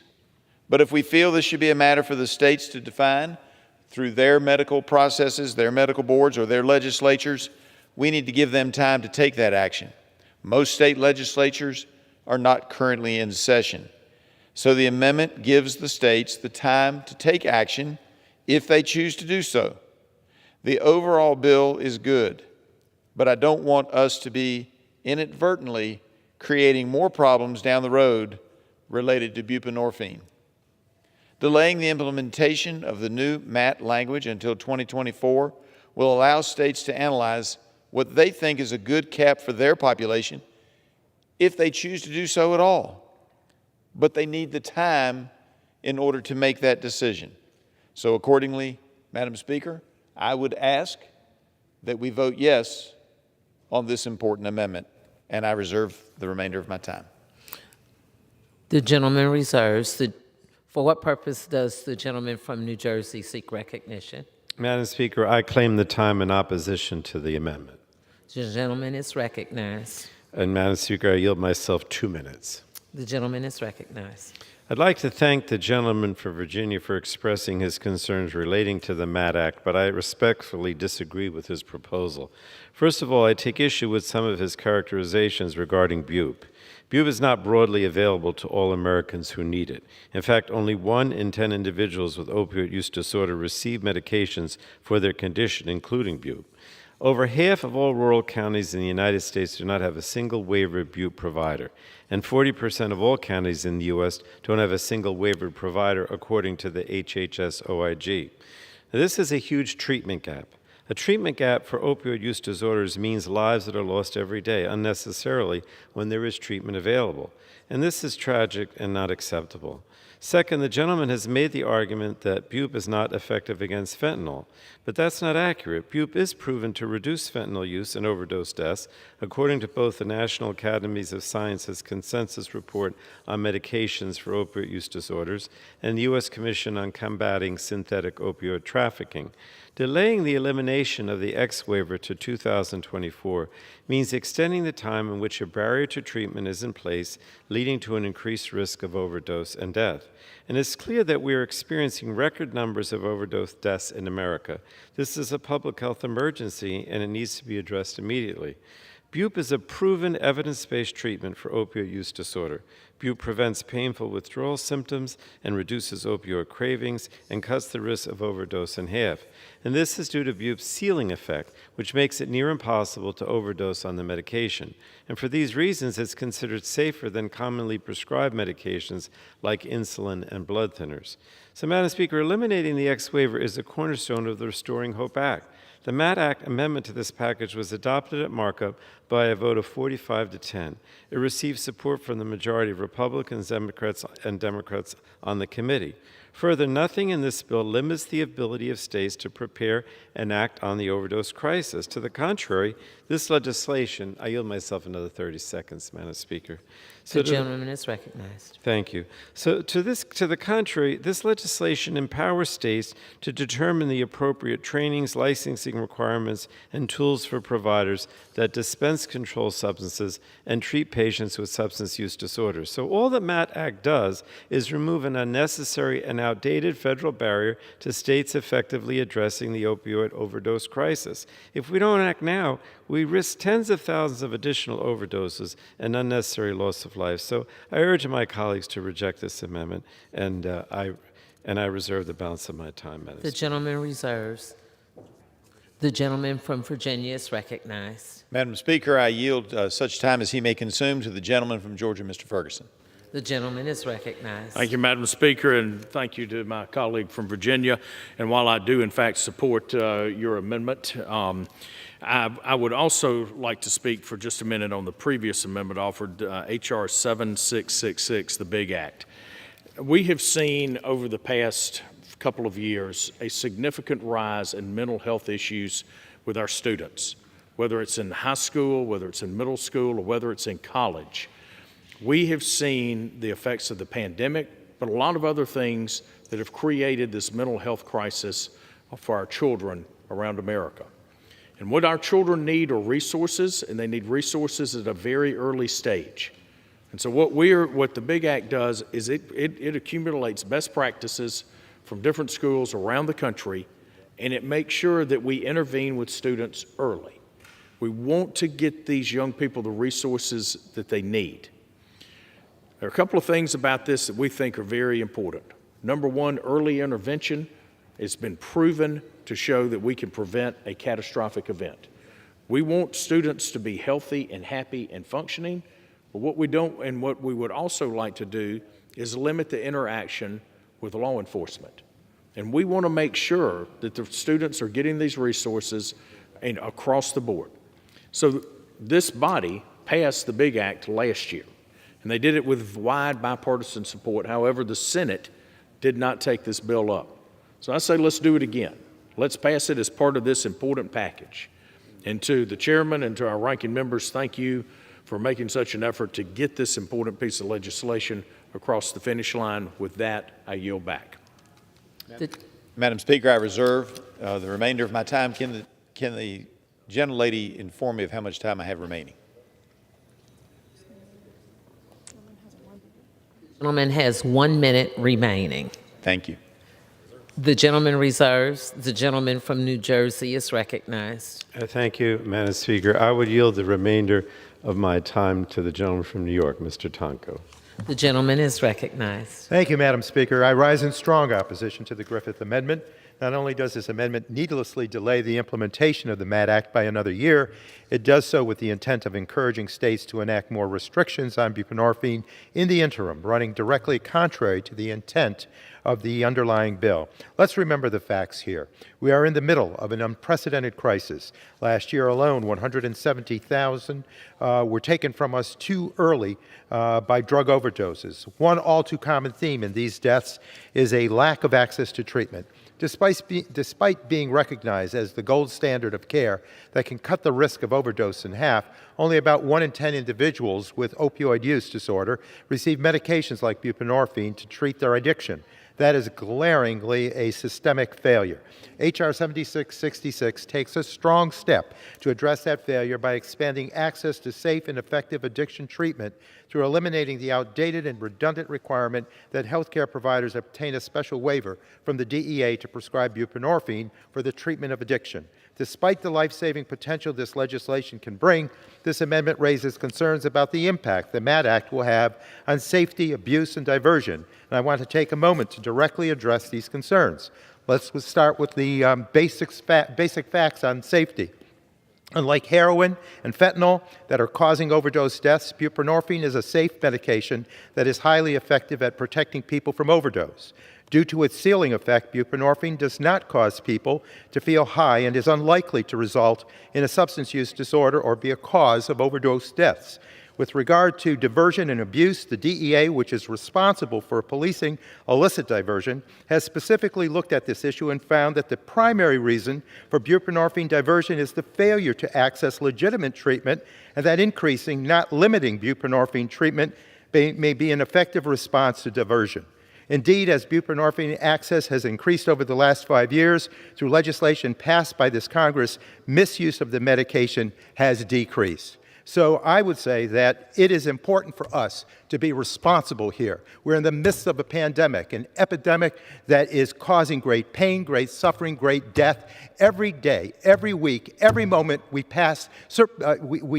circumvent our responsibilities, someone is paying the price for that. With that, I strongly oppose this amendment and yield back my time to the gentleman from New Jersey. Time has suspended. It's expired. The gentleman reserves. Oh, gentleman has no time remaining. I'm sorry. The gentleman from Virginia is recognized. Madam Speaker, I yield 1 minute to the gentlelady from Washington, Ms. McMorris Rogers. The gentlewoman is recognized. I appreciate the gentleman for yielding, and I rise in support of the Griffith Amendment, which provides additional time for implementation of the provisions of the Mainstreaming Addiction Treatment Act included in this bill.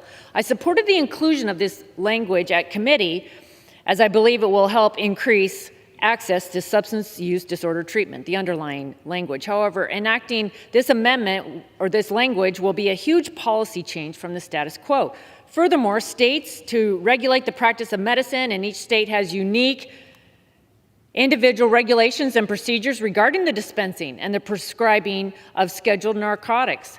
States could use the additional time to update their laws with any changes that they may want now that federal restrictions will be removed. This is exactly what Mr. Griffith's amendment does. It sets the implementation date for removing the X waiver requirement to take effect on January 1st, 2024. I support this common sense amendment that it will ensure that Mainstreaming Addiction Treatment Act gets appropriately implemented. Time has expired. I yield back. Pursuant to the House Resolution 1191, the previous question is ordered on the amendment offered by the gentleman from Virginia, Mr. Griffith. The question is on the amendment. Those in favor say aye. Those opposed say no. In the opinion of the chair, the noes have it. Madam Speaker, The gentleman from Virginia is recognized. I request the ayes and nays on this amendment. Pursuant to Section 3S of House Resolution 8, the yeas and nays are ordered. Pursuant to Clause 8 of Rule 20, further proceedings on this question are postponed. Pursuant to Clause 1C of Rule 19, further consideration of H.R. 7666 is postponed.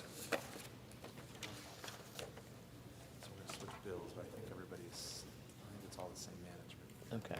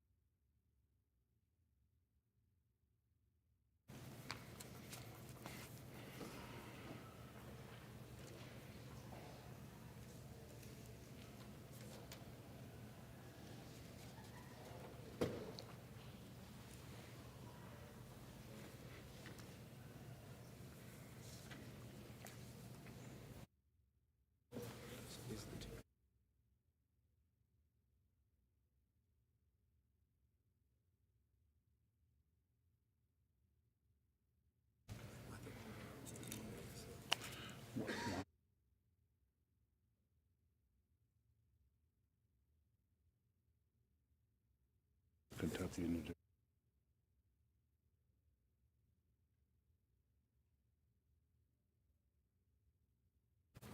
Maybe better.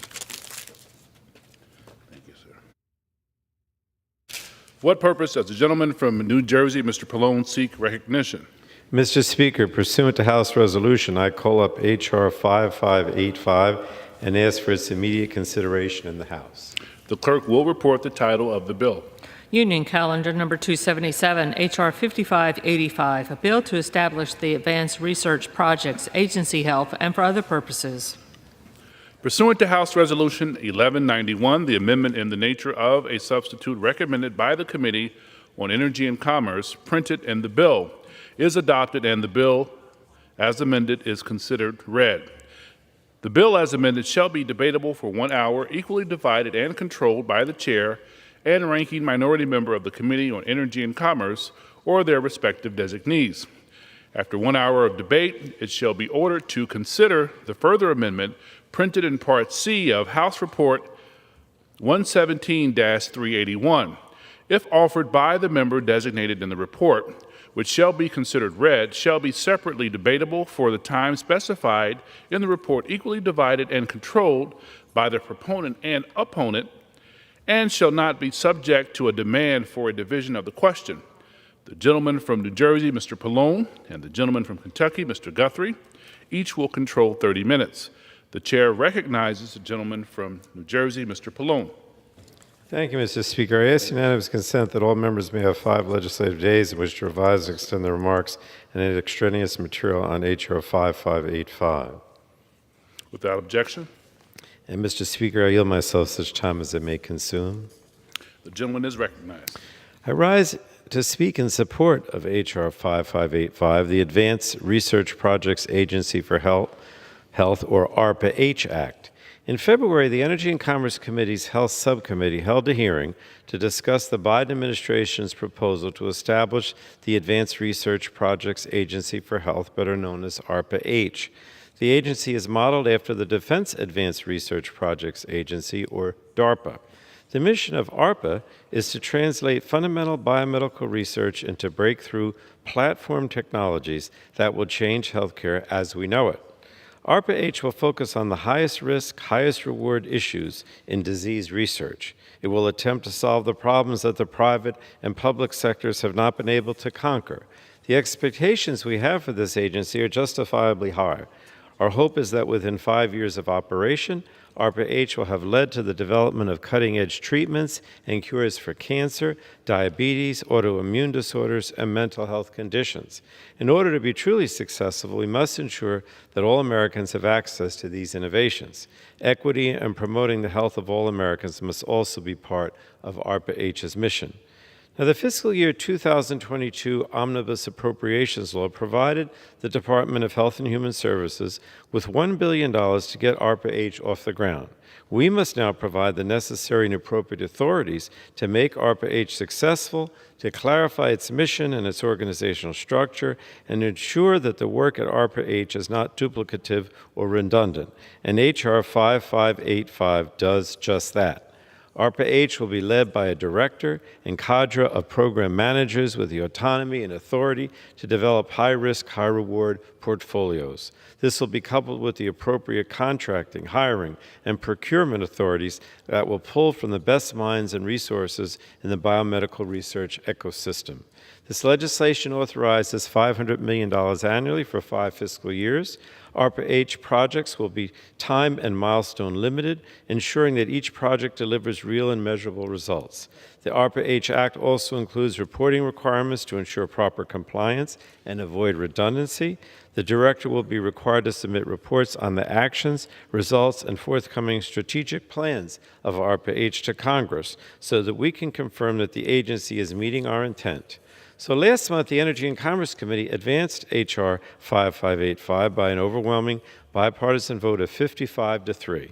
This was a tremendous achievement and demonstrates Congress's ability to come together and find solutions that will improve the health of all Americans. So I want to thank our Health Subcommittee Chairwoman Eshoo, who's the author of this legislation, along with the Health Subcommittee Ranking Member Guthrie, our full committee Ranking Member Rogers, and also Representatives DeGette and Upton for their work on this important bill. Mr. Speaker, I strongly urge my colleagues to support H.R. 5585, and I reserve the balance of my time. The gentleman reserves. The gentleman from Kentucky is recognized. Thank you, Mr. Speaker. I yield myself as much time as I may consume. The gentleman is recognized. Thank you, Mr. Speaker. I would like to speak in support of the Advanced Research Project Agency for Health Act, ARPA-H Act. I know this has been an important priority for researchers, industry, and most importantly, patients who are waiting for life-changing medical technology to improve or even save their lives. This legislation would authorize the establishment of ARPA-H within the U.S. Department of Health and Human Services. The agency would specifically be charged with helping to foster high-risk, high-reward treatments and cures for diseases with clinically unmet needs. Some of my colleagues may be concerned about a new agency, and that's where a number of Republicans of the Energy and Commerce Committee were there early in October when this legislation was introduced. ARPA-H was funded at $1 billion in the previous appropriations bill in 2021.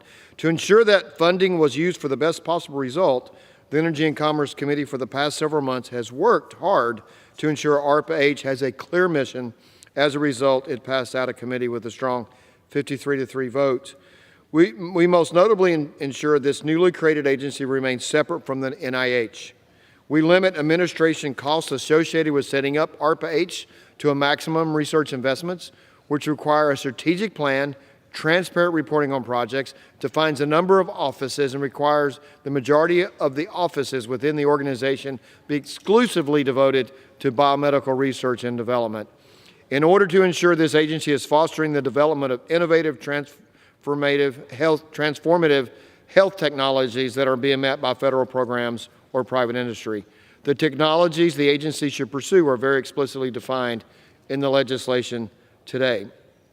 So the legislation puts guardrails in place to ensure that priority access is granted to U.S. researchers over researchers abroad. There are additional requirements for international researchers to work in collaboration with their U.S. counterpart if they receive ARPA-H funding. And importantly, the bill makes clear that funding is prohibited from going to non-domestic recipients of a malign foreign country, most notably Chinese research labs or Russian research labs. This is a significant step to ensure the United States intellectual property isn't being stolen by our adversaries and to ensure we remain the world's leader in biomedical research and innovation. As Republican leader on the Health Subcommittee, I'm leading efforts to strengthen oversight of NIH-funded research. It's unacceptable that some federal grants have been supporting foreign researchers with ties to governments of adversarial nations like China. We must prevent this from moving forward. So I want to emphasize the need to pass this bill. The funding has already been appropriated in the previous year. If we don't pass this bill and we don't authorize this agency to move forward, then this will erode our oversight role in Congress. Funding decisions made by ARPA-H must require diligence to ensure that resources are being spent as appropriately and as effectively as possible. The Biden administration ARPA-H organizational chart without this bill has 14 offices, less than half of which are actually dedicated to research. This gives us insight on how the Biden administration would manage this new agency without congressional guidance. It's just appropriate that the legislative branch sets up the way this money is being spent. And that's what the bill before us today does. It puts ARPA-H on the right track. It gives Congress the opportunity to set high standards and promotes greater biomedical research and innovation for patients. I thank the majority for working together. I thank our staffs for the excellent work that they have done. I encourage the passing of this because if we don't pass it, the money is still going to be spent without congressional guardrails. So I support this bill. I thank you, and I reserve the balance of my time.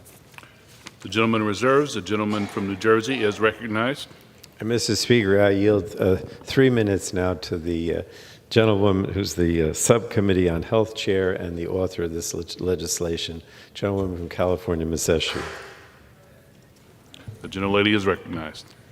Thank you, Mr. Speaker, and thank you to the chairman of the full committee for his full support of this legislation from the very beginning. Mr. Speaker, this has been a somewhat of a long journey. It began in March of last year, of 2021, when a group of members, bipartisan, bicameral, were invited to the White House to meet with President Biden. And when we gathered there, he spoke about his vision for creating ARPA-H, an advanced research project for health. It's modeled after DARPA, the highly innovative and successful a small agency that was created many years ago. I think one of its chief assets is its autonomy, and its successes are extraordinary because of the way it is shaped.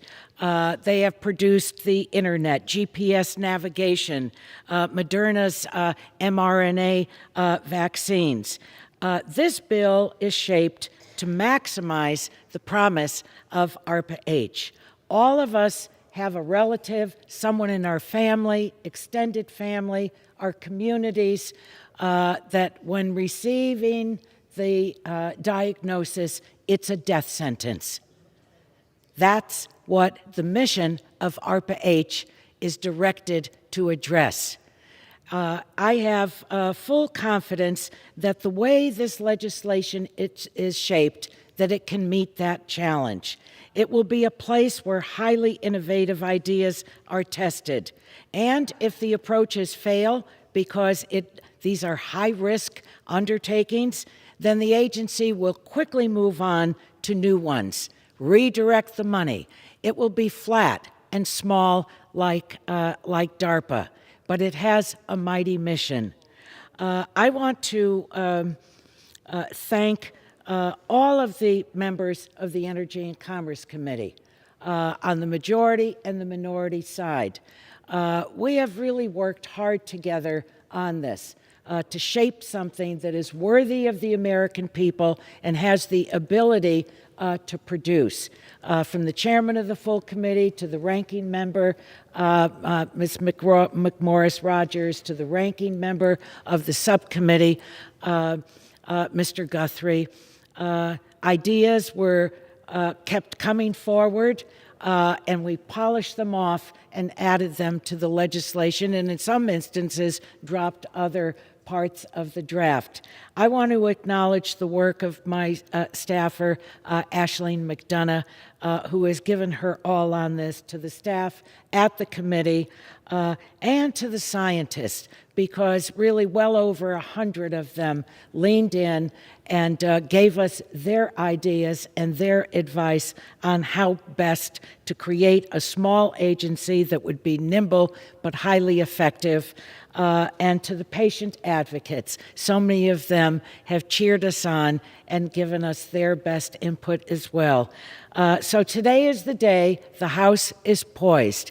I urge all of my colleagues to support this because when this mission is executed, we will really, I think, even if one deadly disease is addressed and cured, we will have succeeded. I think we're going to do better than that. So with that, I yield back the balance of my time. The gentleman is recognized. Thank you, Mr. Speaker. I yield 5 minutes to the Republican leader of the full committee, Ms. McMorris Rogers. The gentlewoman is recognized. Thank you, Mr. Speaker. Appreciate the gentleman yielding. America is the envy of the world for our leadership in biomedical innovation. People from all over the world have an incredible amount of hope in the promise of our life-saving breakthrough research for more cures and treatments.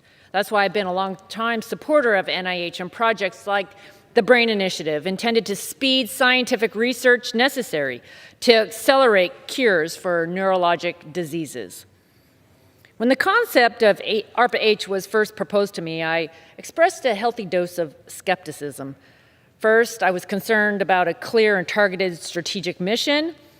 I was concerned an unfocused agenda would not be a recipe for success. Second was the issue of duplication. The federal government has several agencies that advance biomedical innovation.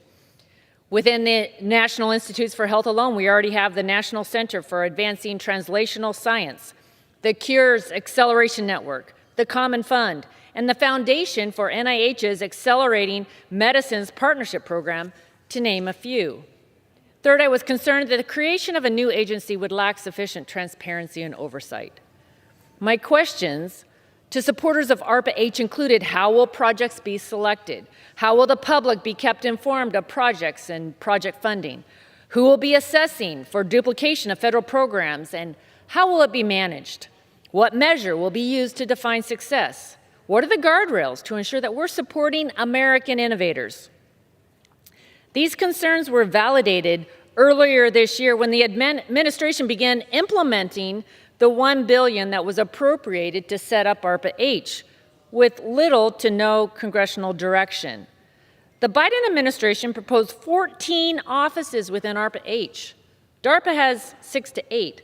They also placed ARPA-H within NIH, which has its own issues in lacking transparency and accountability related to federally funded research and origins of COVID-19. We needed to ensure proper oversight and provide guardrails through congressional direction. So we plowed the hard ground necessary to legislate through the Energy and Commerce Committee. Chairman Frank Pallone and Health Subcommittee Chairwoman Anna Eshoo listened to my concerns. We had very productive negotiations to properly define ARPA-H's mission and place strong safeguards for transparency and accountability. This bill defines ARPA-H's mission, so it is laser focused on high-risk, breakthrough technologies in health and medicine that are not being addressed by the private sector or current federal programs. This bill also prohibits federal funding to China, Russia, and other recipients subject to that might malign foreign influence. It moves the agency back outside of NIH. And we're also making sure ARPA-H sets the right priorities. The director must provide Congress with a strategic plan within 1 year of enactment and every 3 years on how ARPA-H will carry out projects. Projects will be evaluated every 18 months, and those not meeting milestones are expected to be terminated. We place guardrails on ARPA-H to prioritize projects that provide the greatest return on investment to improve human health and lower health care costs. This bill also keeps the focus on life-saving research. The director will have the power to hire and make appointments based on merit and expertise, not based on provisions that reward government bureaucrats. We require that those receive ARPA-H funding to provide a public itemized report on indirect facilities and administrative costs. And to further break down on duplication and mission creep, we limited the amount of offices to 6, not the 14 proposed by the administration. Of those offices, at least 4 must be exclusively focused on R&D.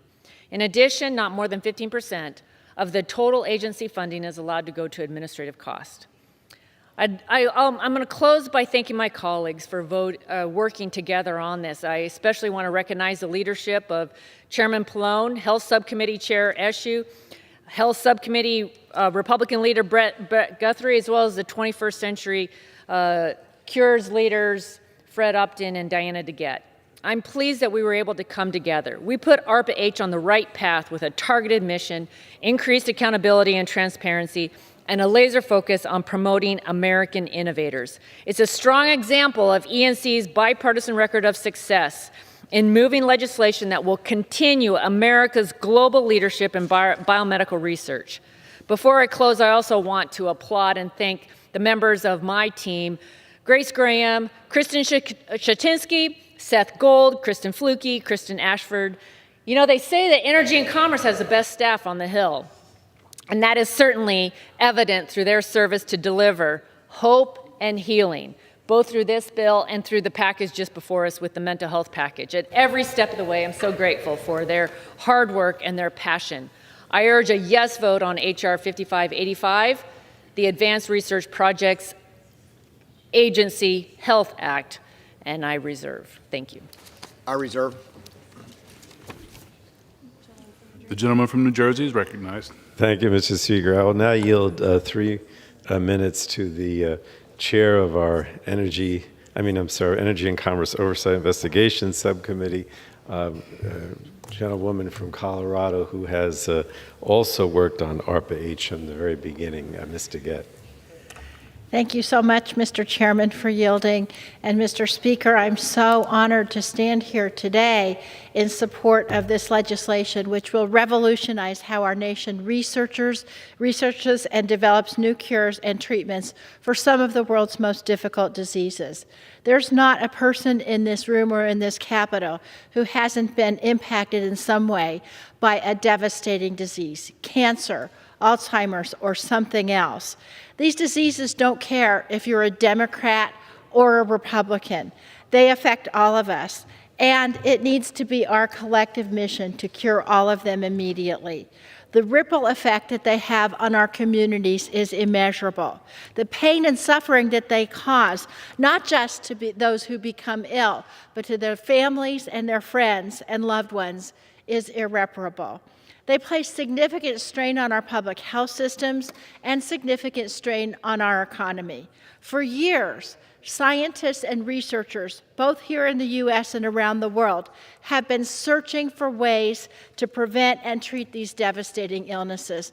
And I see my friend and colleague Fred Upton here on the floor with us today. Fred and I worked on the 21st Century Cures Bill in 2016, which has revolutionized the way we do a lot of this discovery and development. But what we need more now is an all-hands-on-deck approach to end these illnesses, and that's exactly why this legislation was developed. As Ms. Eshu and Mr. Pallone and the others said, it will create a new advanced research agency, ARPA-H, which will bring together some of the world's greatest minds and give them access to the federal government's seemingly unlimited resources to make the impossible possible. Modeled after the DARPA program, as you heard, the new agency will be lean and it will be mean. It will be targeted at specifically researching and finding cures for some of the most intractable diseases that we have. It's going to be run by a small number of program managers, and it will be able to take on the high-risk, high-reward projects that others simply cannot. It will not substitute for the basic research at the NIH or the research at our universities, our great universities, or in private business. It will supplement it by targeting these tough issues. And it will reshape the future of biomedical research in the country for many, many years to come. As I said, this legislation is an opportunity. It's an opportunity to put our country on track to ending cancer as we know it. It's an opportunity to saving millions of lives. If we cure cancer, if we save lives and improve health and well-being of our constituents, isn't that what we came here for? I urge everyone to vote yes, and I yield back the balance of my time. The gentleman is recognized. Mr. Speaker, I'd like to yield 3 minutes to the former chair of this committee, and as chair of this committee, made his signature issue 21st Century Cures, and not just passing that's changed people's lives already, but being able to work with Ms. DeGette and all the others to put people together to say this is something we all need to work on together in a bipartisan way and make a big difference. And now as Chair Emeritus, this is, I think, his signature piece. He may have other pieces of legislation too, but the one that I worked on with him at the very beginning in the Oval Office with the President to work together to say, can we do something big that's really going to change the lives of the people in this country? And he has done it. He's done it his entire career. He's a mentor of mine, and unfortunately, at the end of this year, he's going to do something different than being here in Congress, and he will be missed for his voice and his champion of this issue. And I would like to yield him 3 minutes to speak on this bill for himself. But he certainly has left a legacy here with the previous legislation and this piece of legislation. So let's work together to move it forward. I yield to my good friend from Michigan, Mr. Upton. Well, I thank my very good friend and appreciate certainly his kind words. And good news is I'm not done yet. We have a lot of work to do, and this is yet one more piece that we're going to be driving forward. But certainly, Mr. Speaker, I rise in support of this legislation, the ARPA-H authorization bill. While I've been a longtime supporter of many different versions of this bill, I want to thank in particular Chairman Pallone and my Republican leader, Rogers, and certainly Anna Eshu, my good friend, and Brett Guthrie, for your leadership, for working together on language with the goal of really making this issue bipartisan and one that's going to work. I'm glad that we came together to add even more important guardrails to ensure that this bill, ARPA-H, works as it was intended, as well as hopefully a very strong bipartisan vote a little bit later this afternoon. You know, this bill is going to establish an entity not unlike the Defense Advanced Research Entity. That was our goal, DARPA. It's going to be game-changing health research. And like DARPA, this entity is going to be focused on producing research on things that frankly may be too risky for the private sector. It's going to move at a faster pace than the current structure. There may be a high failure rate, but its successes are going to have the potential to be absolutely groundbreaking, answering the prayers of millions. And it really is a follow-up to what we did in this body with 21st Century Cures, with the Upton and DeGette effort that passed our committee 53-0 then, passed here on the House floor 392-26. You know, there's been a lot of debate on where ARPA-H is going to be housed. Should it be in NIH? Should it be at HHS or someplace else? But wherever this entity is finally located, we need to make sure that it's lean, it's independent, nimble, and that there are the appropriate guardrails to keep other agencies from mission creep and siphoning that funding. The legislation as introduced did a very good job of that, and I'm pleased to see that these protections were strengthened in the final product that we're going to be voting on this afternoon. My partner in 21st Century Cures, Diana DeGette, but really everybody on our committee, we're happy to include language for ARPA-H in our Cures 2.0 bill that we introduced more than a year ago. We thought that it was a great follow-up to the work that we did to enhance basic research on the first Cures bill, which added $45 billion paid for in additional health research. Funding for the NIH and the FDA, and included many important things such as the Cancer Moonshot and the Brain Initiative. You know, we're still in a pandemic. We have awful diseases that need cures, whether it be cancer, or Alzheimer's, lupus, diabetes. I'll yield 2 additional minutes. That strike literally every single family. This bill, ARPA-H, can provide the breakthrough necessary to find that cure for those diseases. The President has already signed $1 billion for this program into law. So what we need now is the bipartisan authorization to complete the work. This bill certainly accomplishes that goal, and I would urge all of my colleagues, like we did before, to vote for this bill a little bit later this afternoon. And again, I just want to commend the great staff. As our leader, Morris Rogers, said, we have the best staff there is. Sorry, is there any objection to that? Hearing none. Sorry, Ways and Means. Sorry, Appropriators. We do. We are the Energy and Commerce Committee, and we are going to find a cure for these diseases. This bill is a step in that direction. With that, I yield back my time. I reserve. Gentleman reserves. The gentleman is recognized. No further speakers. Thank you, Mr. Speaker. I now would yield 3 minutes to the Congresswoman Brown from Ohio. I must say that for many years, we had a Congressman Brown on the committee who contributed a lot, particularly on the health care issue. He chaired the health subcommittee. So it's an honor to hear from you. And we have another Congresswoman Brown now from Ohio. 3 minutes. All right. Thank you very much. Thank you, Chairman Pallone, for yielding. And I would also like to thank Congresswoman Eshoo for her leadership on this bill.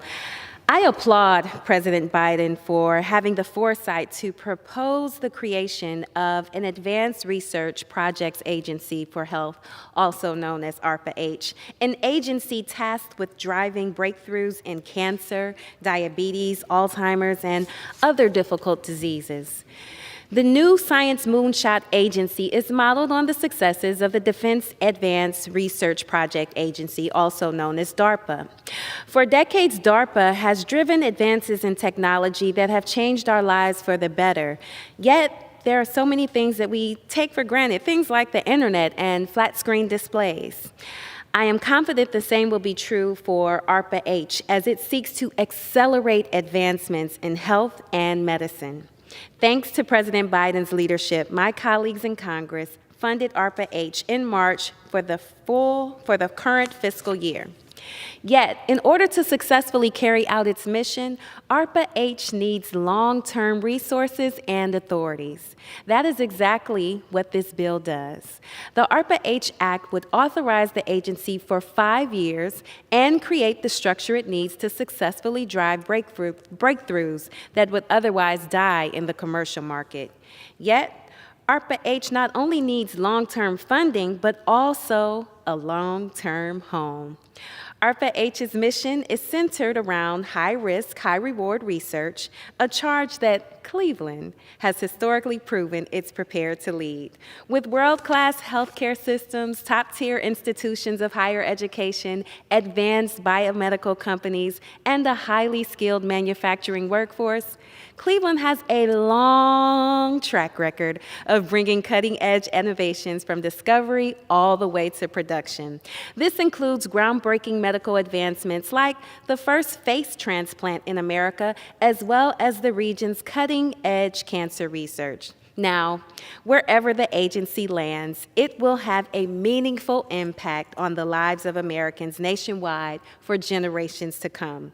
Creating ARPA-H with 1 year of funding was a good first step, but it is time to put this breakthrough agency on firm footing and in a firm location so we can truly start to revolutionize how we prevent, treat, and cure a range of diseases. I thank Chairman Pallone again, and I urge my colleagues to support the bill.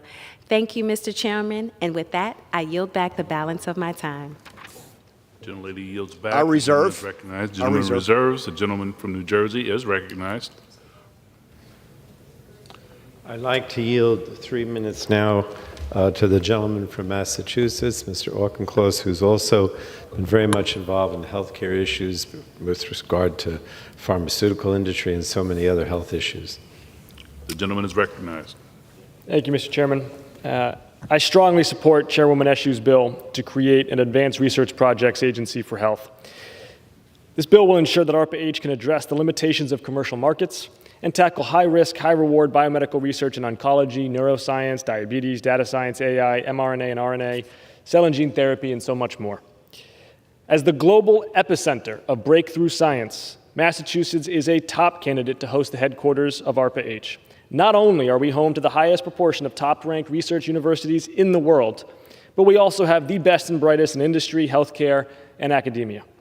We have also invested in infrastructure to support the needs of ARPA-H. Over the past decade, we have delivered 21.6 million square feet of lab space, in addition to over 100 incubators, accelerators, and co-working spaces. This bill specifically directs ARPA-H to advance early disease detection, translational research, and health technologies. It realizes President Biden's goal of driving breakthroughs in cancer, Alzheimer's, diabetes, and infectious disease. From pre-competitive Alzheimer's research at the Massachusetts General Hospital to Vertex's work to utilize stem cell therapies to treat diabetes, we are aligned with and deeply committed to ARPA-H's goals in the Commonwealth. I am proud to represent a state that is deeply invested in the success of ARPA-H, and I urge my colleagues to support this legislation. I yield back. Gentleman yields back. The gentleman is recognized. I continue to reserve. Gentleman reserves. The gentleman from New Jersey is recognized. I'm prepared to close. I'm prepared to close. I'm prepared to close as well. Thank you, Mr. Speaker. I yield myself as much time as I may consume. Without objection. Thank you, Mr. Speaker. It is important we're here today, and I want to thank the chair of my other subcommittee who I have the privilege to work alongside as a Republican leader.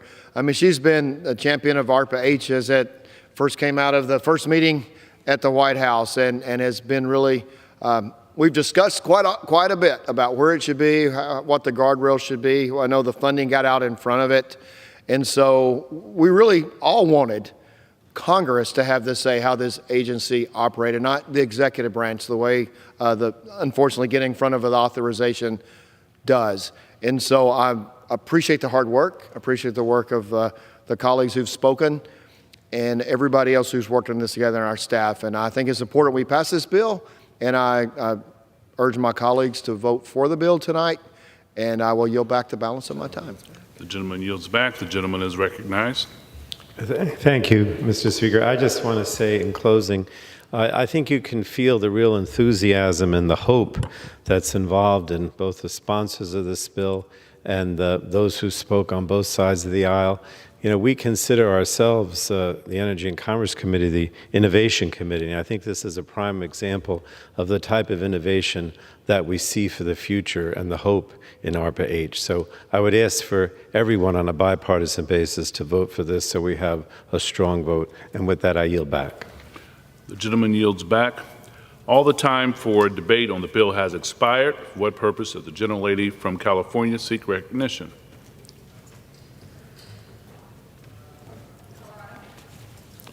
California. Mr. Speaker, I have an order. It's now in order to consider amendment number 1, printed in Part C. I have an amendment at the desk made in order by the rule. The clerk will designate the amendment. Amendment number 1, printed in Part C of House Report number 117-381, offered by Ms. Eshoo of California.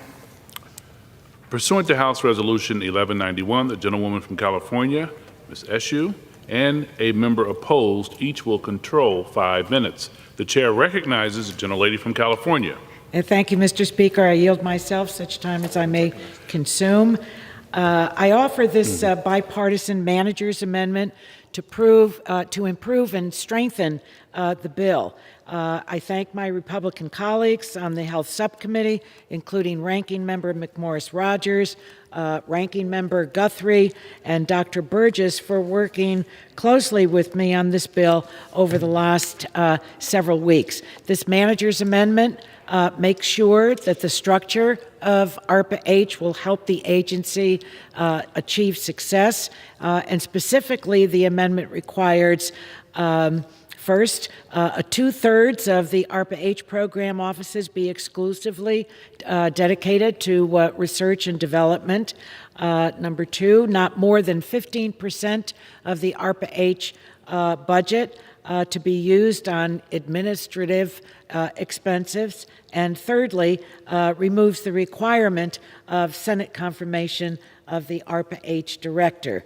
I think these are common sense provisions that improve the bill and ultimately strengthen ARPA-H and its mission. And it's why I urge my colleagues to support this amendment, and I yield back. The gentlelady yields back. The gentleman is recognized. Mr. Speaker, I claim time in opposition, although I'm not opposed to the bill. Without objection. Without objection.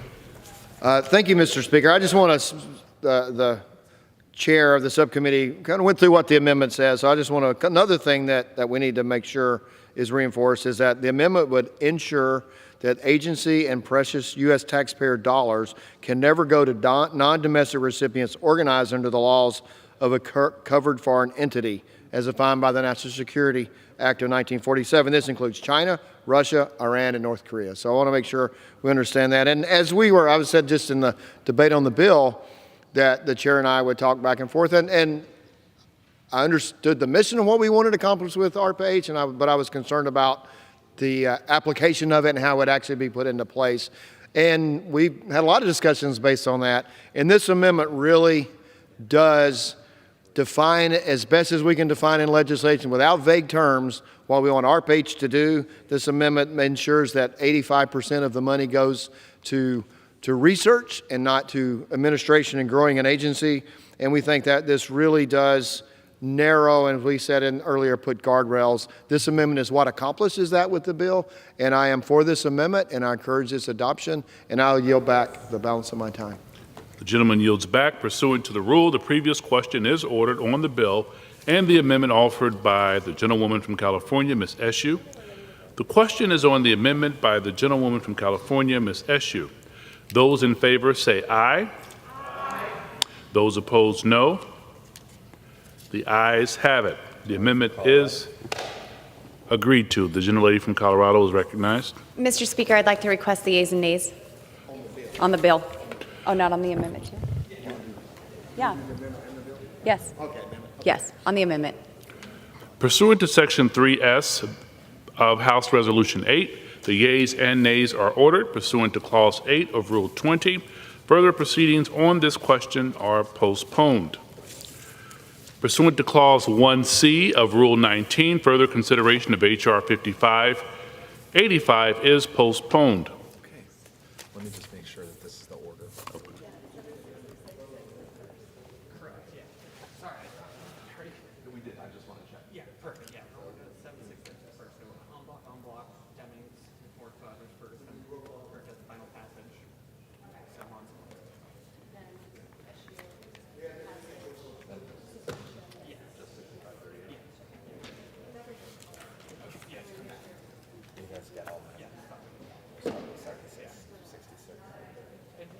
And we're going to announce the stack all up front. So.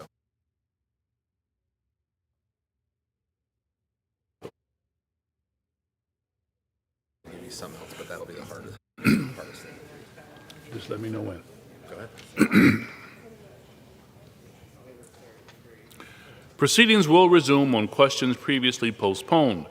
Votes will be taken in the following order. The following questions on H.R. 7666 in block amendments number 1, in block amendments number 2, amendment number 4 by Ms. Demings of Florida, amendment number 6 by Mrs. Rogers of Washington, amendment number 9 by Mr. Griffith of Virginia, motion to recommit if offered, amendment number 8 by Mr. Griffith of Virginia, a motion to recommit if offered, passage of the bill if ordered.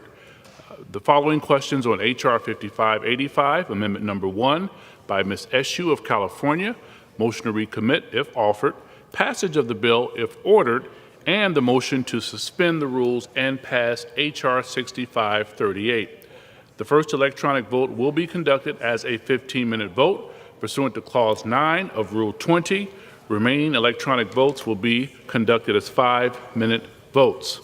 Pursuant to Clause 1C of Rule 19, further consideration of H.R. 7666 will now resume.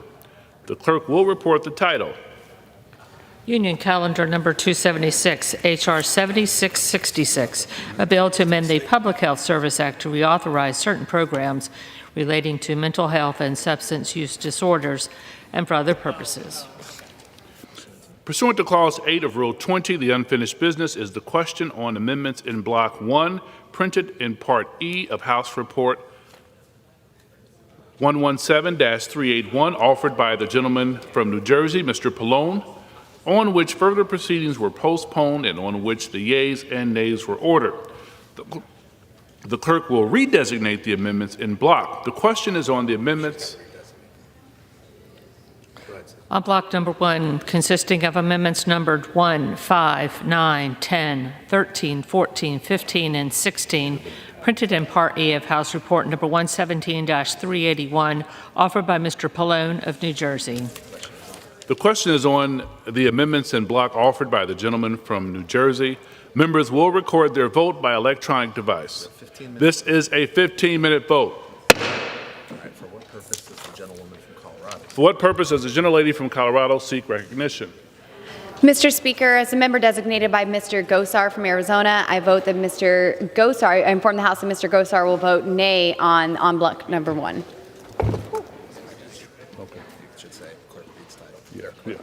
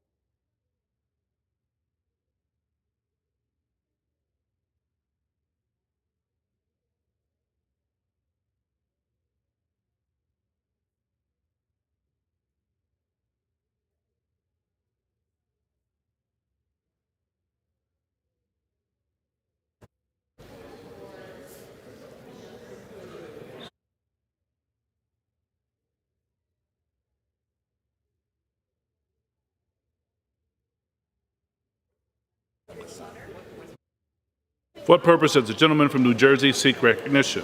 Mr. Speaker, as the member designated by Mr. Albio Series, Ms. Bonnie Watson Coleman, Mr. Donald Payne, Ms. Ann Kirkpatrick, and Mr. Jerry Nadler, I inform the House that these members will vote yes on the amendments on block number 1.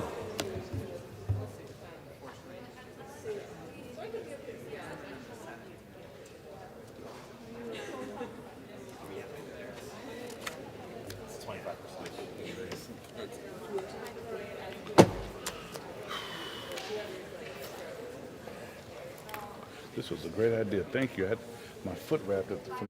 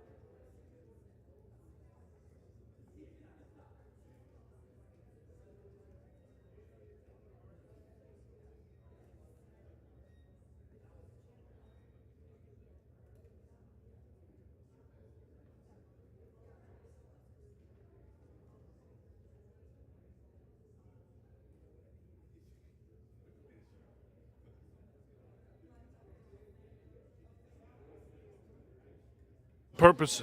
For what purpose does the gentleman from Indiana seek recognition? How are you, Mr. Speaker?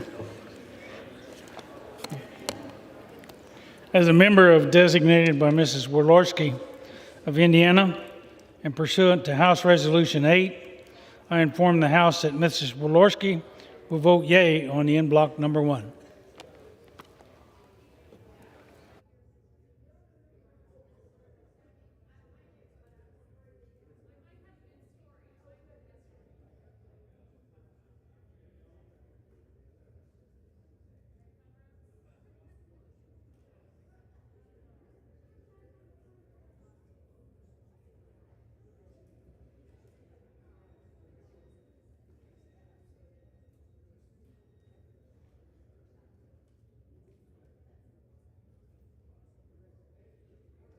Does the gentlelady from Illinois seek recognition? As a member designated by Mr. Jeffries of New York, I inform the House that Mr. Jeffries will vote yes on the amendments en bloc. Number 1.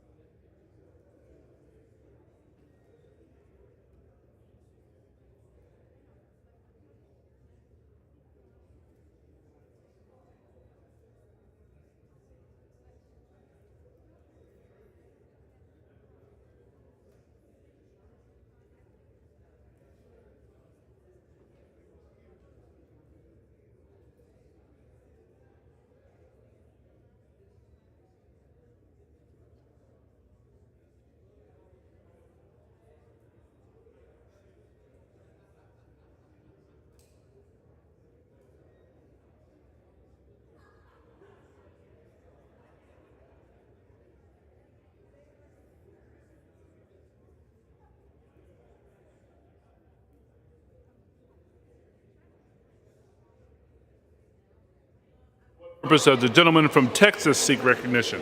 Mr. Speaker, as a member designated by Mr. John Carter of the great state of Texas, number 1 has that Mr. John Carter will vote yea on en bloc number 1. Boy, they quick.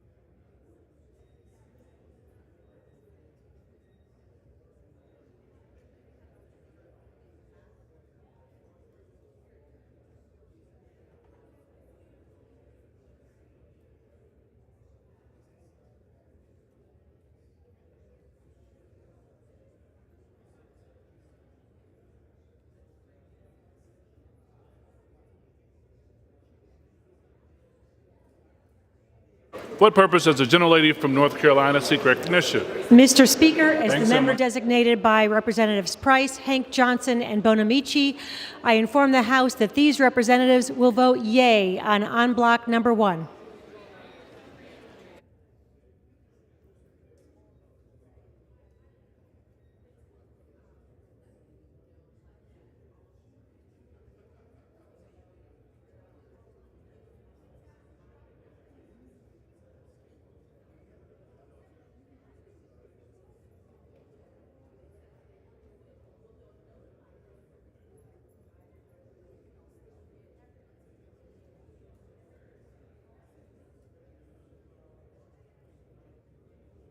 What purpose does the gentleman from California seek recognition? Mr. Speaker, as member designated by Congressmember Swalwell, Congressmember Bordeaux, Congressmember Costa, I inform the House that these members vote yes on the amendments in Block 1.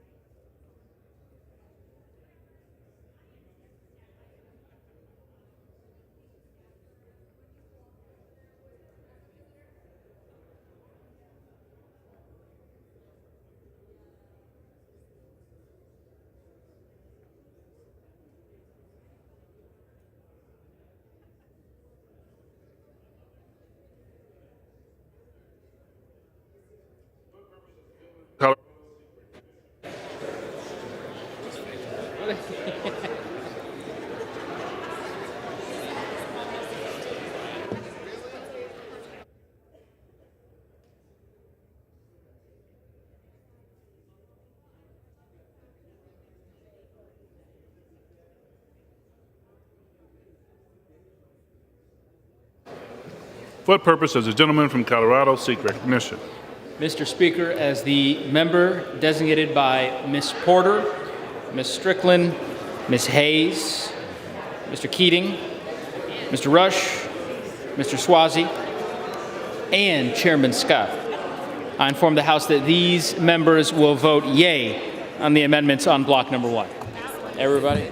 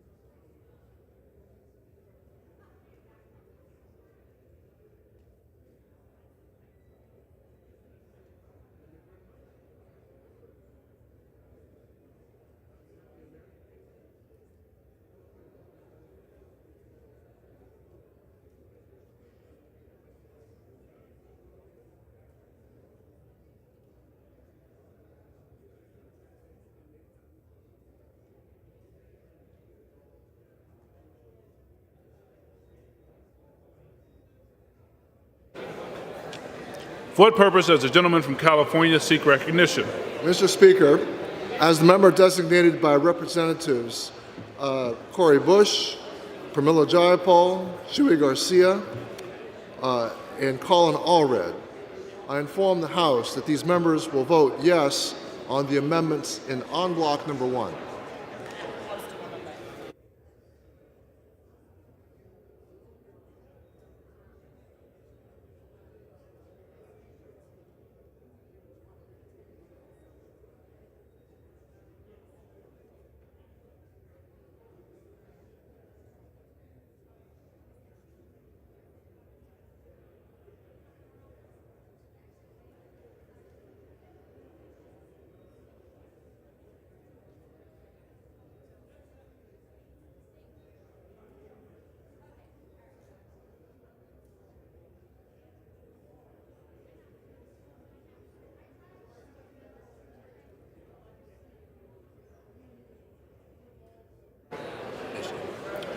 For what purpose does the gentlelady from Michigan seek recognition? Mr. Speaker, is the member designated by Miss Bernice Johnson of Texas and Miss Stansbury of New Mexico. I inform the House that these members will vote yes on the amendments en bloc number 1.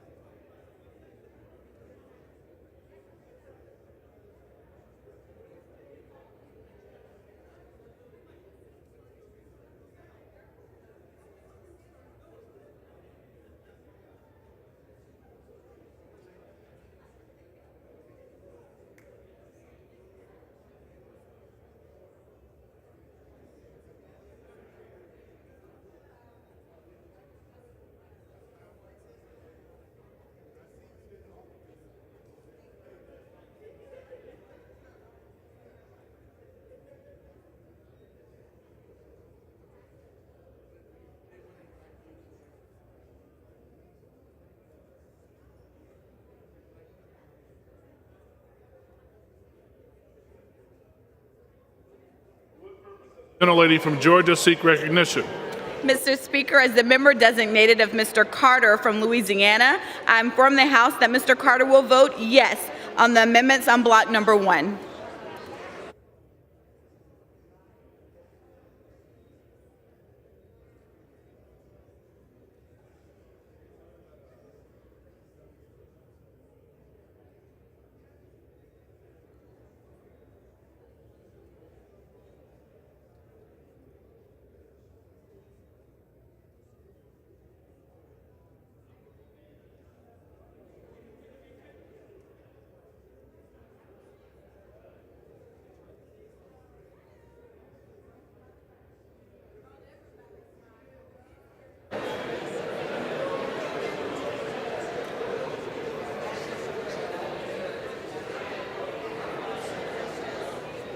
Got Tennessee on this side if he's ready. I can't believe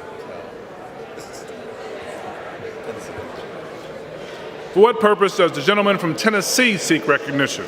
Mr. Speaker, as the member designated by Mr. Palazzo of Mississippi, Mr. Guest of Mississippi, and Mr. Long of Missouri, I inform the House that Mr. Palazzo, Mr. Guest, and Mr. Long all will vote yea on en bloc number 1. Thank you.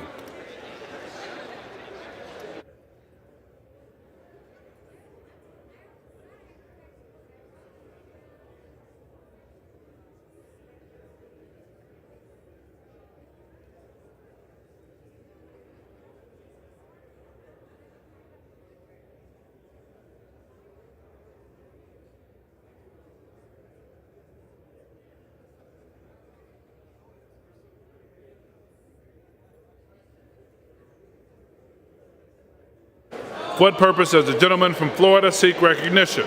Thank you, Mr. Speaker. As member designated by Ms. Salazar of Florida, I inform the House that Ms. Salazar will vote yes on en bloc number 1.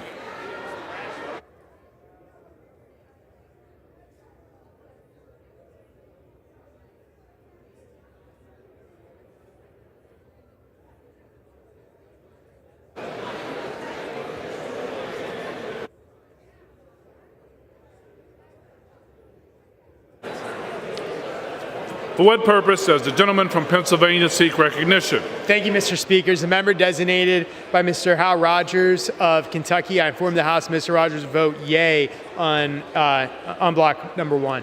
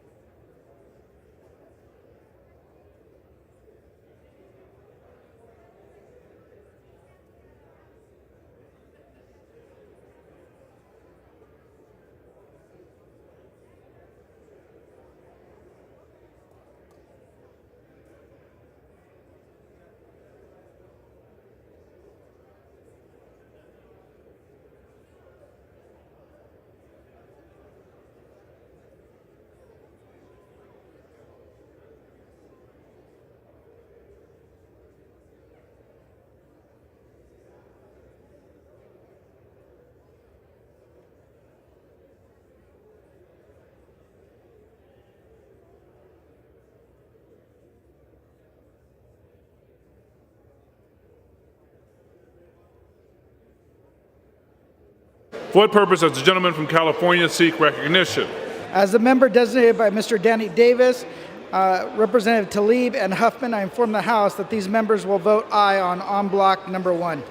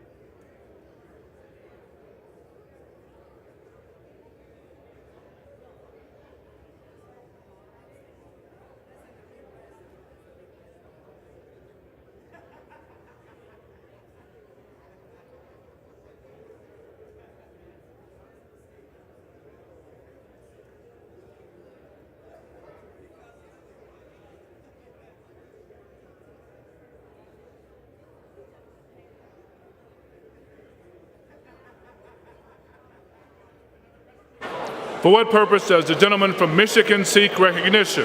Mr. Speaker, as the member designated by Mr. Rice of South Carolina, I inform the House Mr. Rice will vote yea on en bloc number 1, and as the member designated by Mr. Katko of New York, I inform the House Mr. Katko will vote yea on en bloc number 1.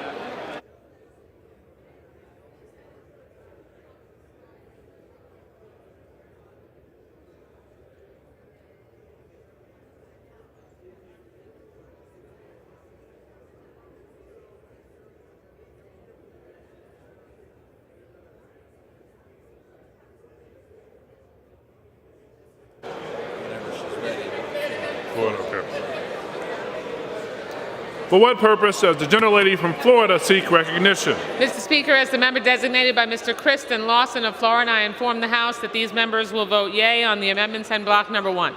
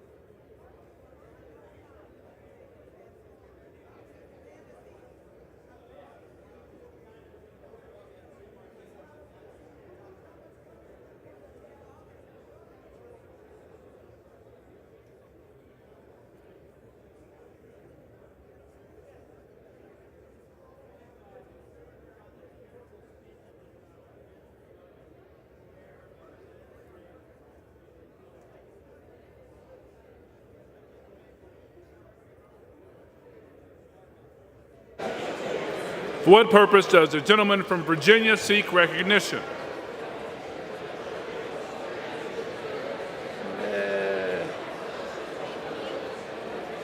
Mr. Speaker, as a member designated by Mr. Connolly, Ms. Moore, Ms. Newman, and Mr. DeSaulnier, I inform the House that these 5 members will vote yes on the amendments on block number 1.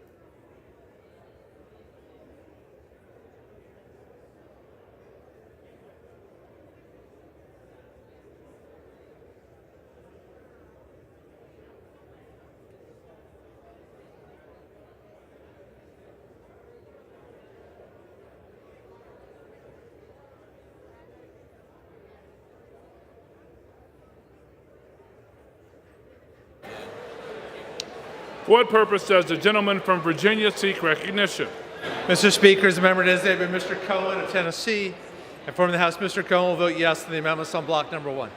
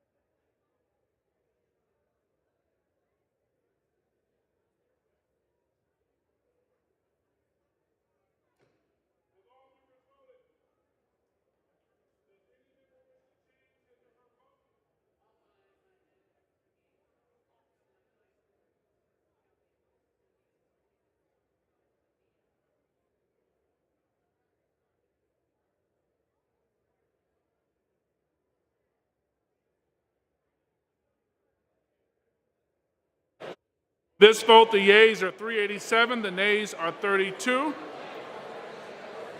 The amendments en bloc are adopted. Pursuant to Clause 8 of Rule 20, the unfinished business is the question on amendments en bloc, printed in Part E of House Report 117-381, offered by the gentleman from New Jersey, Mr. Pallone, on which further proceedings were postponed and on which the yeas and nays were ordered. The clerk will redesignate the amendments en bloc. On block number 2, consisting of amendments number 2, 3, 7, 11, 12, and 17, printed in Part E of House Report number 117-381, offered by Mr. Pallone of New Jersey. The question is on amendments en bloc offered by the gentleman from New Jersey. Members will record their vote by electronic device. This is a 5-minute vote.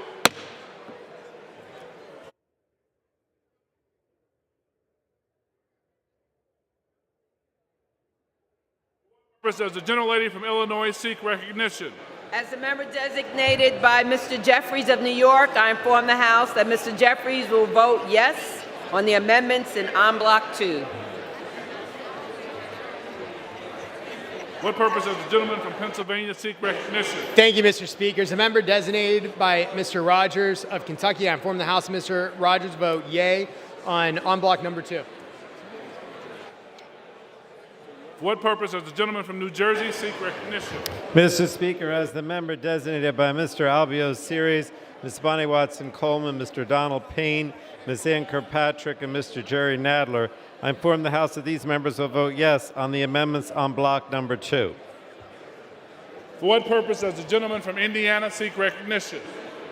Mr. Speaker, as the member designated by Mrs. Wodlowski from Indiana, pursuant to Resolution 8, I inform the House that Mrs. Wodlowski will vote yea on en bloc number 2.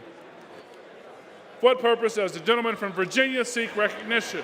Mr. Speaker, as member designated by Ms. Newman, Ms. Moore, Mr. Connolly, Mr. Cohen, and Mr. DeSaulnier, I inform the House that these 5 members will vote yes on the amendments en bloc number 2. For what purpose does the gentleman from Florida seek recognition? Thank you, Mr. Speaker. As the member designated by Ms. Salazar of Florida, I inform the House that Ms. Salazar will vote yes on en bloc number 2. For what purpose does the gentlelady from Florida seek recognition?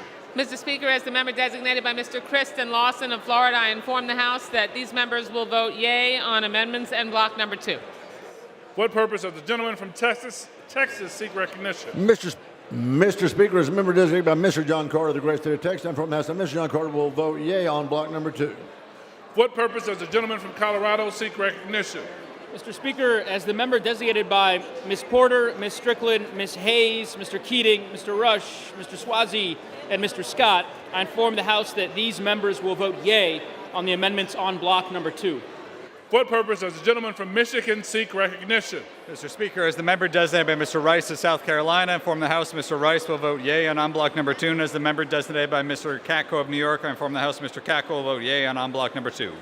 For what purpose does the gentlelady from North Carolina seek recognition? Mr. Speaker, as the member designated by Representatives Price, Hank Johnson, and Bonamici, I inform the House that these representatives will vote yea on the en bloc number 2. For what purpose does the gentleman from Tennessee seek recognition? Mr. Speaker, as the members designated by Mr. Guest of Mississippi, Mr. Palazzo of Mississippi, and Mr. Long of Missouri, I inform the House that Mr. Guest, Mr. Palazzo, and Mr. Long will all vote yea on en bloc number 2. Thank you. For what purpose does the gentlelady from Georgia seek recognition? Mr. Speaker, as the member designated of Mr. Carter from Louisiana, I inform the House that Mr. Carter will vote yes on the amendments on block number 2. For what purpose does the gentleman from California seek recognition? Mr. Speaker, as the member designated by Representatives Colin Allred, Shuey Garcia, Pramila Jayapal, and Cori Bush, I inform the House that these members will vote yes on the amendments in en bloc number 2.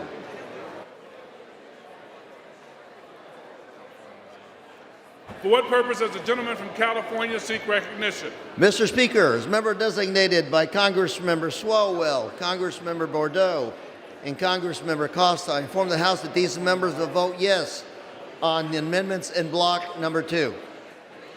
For what purpose does the gentleman from California seek recognition?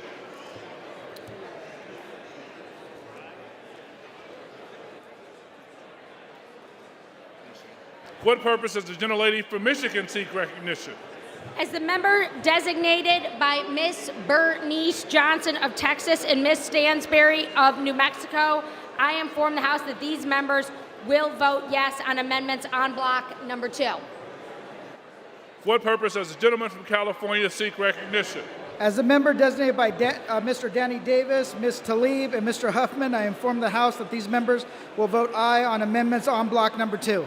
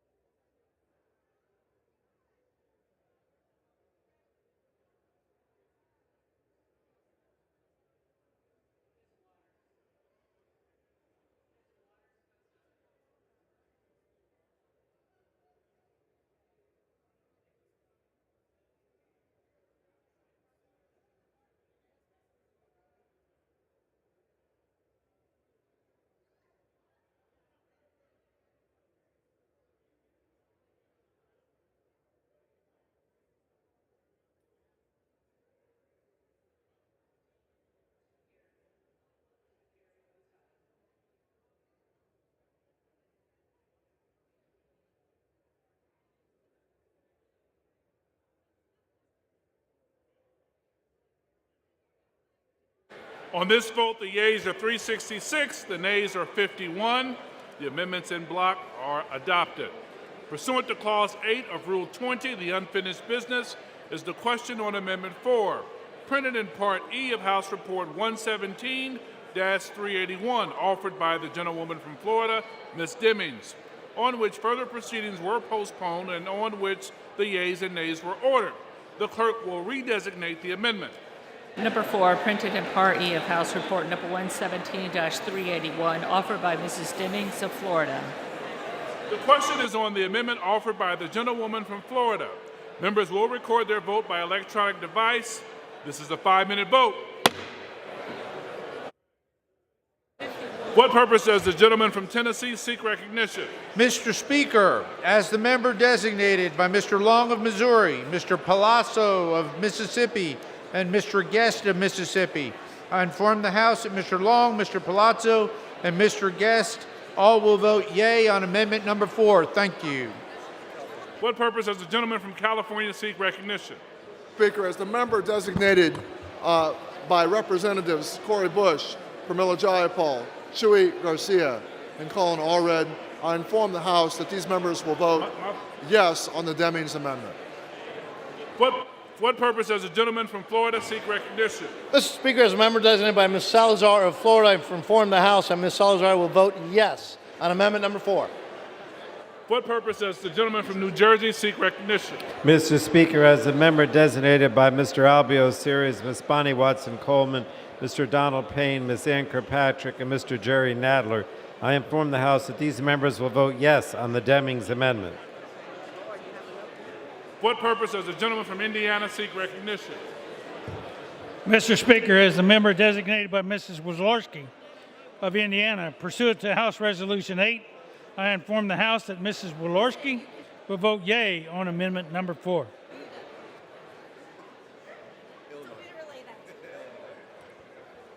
What purpose does the gentlelady from Illinois seek recognition? As the member designated by Mr. Jeffries of New York, I inform the House that Mr. Jeffries will vote yes on the Demings amendment.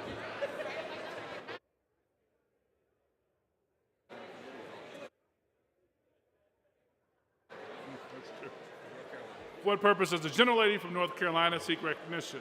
Mr. Speaker, as the member designated by Representatives Price, Hank Johnson, and Bonamici, I inform the House that these members will vote yea on the Demings Amendment, H.R. 7666.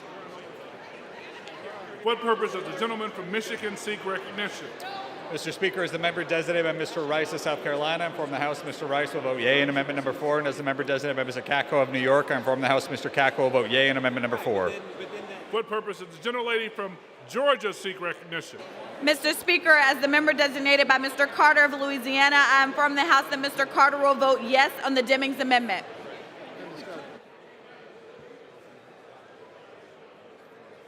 What purpose does the gentlelady from Florida seek recognition? Mr. Speaker, as the member designated by Mr. Kristen Lawson of Florida, I inform the House that these members will vote yea on the Demings amendment.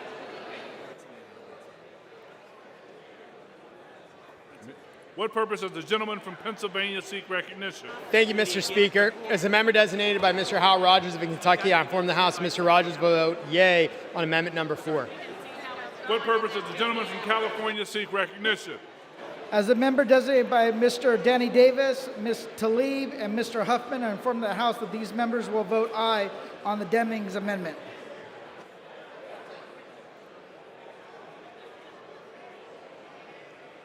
For what purpose does the gentlelady from Michigan seek recognition? As the member designated by Chairwoman Eddie Bernice Johnson of Texas and Congresswoman Stansberry, I inform the House that these members will vote yes on the Demings amendment. Does the gentleman from Michigan seek recognition? Virginia seek recognition. Mr. Speaker, as the member designated by Mr. Cohen, Mr. Connolly, Mr. DeSaulnier, Ms. Moore, and Ms. Newman, I inform the House these 5 members will vote yes on the Demings amendment. What purpose does the gentleman from California seek recognition? Mr. Speaker, as member designated by Congressmembers Swalwell, Bordeaux, and Costa, I inform the House that these members vote yes on the Demings amendment? For what purpose does the gentleman from Colorado seek recognition? Mr. Speaker, as the member designated by Ms. Porter, Ms. Strickland, Ms. Hayes, Mr. Keating, Mr. Rush, Mr. Swazi, Mr. Scott, and Mr. Gottheimer, I inform the House that these members will vote yea on the Demings amendment.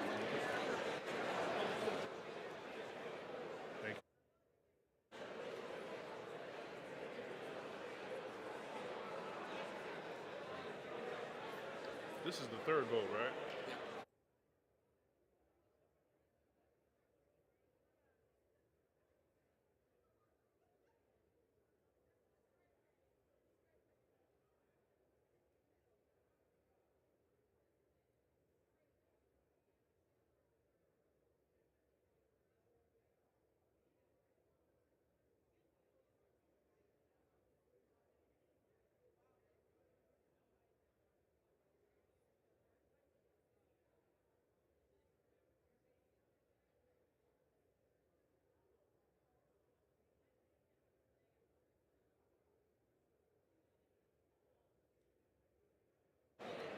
For what purpose does the gentlelady from Colorado seek recognition?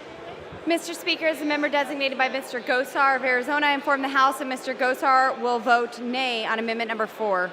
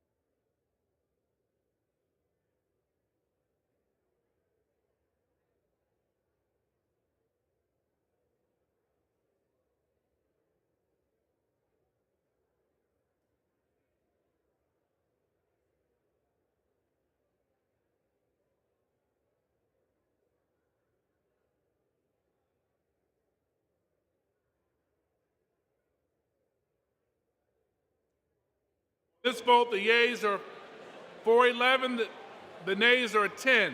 The amendment is adopted. Pursuant to Clause 8 of Rule 20, the unfinished business is the question on Amendment 6, printed in Part E of House Report 117-381, offered by the gentlewoman from Washington, Ms. Rogers, on which further proceedings were postponed and on which the yeas and nays were ordered. The clerk will redesignate the amendment. Amendment number 6, printed in Part E of House Report number 117-381, offered by Mrs. Rogers of Washington. The question is on the amendment offered by the gentlewoman from Washington. Members will record their vote by electronic device. This is a 5-minute vote.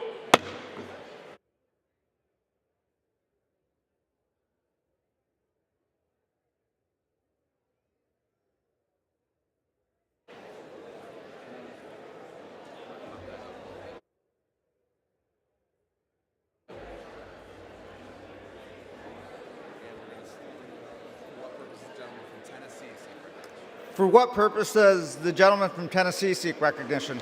Mr. Speaker, as the member designated by Mr. Palazzo of Mississippi, Mr. Guest of Mississippi, and Mr. Long of Missouri, I inform the House that Mr. Guest, Mr. Palazzo, and Mr. Long will all vote yea on amendment number 6. Thank you.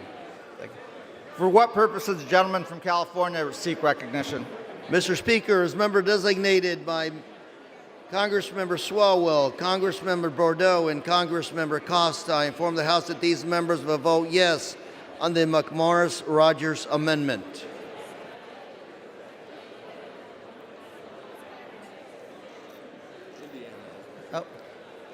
For what purpose does the gentleman from Indiana seek recognition?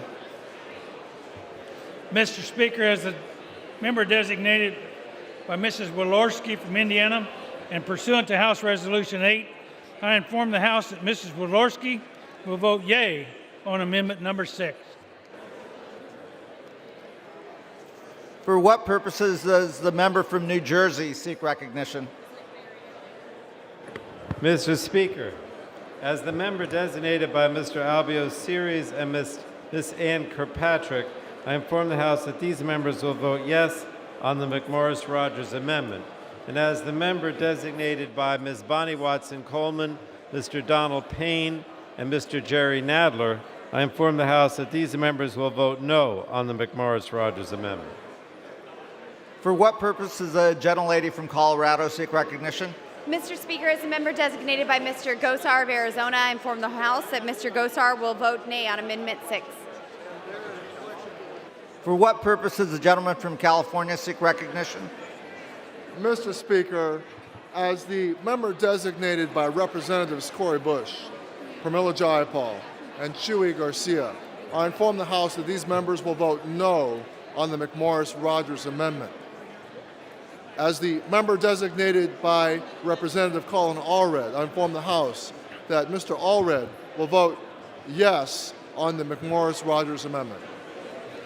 For what purpose does the gentleman from Pennsylvania seek recognition? Thank you, Mr. Speaker. As a member designated by Mr. Hal Rogers of Kentucky, I inform the House that Mr. Rogers will vote yea on amendment number 6. For what purpose does the gentlelady from North Carolina seek recognition? Mr. Speaker, as the member designated by Representatives Price, Hank Johnson, and Bonamici, I inform the House that these representatives will vote yea on H.R. 7666. For what purpose does the gentleman from Texas seek recognition? Speaker Bear, as a member designated by Mr. John Carter of the great state of Texas, I inform the House that Mr. John Carter will vote yea on amendment number 6. For what purpose does the gentleman from Virginia seek recognition? Mr. Speaker, as a member designated by Mr. Connolly and Mr. Cohen, I inform the House these members will vote yes on the McMorris-Rogers amendment. On behalf of the member designated by Ms. Newman, Ms. Moore, and Mr. DeSaulnier, I inform the House that these 3 members will vote no on the McMorris-Rogers amendment. For what purpose does the gentleman from Michigan seek recognition? Mr. Speaker, as a member designated by Mr. Katko of New York, I inform the House that Mr. Katko will vote yea on amendment number 6. And as a member designated by Mr. Rice of South Carolina, I inform the House Mr. Rice will vote yea on amendment number 6.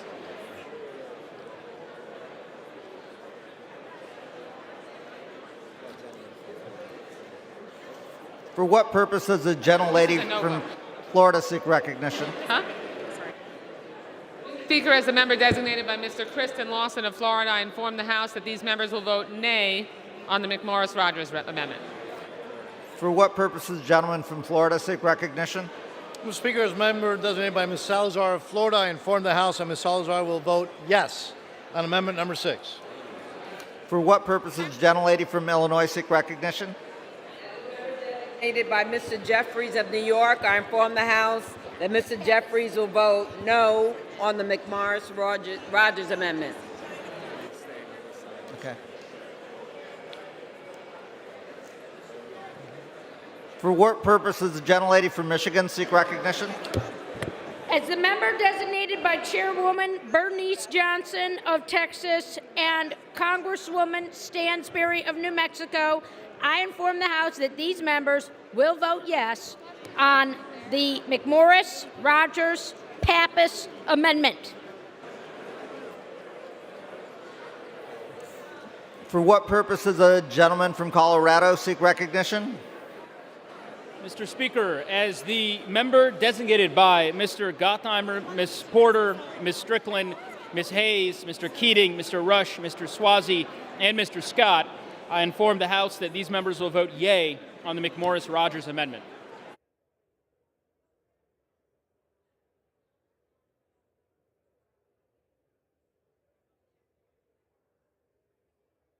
For what purpose does the gentlelady from Georgia seek recognition? Mr. Speaker, as the member designated of Mr. Carter of Louisiana, I inform the House that Mr. Carter will vote no on the McMorris-Rogers amendment.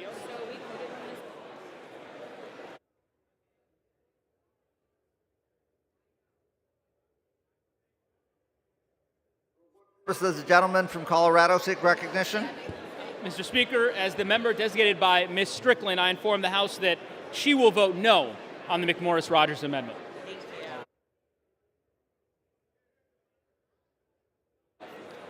For what purpose does the gentleman from California seek recognition? As the member designated by Mr. Danny Davis, Ms. Tlaib, and Mr. Huffman, I inform the House that these members will vote no on the McMorris-Rogers amendment. For what purpose does the gentlelady from Florida seek recognition?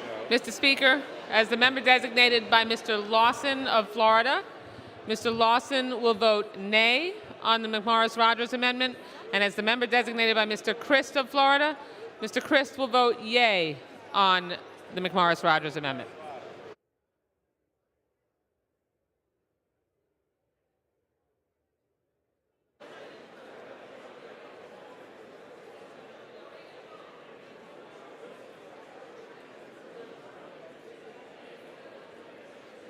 For what purpose does the gentlelady from Illinois seek recognition?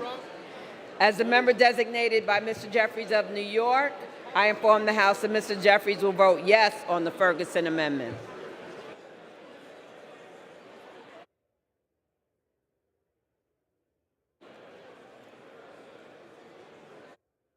For what purpose does the gentleman from Colorado seek recognition? Mr. Speaker, as the member designated by Ms. Hayes, I inform the House that she will vote no on the McMorris-Rogers amendment.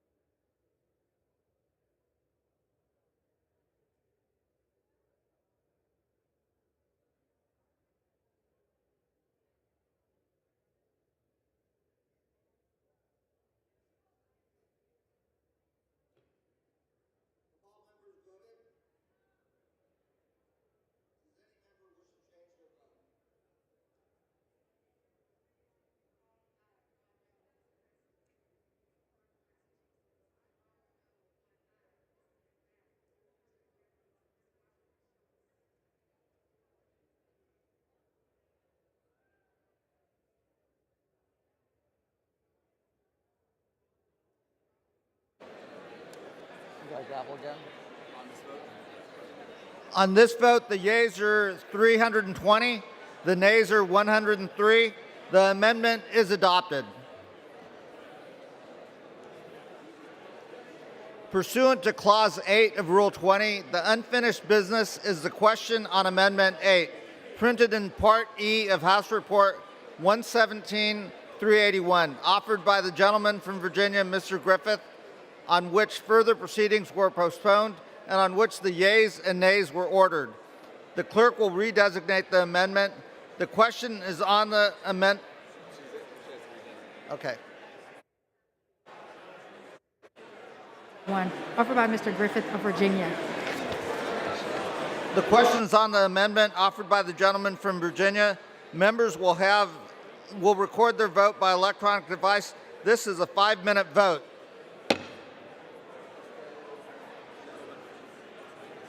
Pennsylvania. For what purpose does the gentleman from Pennsylvania rise? Thank you, Mr. Speaker. As a member designated by Mr. Hal Rogers of Kentucky, I inform the House that Mr. Rogers will vote yea on Amendment number 8. For what purpose does the gentlelady from Illinois seek recognition? As the member designated by Mr. Jeffries of New York, I inform the House that Mr. Jeffries will vote no on Griffith's amendment. For what purpose does the gentlelady from Colorado seek recognition? Mr. Speaker, as a member designated by Mr. Gosar of Arizona, I inform the House that Mr. Gosar will vote nay on Amendment 8. For what purpose does the gentleman from New Jersey seek recognition? Mr. Speaker, as a member designated by Mr. Albio Series, Ms. Bonnie Watson Coleman, Mr. Donald Payne, Ms. Ann Kirkpatrick, and Mr. Jerry Nadler, I inform the House that these members will vote no on the Griffith Amendment. For what purpose does the gentleman from Texas seek recognition? Mr. Speaker, as member designated by Mr. John Carter of the great state of Texas, I inform the House that Mr. John Carter will vote yea on amendment number 8. For what purpose? For what purpose does the gentlelady from North Carolina seek recognition? Mr. Speaker, as a member designated by Representatives Price, Hank Johnson, and Bonamici, I inform the House that these members will vote nay on the Griffith Amendment. For what purpose does the gentleman from Florida seek recognition? Thank you, Mr. Speaker. As the member designated by Ms. Salazar of Florida, I inform the House that Ms. Salazar will be voting yes on Amendment number 8. For what purpose does the gentleman from California seek recognition? Mr. Speaker, as a member designated by Representatives Cori Bush, Pramila Jayapal, Shuey Garcia, and Colin Allred, I inform the House that these members will vote no on the Griffith Amendment.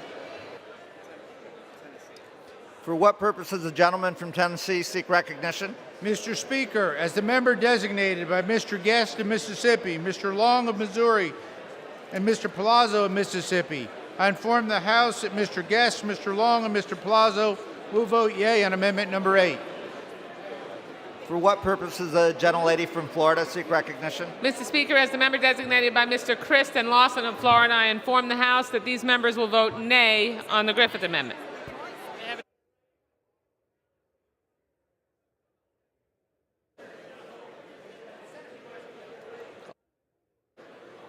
I'm waiting for him to get. For what purpose does the gentleman from Colorado seek recognition? Mr. Speaker, as the member designated by Mr. Gottheimer, Ms. Porter, Ms. Strickland, Ms. Hayes, Mr. Keating, Mr. Rush, Mr. Swazi, and Mr. Scott, I inform the House that these members will vote no on the Griffith Amendment. For what purpose does the gentleman from Indiana seek recognition? Mr. Speaker, as the member designated by Mrs. Wodlorski from Indiana, and pursuant to the House Resolution 8, I inform the House that Mrs. Wodlorski will vote yea on Amendment number 8. For what purpose does the gentleman from California seek recognition? As the member designated by Representatives Danny Davis, Tlaib, and Huffman, I inform the House that these members will vote no on the Griffith Amendment.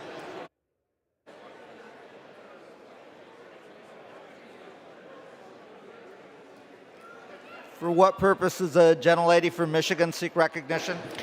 Mr. Speaker, as the member designated by Chair Bernice Johnson of Texas and Representative Stansberry of New Mexico, I inform the House that these members will vote no on the Griffith Amendment.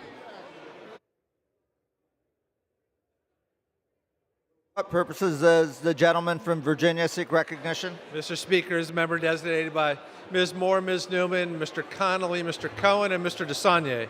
I inform the House that these 5 members will vote no on the Griffith Amendment.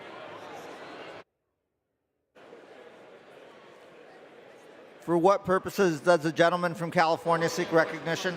Mr. Speaker, as member designated by Congress members Swalwell, Congressmember Bordeaux, and Congressmember Costa, I inform the House that these members will vote no on the Griffith Amendment. Does the gentlelady from Georgia seek recognition?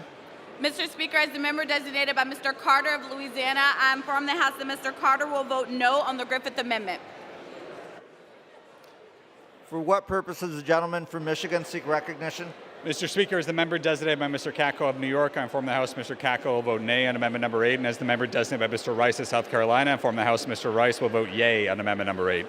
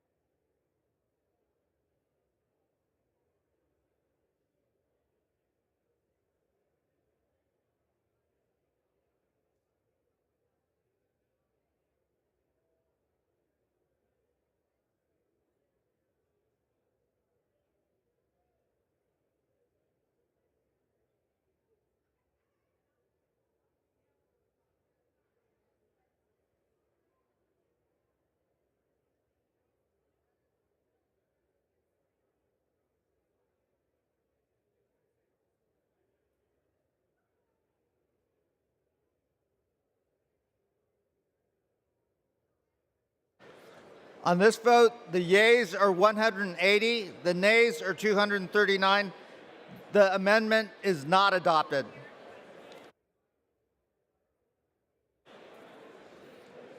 The previous question is ordered on the bill as amended.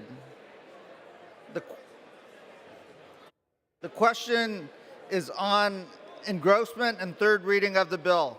Those in favor say aye. Those opposed say no. The ayes have it. Third reading. A bill to amend the Public Health Service Act to reauthorize certain programs relating to mental health and substance use disorders and for other purposes. The question is on passage of the bill. Those in favor say aye. Those opposed say no. The ayes have it. The bill. Mr. Speaker, Says the gentlelady from Washington seek recognition. I request the yeas and nays. Pursuant to Section 3 of House Resolution 8, the yeas and nays are ordered. Members will record their vote by electronic device. This is a 5-minute vote.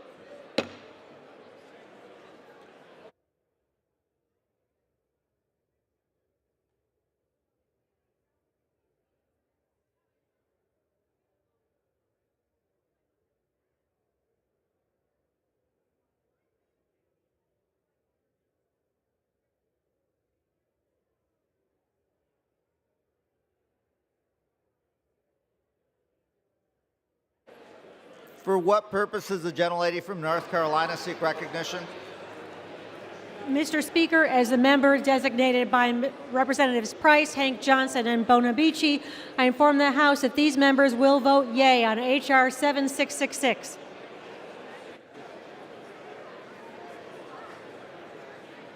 For what purpose does the gentleman from California seek recognition?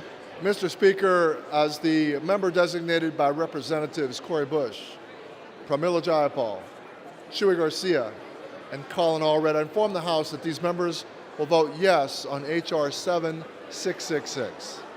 For what purposes the gentleman from Pennsylvania seek recognition? Thank you, Mr. Speaker. As a member designated by Mr. Hal Rogers of Kentucky, I inform the House that Mr. Rogers will vote yea on H.R. 7666. For what purposes the gentleman from New Jersey seek recognition? Mr. Speaker, as the member designated by Mr. Albio Series, Ms. Bonnie Watson Coleman, Mr. Donald Payne, Ms. Ann Kirkpatrick, and Mr. Jerry Nadler, I inform the House that these members will vote yes on H.R. 7666. For what purposes the gentleman from Tennessee seek recognition? Mr. Speaker, as the member designated by Mr. Guest of Mississippi, I inform the House that Mr. Guest will vote nay on H.R. 7666. Mr. Speaker, as the member designated by Mr. Palazzo and Mr. Long, I inform the House that Mr. Palazzo and Mr. Long will vote yea on H.R. 766. Thank you. For what purposes does the gentlelady from Illinois seek recognition? As the member designated by Mr. Jeffries of New York, I inform the House that Mr. Jeffries will vote yes on H.R. 7666. For what purposes does the gentleman from Indiana seek recognition? Mr. Speaker, as the member designated by Mrs. Walorski from Indiana and pursuant to House Resolution 8, I inform the House that Mrs. Walorski will vote yea on H.R. 7666. For what purposes does the gentleman from California seek recognition? As the member designated by Representatives Danny Davis, Tlaib, and Huffman, I inform the House that these members will vote aye on H.R. 7666. For what purposes does the gentlelady from Colorado seek recognition? Mr. Speaker, as a member designated by Mr. Gosar of Arizona, I inform the House that Mr. Gosar will vote nay on H.R. 7666. For what purposes does the gentlelady from Florida seek recognition? Mr. Speaker, as the member designated by Mr. Kristen Lawson of Florida, I inform the House that these members will vote yea on H.R. 7666. For what purposes does the gentleman from Michigan seek recognition? Mr. Speaker, as a member designated by Mr. Rice of South Carolina, I inform the House Mr. Rice will vote yea on H.R. 7666. And as the member designated by Mr. Katko of New York, I inform the House Mr. Katko will vote yea on H.R. 7666. For what purposes does the gentleman from Colorado seek recognition? Mr. Speaker, as the member designated by Mr. Gottheimer, Ms. Porter, Ms. Strickland, Ms. Hayes, Mr. Keating, Mr. Rush, Mr. Swazi, and Mr. Scott, I inform the House that these members will vote yea on H.R. 7676. For what purposes does the gentleman from Texas seek recognition? Speaker Barra, as the member designated by Mr. John Carter of the great state of Texas, I inform the House that Mr. John Carter will vote yea on H.R. 7666. For what purposes does the gentlelady from Michigan seek recognition? Mr. Speaker, as the member designated by Chairwoman Eddie Bernice Johnson of Texas and Representative Stansberry of New Mexico, I inform the House that these members will vote yes on H.R. 7666. For what purposes the gentleman from Florida seek recognition? Mr. Speaker, as a member designated by Ms. Salazar of Florida, I inform the House that Ms. Salazar will vote yes on H.R. 7666. For what purpose does the gentlelady from Georgia seek recognition? Mr. Speaker, as the member designated of Mr. Carter of Louisiana, I inform the House that Mr. Carter will vote yes on H.R. 7666.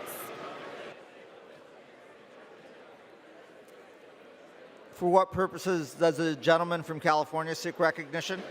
Mr. Speaker, as member designated by Congressmembers Swalwell, Bordeaux, and Costa, I inform the House that these members will vote yes on H.R. 7666.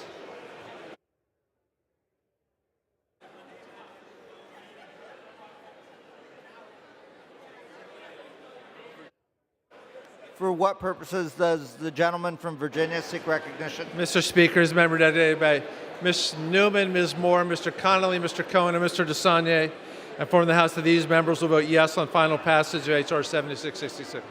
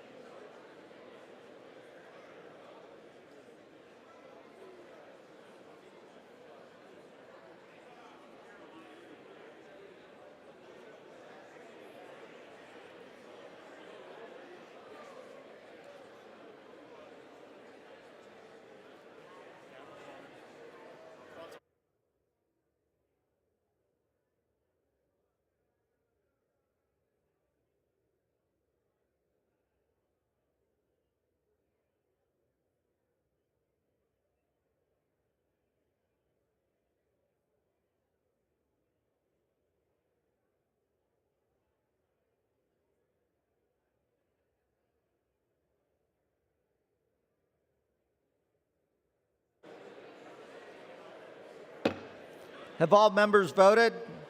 Does any member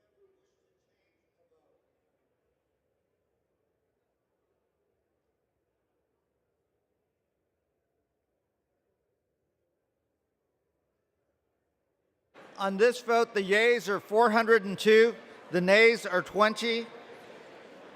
The bill is passed. Without objection, a motion to reconsider is laid on the table. Pursuant to Clause 1C of Rule 19, further consideration of H.R. 5585 will now resume. The clerk will report the title. Union Calendar Number 277, H.R. 5585, a bill to establish the Advanced Research Projects Agency Health and for other purposes. Pursuant to Clause 8 of Rule 20, the unfinished business is the vote on the amendment offered by the gentlewoman from California, Ms. Eshoo, on which the yeas and nays are ordered. The clerk will redesignate the amendment. Amendment number 1, printed in Part C of House Report number 117-381, offered by Ms. Eshoo of California. The question is on the amendment offered by the gentlewoman from California. Members will record their votes by electronic device. This is a 5-minute vote. For what purposes does the gentleman from Pennsylvania seek recognition? Thank you, Mr. Speaker. As a member designated by Mr. Hal Rogers, I inform of Kentucky, I inform the House that Mr. Rogers will vote yea on amendment number 1. For what purposes does the gentleman from New Jersey seek recognition? Mr. Speaker, as a member designated by Mr. Albio Series, Ms. Bonnie Watson Coleman, Mr. Donald Payne, Ms. Ann Kirkpatrick, and Mr. Jerry Nadler, I inform the House that these members will vote yes on the Eshoo amendment. For what purposes the gentleman from Florida seek recognition? Thank you, Mr. Speaker. As the member designated by Ms. Salazar of Florida, I inform the House that Ms. Salazar will vote yes on amendment number 1. For what purposes does the gentlelady from North Carolina seek recognition? Mr. Speaker, as the member designated by Representatives Price, Hank Johnson, and Bonamici, I inform the House that these members will vote yea on the Eshoo amendment. For what purposes the gentleman from Texas seek recognition? Speaker Barrow, as the member designated by Mr. John Carter of the great state of Texas, inform the House that Mr. John Carter will vote yea on amendment number 1. For what purposes the gentlelady from Illinois seek recognition? As a member designated by Mr. Jeffries of New York, I inform the House that Mr. Jeffries will vote yes on the Eshoo amendment. For what purposes the gentleman from Michigan seek recognition? Member designated by Mr. Rice of South Carolina, I inform the House Mr. Rice will vote yea on amendment number 1. As the member designated by Mr. Kako of New York, I inform the House Mr. Kako will vote yea on amendment number 1. For what purposes the gentlelady from Georgia seek recognition? Mr. Speaker, as the member designated by Mr. Carter of Louisiana, I inform the House that Mr. Carter will vote yes on the Eshoo amendment. For what purposes the gentleman from Tennessee seek recognition? Mr. Speaker, as the member designated by Mr. Guest of Mississippi, Mr. Palazzo of Mississippi, and Mr. Long of Missouri, I inform the House that Mr. Guest, Mr. Palazzo, and Mr. Long all will vote yea on amendment number 1. Thank you.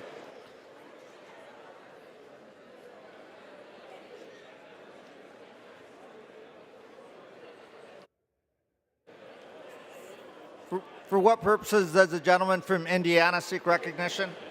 Mr. Speaker, as the member designated by Mrs. Wodlorski from Indiana and pursuant to House Resolution 8, I inform the House that Mrs. Wodlorski will vote yea on amendment number 1. For what purposes does the gentleman from California seek recognition? Mr. Speaker, as the member designated by Cori Bush, Representative Cori Bush, Representative Pramila Jayapal, Representative Chuy Garcia, and Representative Colin Allred, I inform the House that these members will vote yes on the Eshoo amendment. For what purposes does the gentlelady from Michigan seek recognition? As the member designated by Chair Eddie Bernice Johnson of Texas and Congresswoman Stansbury of New Mexico, I inform the House that these members will vote yes on the Eshoo amendment.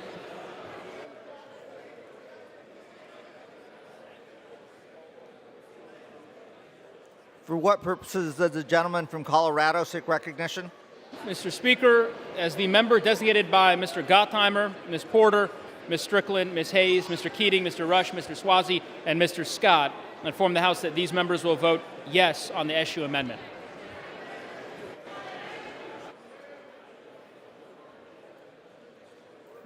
For what purposes does the gentleman from California seek recognition? As a member designated by Representative Danny Davis, Talib, and Huffman, I inform the House that these members will vote aye on the SU amendment. Does the gentlelady from Colorado seek recognition? Mr. Speaker, as a member designated by Mr. Gosar of Arizona, I inform the House that Mr. Gosar will vote nay on Amendment 1. For what purposes does the gentleman from California seek recognition? Mr. Speaker, as member designated by Congressmembers Swalwell, Bordeaux, and Costa, I inform the House that these members will vote yes on the SU amendment.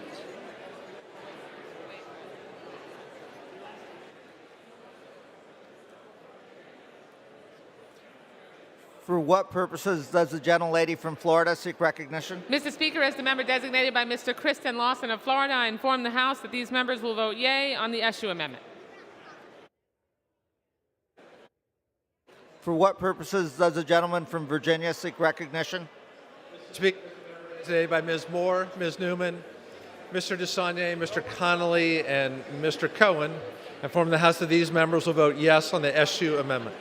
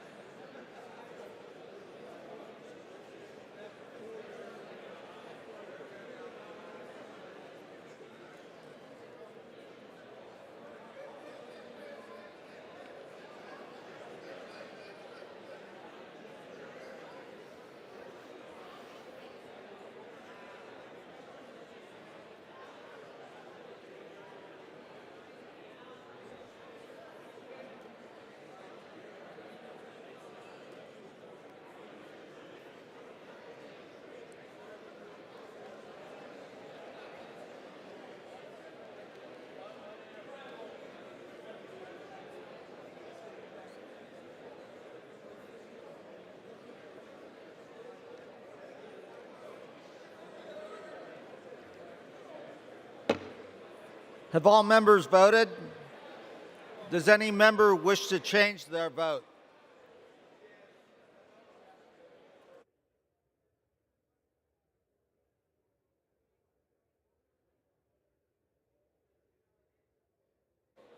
On this vote, the yeas are 381, the nays are 40. The amendment is adopted. The question is on endorsement and third reading of the bill.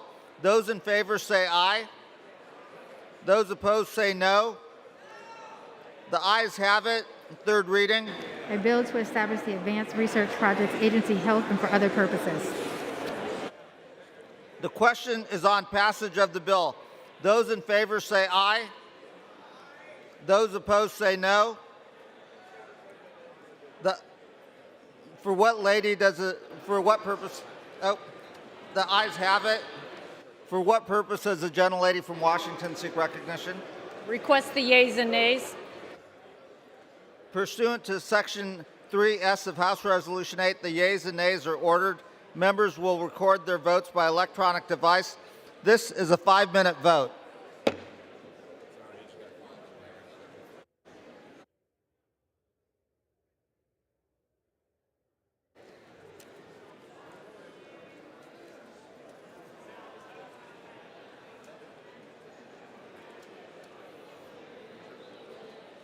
For what purpose does the gentleman from New Jersey seek recognition? Mr. Speaker, as the member designated by Mr. Albio Series, Ms. Bonnie Watson Coleman, Mr. Donald Payne, Ms. Ann Kirkpatrick, and Mr. Jerry Nadler, I inform the House that these members will vote yes on H.R. 5585. For what purpose does the gentleman from Michigan seek recognition? Mr. Speaker, as a member designated by Mr. Rice of South Carolina, I inform the House that Mr. Rice will vote yea on H.R. 5585, and as a member designated by Mr. Katko of New York, I inform the House that Mr. Katko will vote yea on H.R. 5585. For what purpose does the gentlelady from North Carolina seek recognition? Mr. Speaker, as the member designated by Representatives Price, Hank Johnson, and Bonamici, I inform the House that these members will vote yea on H.R. 5585. For what purpose does the gentleman from Pennsylvania seek recognition? Thank you, Mr. Speaker. As the member designated by Mr. Rogers of Kentucky, I inform the House that Mr. Rogers will vote no on H.R. 5585. For what purpose does the gentlelady from Michigan seek recognition? Mr. Speaker, as the member designated by Chair Eddie Bernice Johnson of Texas and Congresswoman Stansberry of New Mexico, I inform the House that these members will vote yes on H.R. 5585. For what purpose does the gentleman from Indiana seek recognition? Mr. Speaker, as the member designated by Mrs. Walorski from Indiana and pursuant to House Resolution 8, I inform the House that Mrs. Walorski will vote yea on H.R. 5585. For what purposes does the gentleman from California seek recognition? As the member designated by Danny Davis, Talib, and Huffman, I inform the House that these members will vote aye on H.R. 5585. For what purposes does the gentleman from Virginia seek recognition? Mr. Speaker, as the members designated by Ms. Newman, Ms. Moore, Mr. Connolly, Cohen, and DeSaulnier, inform the House that these members will vote yes on H.R. 5585. For what purposes does the gentleman from Florida seek recognition? Thank you, Mr. Speaker. As the member designated by Ms. Salazar of Florida, I inform the House that Ms. Salazar will vote yes on H.R. 5585. For what purpose does the gentleman from Tennessee seek recognition? Mr. Speaker, as the member designated by Mr. Palazzo of Mississippi and Mr. Long of Missouri, I inform the House that Mr. Palazzo and Mr. Long will both vote yes on H.R. 5585. And Mr. Speaker, as the member designated by Mr. Guest of Mississippi, I inform the House that Mr. Guest will vote nay on H.R. 5585. Thank you. For what purpose does the gentlelady from Illinois seek recognition? As member designated by Mr. Jeffries of New York, I inform the House that Mr. Jeffries will vote no on H.R. 5585. For what purpose does the gentlelady from Colorado seek recognition? Mr. Speaker, as a member designated by Mr. Gosar of Arizona, I inform the House that Mr. Gosar will vote nay on H.R. 5585. For what purpose does the gentlelady from Georgia seek recognition? Mr. Speaker, as the member designated of Mr. Carter of Louisiana, I inform the House that Mr. Carter will vote yes on H.R. 5585. For what purpose does the gentleman from Texas seek recognition? Speaker Bear, as the member designated by the great state of Texas, member John Carter, I inform the House that Mr. John Carter will vote yea on H.R. 5585. For what purpose does the gentleman from California seek recognition? Mr. Speaker, as a member designated by Representatives Pramila Jayapal, Chewy Garcia, Colin Allred, and Cori Bush, I inform the House that these members will vote yes on H.R. 5585. For what purpose does the gentlelady from Florida seek recognition? Mr. Speaker, as the member designated by Mr. Christ and Lawson of Florida, I inform the House that these members will vote yea on H.R. 5585.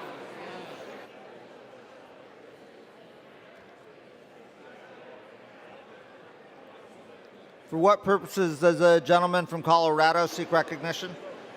Speaker Barra, as the member designated by Mr. Gottheimer, Ms. Porter, Ms. Strickland, Ms. Hayes, Mr. Keating, Mr. Rush, Mr. Swazi, and Mr. Scott, I inform the House that these 8 members will vote yea on H.R. 5585. For what purpose does the gentleman from Tennessee seek recognition? Mr. Speaker, as a member designated by Mr. Long of Missouri, I inform the House that Mr. Long will vote nay on H.R. 5585. Thank you. For what purpose does the gentleman from California seek recognition? Mr. Speaker, as member designated by Congress members Swalwell, Bardot, and Costa, I inform the House that these members will vote yes on H.R. 5585.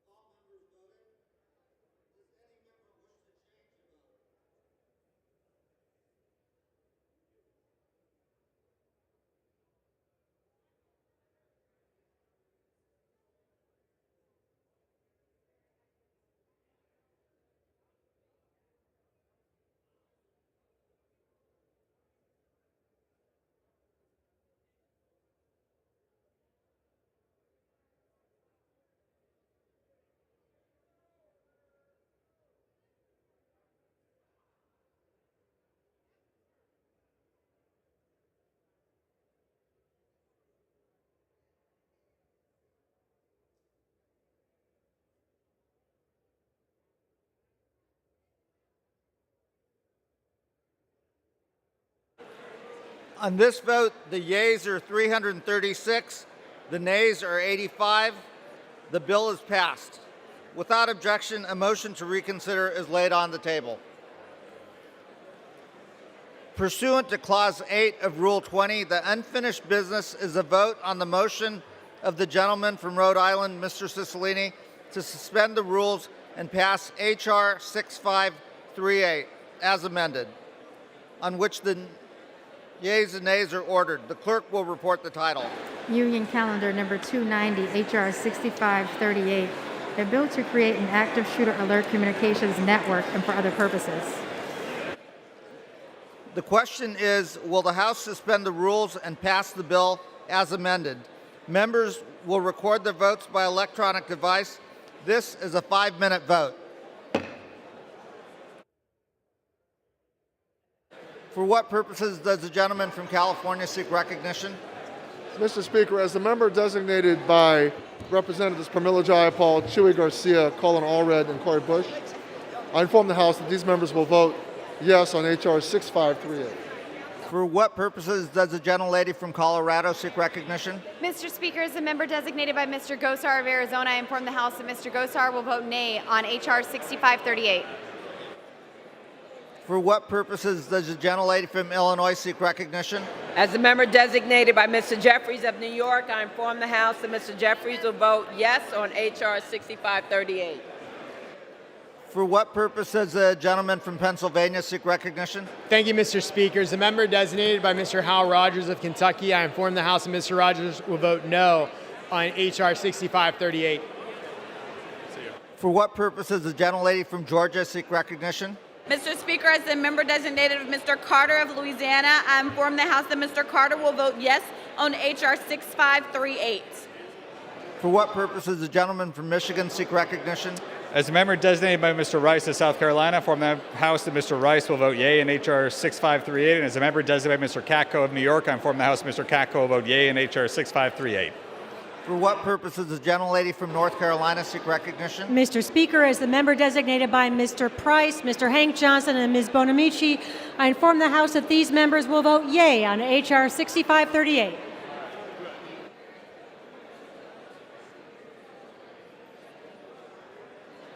For what purposes does the gentleman from California seek recognition?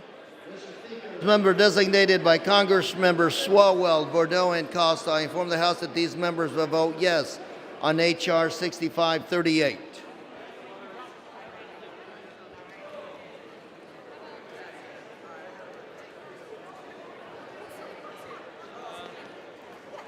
For what purposes does the gentleman from Colorado seek recognition? Mr. Speaker, as the member designated by Mr. Gottheimer, Ms. Porter, Ms. Strickland, Ms. Hayes, Mr. Keating, Mr. Rush, Mr. Swazi, and Mr. Scott, and in great gratitude to the Speaker for his work today, I inform the House that these members will vote aye on H.R. 6538. For what purpose does the gentleman from Tennessee seek recognition? Mr. Speaker, as the member designated by Mr. Guest of Mississippi, Mr. Palazzo of Mississippi, and Mr. Long of Missouri, I inform the House that Mr. Guest, Mr. Palazzo, and Mr. Long all will vote nay on H.R. 6538. Thank you. For what purpose does the gentleman from California seek recognition? As a member designated by Representatives Danny Davis, Tlaib, and Huffman, I inform the House that these members will vote aye on H.R. 6538. For what purpose does the gentleman from Indiana seek recognition? Mr. Speaker, as the member designated by Mrs. Walorski from Indiana and pursuant to House Resolution 8, I inform the House that Mrs. Walorski will vote no on H.R. 6538. For what purpose does the gentleman from New Jersey seek recognition? Mr. Speaker, as the member designated by Mr. Albio Series, Ms. Bonnie Watson Coleman, Mr. Donald Payne, Ms. Ann Kirkpatrick, and Mr. Jerry Nadler, I inform the House that these members will vote yes on H.R. 6538. For what purpose does the gentleman from Texas seek recognition? Mr. Speaker, as the member designated by John Carter of Texas, I inform the House that Mr. John Carter, on this last vote of the evening, H.R. 6538, will vote aye. For what purpose does the gentleman from Virginia seek recognition? Mr. Speaker, as a member designated by Ms. Moore, Ms. Newman, Mr. Cohen, Mr. Connolly, and Mr. DeSaulnier, I inform the House that these 5 members will vote yes on H.R. 6538.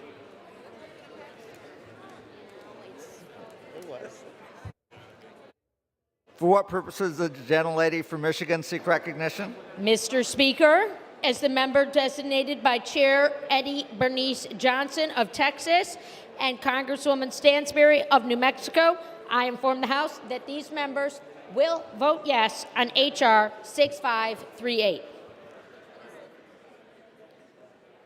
For what purpose does the gentlelady from Florida seek recognition? Mr. Speaker, as a member designated by Mr. Kristen Lawson of Florida, I inform the House that these members will vote yea on H.R. 6538.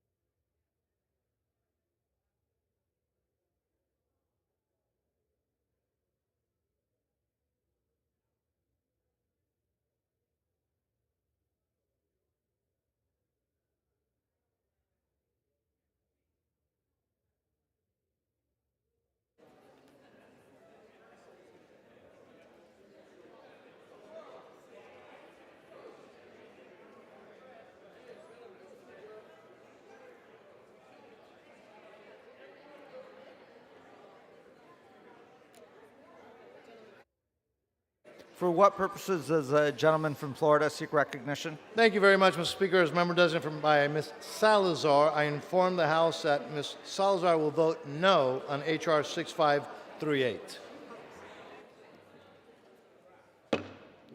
Have all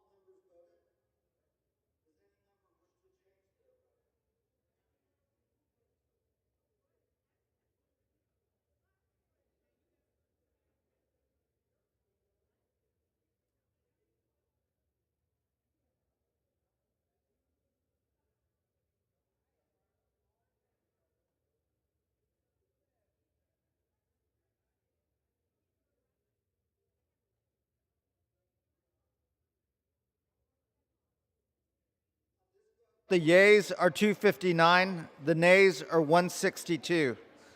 Two-thirds not being in the affirmative, the rules are not suspended and the bill is not passed. For what purpose does the gentleman from New Jersey seek recognition? Mr. Speaker, I ask unanimous consent that in the engrossment of H.R. 7666, the clerk be authorized to correct section numbers, punctuation, spelling, and cross-references, and to make such other technical and conforming changes as may be necessary to reflect the actions of the House. Objection.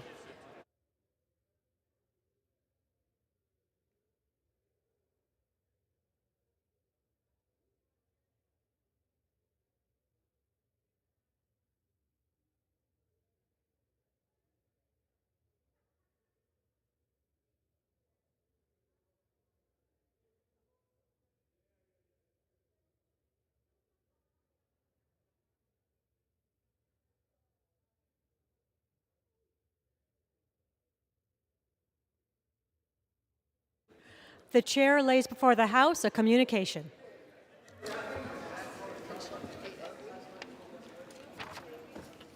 The Honorable, the Speaker, House of Representatives, Madam, I write to respectfully tender my resignation as member of the House Committee on the Budget. It has been an honor to serve in this capacity, and I fully endorse Congressman Blake Moore of Utah for this position. Signed sincerely, Trent Kelly, Member of Congress. Without objection, the resignation is accepted. Purpose, does the gentleman from Georgia seek recognition? Madam Speaker, by direction of the House Republican Conference, I send to the desk a privileged resolution and ask for its immediate consideration.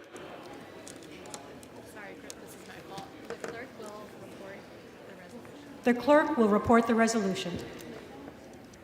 Resolved, House Resolution 1197. Resolved that the following named members be and are hereby elected to the following standing committees of the House of Representatives. Committee on Natural Resources, Ms. Conway.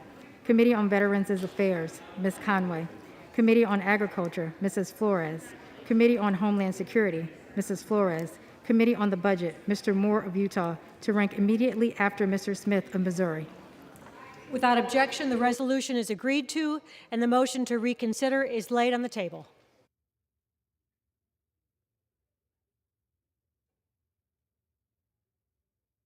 The chair will now entertain requests for 1-minute speeches.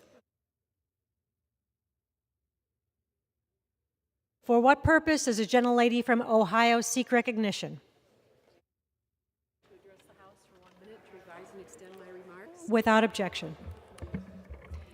Thank you, Madam Speaker. I rise today to applaud the passage of the Restoring Hope for Mental Health and Well-Being Act. Millions of Americans live with a very serious mental health or substance abuse disorder. We must recognize their plight as part and parcel of providing overall health. When we ignore the signs and symptoms of mental and substance abuse disorders, we are unable to attain the help that is available for millions, but help is available. Now, thanks to this legislation, we will ensure more people have access to quality, affordable behavioral health care by increasing resources for proper diagnosis and recovery services, telehealth, mental health screening, suicide prevention.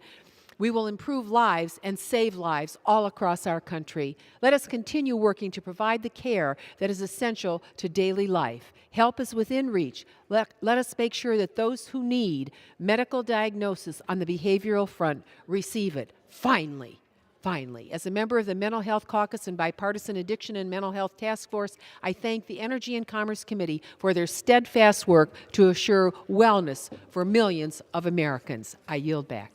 For what purpose does the gentleman from Pennsylvania seek recognition?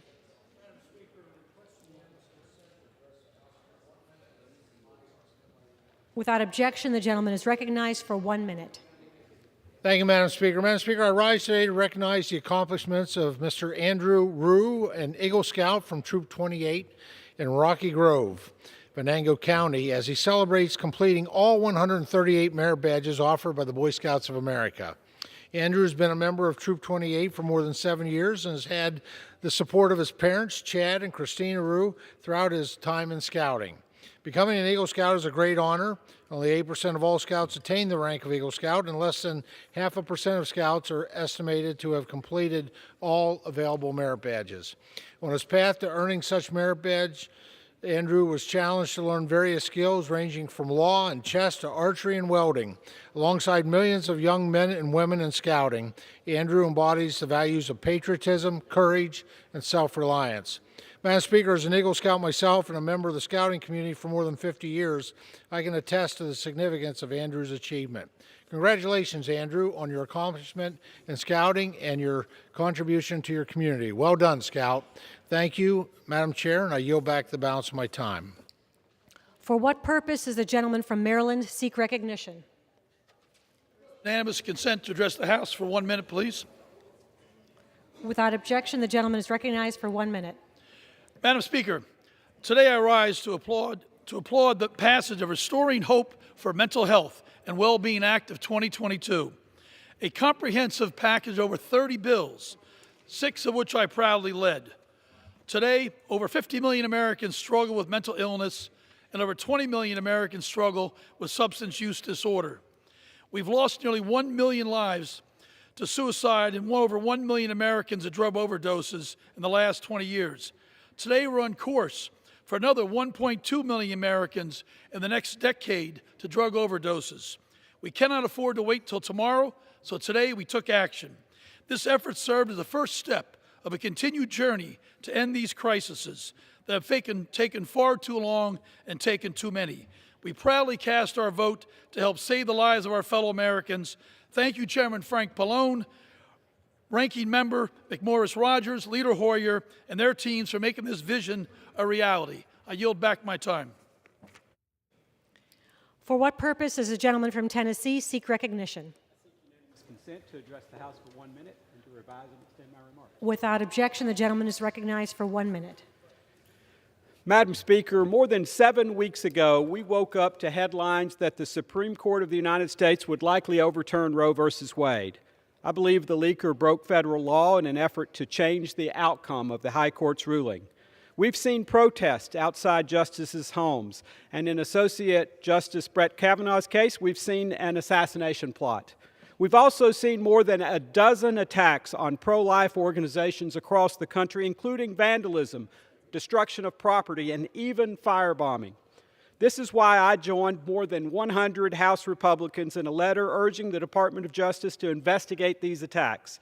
They not only deserve to be a top priority for the DOJ, but we believe they should be investigated as instances of domestic terrorism. We must make it clear that we are a nation of laws, never mob rule. Thank you, Madam Chairman, and I yield back. For what purpose does the gentleman from New Hampshire seek recognition? 1 minute. Without objection, the gentleman is recognized for 1 minute. Thank you, Madam Speaker. I rise today to mark the 50th anniversary of the Pell Grant program. Programs like Pell help break down long-standing, often systemic barriers to education so that everyone has the chance to reach their full potential.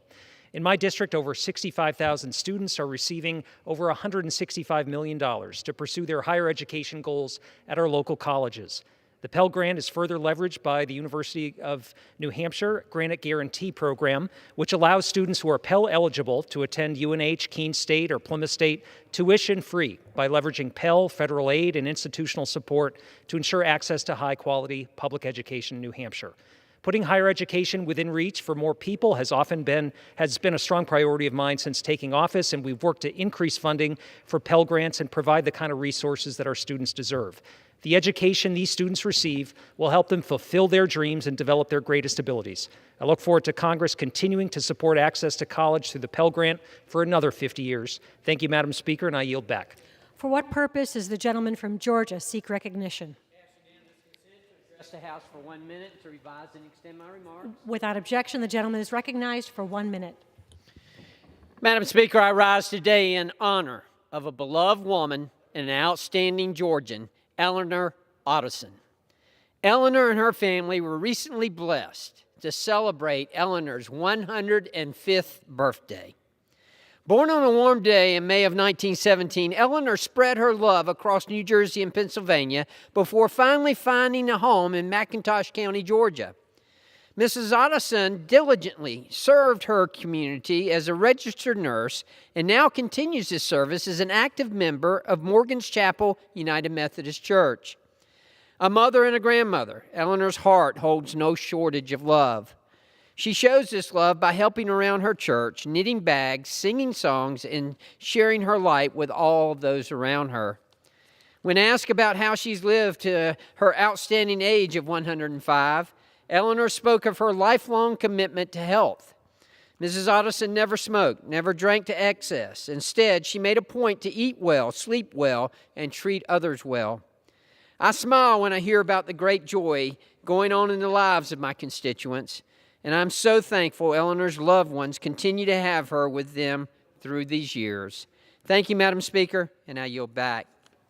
For what purpose does the gentlewoman from North Carolina seek recognition? To revise and extend my remarks. The gentlewoman is recognized for 1 minute. Mr. Speaker, 50 years ago, Congress launched the Pell Grant program to provide direct financial aid to low-income students to increase access to higher education.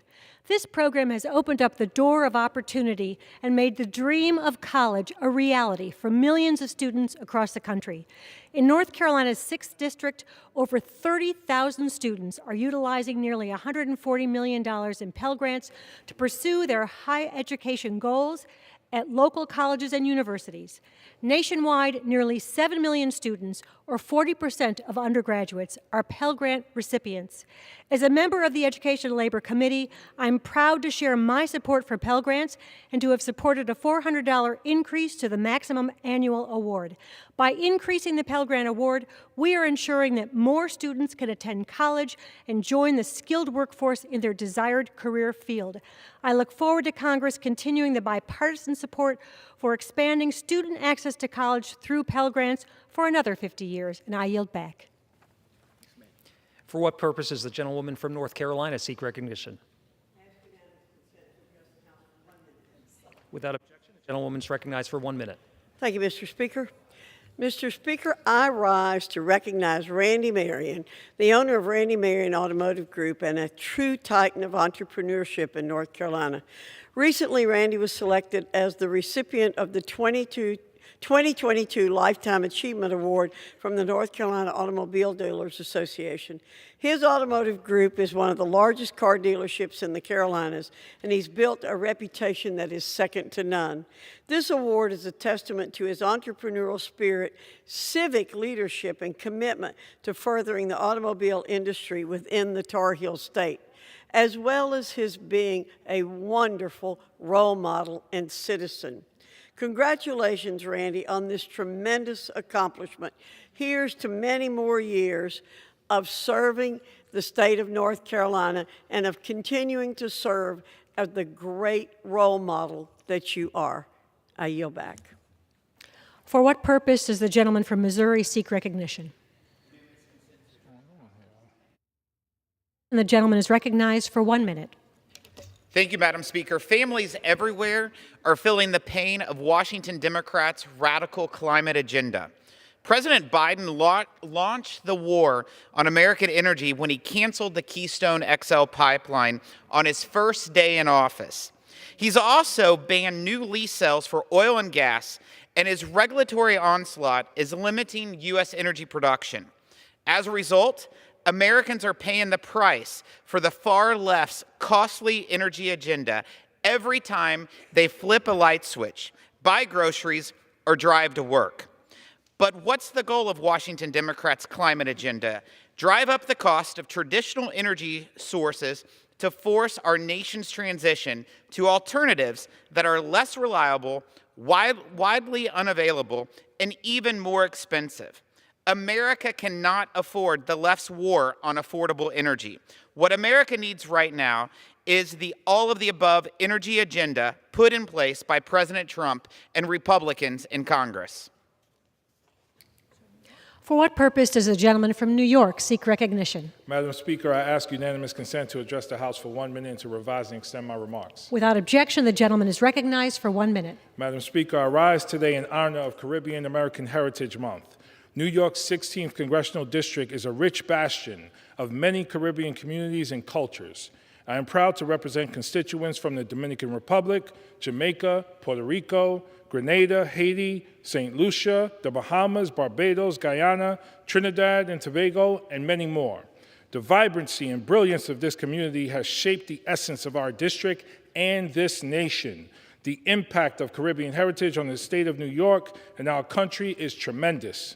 I'd like to specifically recognize the impact of 3 organizations that celebrate Caribbean culture in our district: the All Islands Association, the Jamaican Progressive League, and the Dominican Cultural Association of Yonkers have been critical in empowering neighbors and delivering critical resources and services.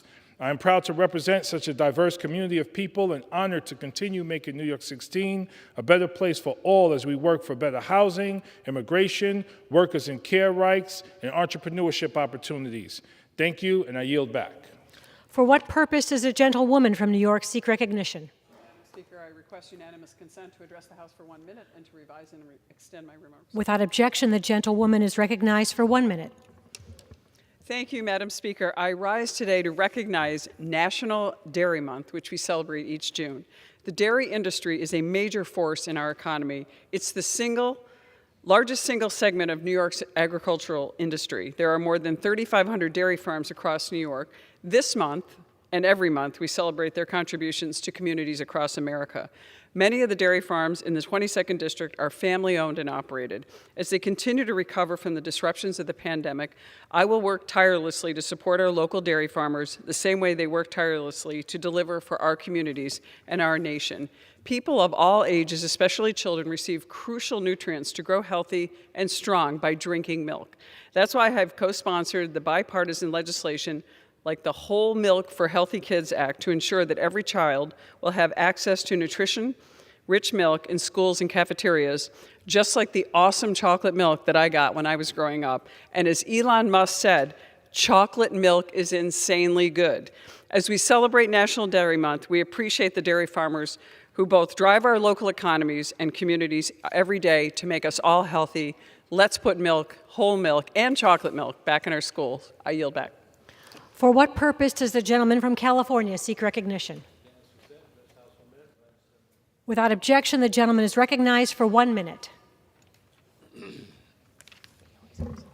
Thank you, Madam Speaker. According to a new whistleblower report, OSHA had reports of health and safety problems at the Michigan baby formula plant all the way back in February of 2021. That's a year before the plant was indefinitely shut down by FDA and well over a year before the Biden administration even acknowledged it. The administration knew for at least months, if not well over a year, that this crisis would happen with the shortages, but they failed to act because they didn't consider it a top-level crisis. Now, over 70% of the nation's baby formula is out of stock. In what universe is that not a top-level crisis? How is it possible our FDA is so incompetent they sat idle for 14 months, knowing well that American babies and families would suffer shortages? How inept is the administration? They would have to admit about this knowing crisis for months, but have ignored it. How cruel is the Biden administration that while American parents desperately search for formula for their babies, the administration is taking it right off the shelves and shipping it down to the border. Even the Biden administration deal with the Abbott plant to restart production will take 6 to 8 weeks to put it back on the shelves. People can't wait that long.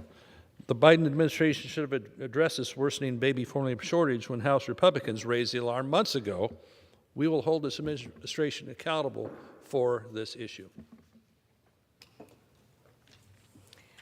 Under the Speaker's announced policy of January 4th, 2021, the gentleman from Rhode Island, Mr. Cicilline, is recognized for 60 minutes as the designee of the Majority Leader. Madam Speaker, I ask unanimous consent that all members have 5 legislative days to revise and extend their remarks and include extraneous material on the subject of my special order. Without objection.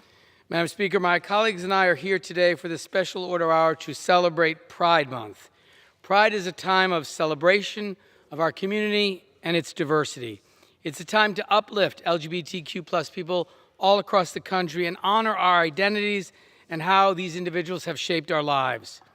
Pride is also a time of action. 53 years ago, LGBTQ+ patrons fought back against discrimination and police harassment at New York's Stonewall Inn. Now we need to harness that same strength and determination to fight back against state legislatures' attacks against our community, especially trans and non-binary kids. For every person able to celebrate Pride Month, there are others who are struggling.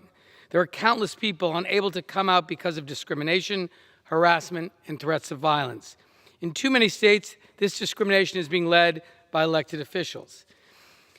Here in Congress, the Congressional LGBTQ+ Equality Caucus fights every day so that all people, regardless of sexual orientation or gender identity, can live their lives openly and have every opportunity to be successful and to lead happy lives. I'm proud to have introduced the Equality Act along with every single member of the Democratic Caucus as co-sponsors to ensure that LGBTQ+ people are protected from discrimination in key areas of life, and also introduced the Global Respect Act to deny visas to those who commit gross human rights abuses against members of the LGBTQ+ community around the world. Both of these bills passed the House with bipartisan support, and I urge the Senate to quickly do the same and advance LGBTQ+ equality both at home and abroad. As chair of the Equality Caucus, I will never stop fighting so that all LGBTQ+ people, no matter where they live or how they identify, can live their lives openly with the full protection of our federal laws. We've made important progress this Congress. In addition to passing several LGBTQ+ bills through the House, 2 key caucus priority bills have also become law. H.R. 49 to designate the Pulse nightclub as a national memorial, and S. 937, which included the Jabari Hire No Hate Act, which provides for grants to improve data collection of hate crimes, including hate crimes motivated by sexual orientation or gender identity, and grants for states to create hotlines to assist victims of hate crimes. I'm so grateful we have a devoted ally to the LGBTQ+ community in the White House who signed both of these bills into law. President Biden has been a champion for our community, and just last week he signed an executive order advancing LGBTQI+ equality during Pride Month. This executive order aligns with the goals of numerous bills introduced by Equality Caucus members. But we're not done fighting for LGBTQ+ equality. Later this week, we'll be voting on the LGBTQI Data Inclusion Act to ensure federal surveys collect information on the LGBTQI+ community. We know better data leads to better policies, and this bill will ensure that we have the data we need to draft the best solutions to address the needs of our community. It's been an especially difficult year for our community, particularly for transgender and non-binary youth who are under attack across the country. Please know that the Congressional LGBTQ+ Equality Caucus and I will never stop fighting for you. You deserve to live your lives openly, free from discrimination or harassment, and to have every opportunity to succeed as your non-LGBTQ+ peers. This Pride Month, we have to all commit to fighting for true equality for every single person in our country, no matter where they live, no matter their gender identity or sexual orientation.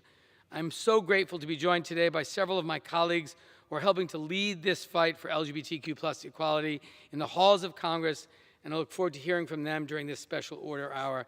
And I want to again extend a happy Pride to everyone. It is now my great pleasure to yield to my friend from the Commonwealth of Massachusetts, a member of the Equality Caucus, a strong advocate for the LGBTQ+ community, who took time out of a markup to be sure that he could be part of this special order hour, and for that we're incredibly grateful. I yield now to Congressman Seth Moulton.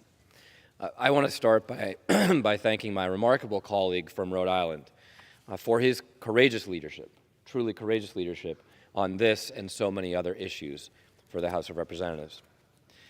I rise today to celebrate and honor, excuse me, the LGBTQ+, the markup's rough on the voice, my apologies.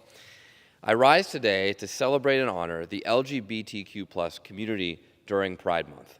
As we uplift this diverse and resilient community, I'd like to use my time to spotlight the unique challenges faced by 2 important groups, LGBTQ+ youth and LGBTQ+ veterans.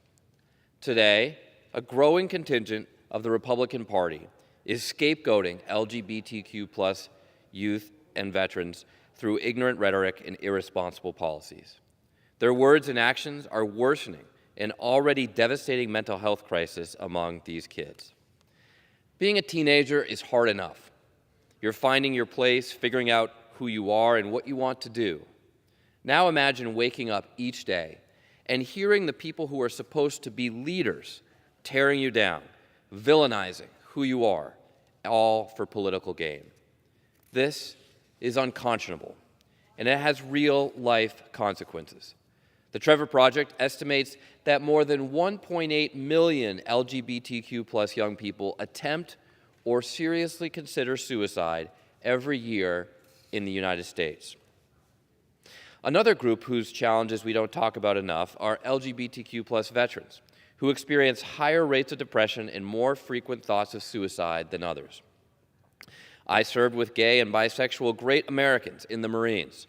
For years, under Don't Ask, Don't Tell, one of my very good friends, Joe, kept the fact that he is gay hidden so that he could put his life on the line for our country in Iraq.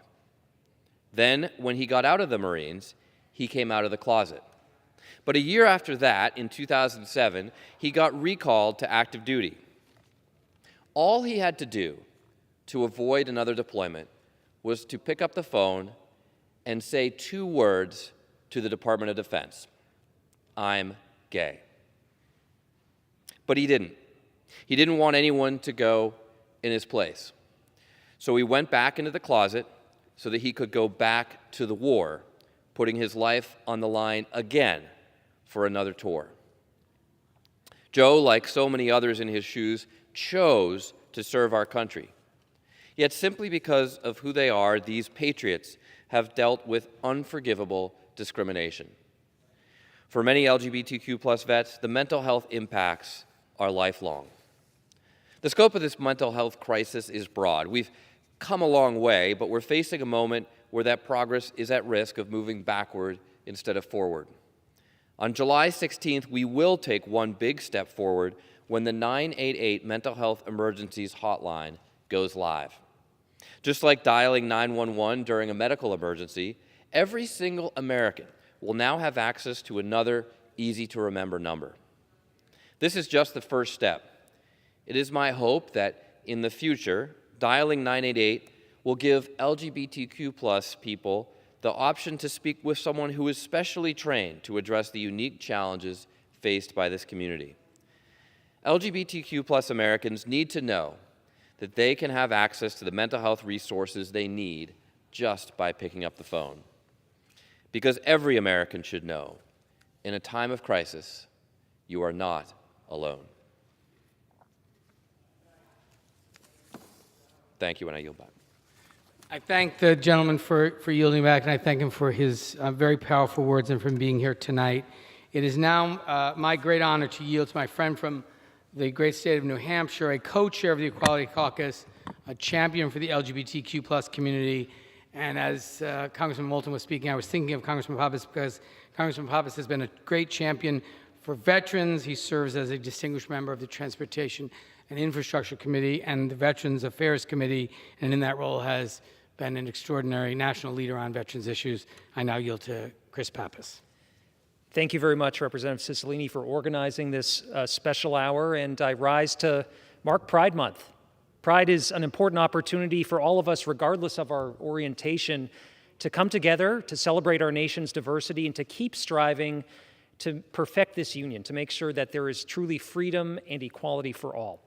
As a gay person growing up in New Hampshire, it wasn't always easy for me to see a path forward and to know that there would be a place for me in my community, but I'm really fortunate that my family and my community welcomed me for who I am. And I couldn't be more proud today to be able to serve them in Congress and to continue this fight for equality. All people deserve to live their lives as their true selves, without fear of harassment, discrimination, violence, or imprisonment. But we know many LGBTQ Americans don't have the same legal protections that are guaranteed to others. No one should be a second-class citizen in this country, and they shouldn't be a second-class citizen anywhere in the world just for being LGBTQ. Unfortunately, we know that far too many people face violence and persecution just for being who they are. In Afghanistan today, LGBTQ people have been harassed, attacked, and sexually assaulted due to their orientation and gender identity. I called for the State Department to allow LGBTQ Afghans to access the U.S. Refugee Admissions Program to help them ensure that they could find safety because of Taliban rule, which we know now threatens LGBTQ individuals with the prospect of a violent death. Russia, which has banned same-sex marriage, recently shut down the country's main LGBTQ+ organization, and there are reports that Russia plans to target the community in Ukraine during its invasion. As we speak, we know Brittany Griner, who's an openly gay WNBA player, remains wrongfully detained by Russian authorities. It should concern us all that an American has been wrongfully detained abroad in any circumstance, but that's made even more troubling by the fact that Russia's laws don't accommodate and protect the community, and we've seen a recent uptick in vigilante violence against LGBTQ+ individuals in that country. In our own country, we still haven't yet banned the use of the so-called gay panic or trans panic defenses in federal court that can be used to actually blame victims of violence for the violence that's committed against them. I've introduced legislation in Congress to ban these so-called defenses, and it's time to get it done. They legitimize homophobia and transphobia that leads to violence against LGBTQ+ people, and we must end their use. We see too much homophobia and transphobia that has no place in America today. Last year in my home state of New Hampshire, a man was punched in the face in downtown Manchester just by holding hands with his boyfriend walking downtown. His assailant later told investigators that he didn't approve of homosexuality. This happened in my community in 2021. And just last year, we saw transphobic attacks in the neighboring town of Derry that caused a community event to have to be moved to a different venue for safety reasons. This is just not the New Hampshire way, and it's not the American way, and it shows that we have work to do at all levels to combat this. So I hope that people out there who fear for their safety know that there are LGBTQ plus individuals who are fighting for them in the U.S. House of Representatives and lots of policymakers who are allies working to ensure that you can live your lives free of harassment, discrimination, and violence. We've got to pass the Equality Act to ensure that all Americans can live free from discrimination, and to send the unequivocal message that every LGBTQ plus American and their families matter. Doing so will give full legal protection to all Americans regardless of who they are or whom they love. This legislation is crucial. And it's especially crucial as we see what the Supreme Court is poised to do, on the verge of overturning landmark precedent and rolling back the fundamental right to privacy in this country. I know these challenges can seem daunting. We do feel that there's an uneven march toward progress where sometimes we take a couple steps forward and then we see a step backward. I remember my first speech on the floor of the New Hampshire House of Representatives in my early 20s. We were fighting against a bill that just would have prohibited or would have prevented New Hampshire from recognizing same-sex marriages performed in Massachusetts. We were fighting against that legislation. We lost the fight. We came up short. But in just a matter of a few years, we saw civil unions and then same-sex marriage approved legislatively, signed by our governor into law in New Hampshire, because those elected officials were reflecting the will of the people and recognizing that the country is changing and moving forward and that our laws need to catch up. So Pride Month is a time to rededicate ourselves to the fight that we still need to win. And we move forward by promoting equality because it's important to lift each other up. It's important to ensure that everyone can live openly as their true self. So to everyone who's out there, no matter your sexual orientation or gender identity, your profession, or where you call home, you should be proud of who you are. And this is how we're going to continue to change this country for the better, move forward, and ensure that everyone is included. So thank you, Representative Cicilline, and I yield back. Thank you so much, Congressman Pappas, for your powerful words and for your leadership and the example you set. Madam Speaker, I now would like to yield to another co-chair of the Equality Caucus, an extraordinarily distinguished member of the Financial Services and Homeland Security Committees, and someone who, though he's very young, has throughout his entire life been a great inspiration to young LGBTQ Americans and continues that great tradition as a member of Congress, Richie Torres of New York. Thank you, Mr. Speaker. I'm proud to be a gay man in Congress. You know, I stand here as living proof that the long arc of history bends toward LGBTQ equality.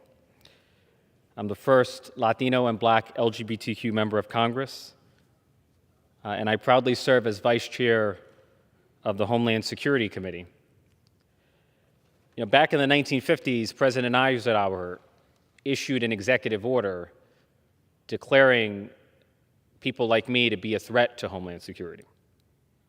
And out of his executive order came the Lavender Scare, the systematic purge of gay people from the ranks of federal employment. And so the LGBTQ experience in America is as much about pain as it is about pride. We've seen the lives and livelihoods of untold numbers of people who have been ravaged by homophobia. And I wish to speak about one of those people, Walter Jenkins, who served honorably during the Johnson administration in a time of national turmoil, only to have his brilliant career cut short by homophobia. On October 15, 1964, a columnist named William White wrote a tribute to Mr. Jenkins. And it was so poignantly and elegantly written that it bears reading on the House floor. And so read I will. The title is A Graveyard Marked Despair. A human tragedy of measureless pathos, a tragedy to tear the heart as few things have ever done in my 50-odd years of rather urgent living, is the story of Walter Jenkins. It is too early to say what effects there may be from Jenkins' resignation as one of the special White House assistants in dreadful circumstances involving his arrest on disorderly conduct charges.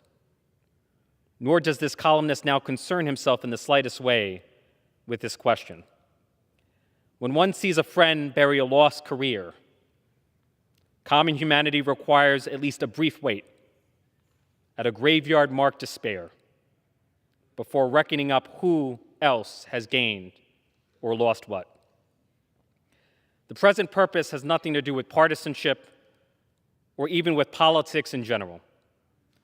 It is simply to stand as a human being with Walter Jenkins, to make one man's testimony to Walter Jenkins in an hour for him and his wife and his 6 children of a sorrow and horror that has come to few even in the harsh profession to which he has given his life.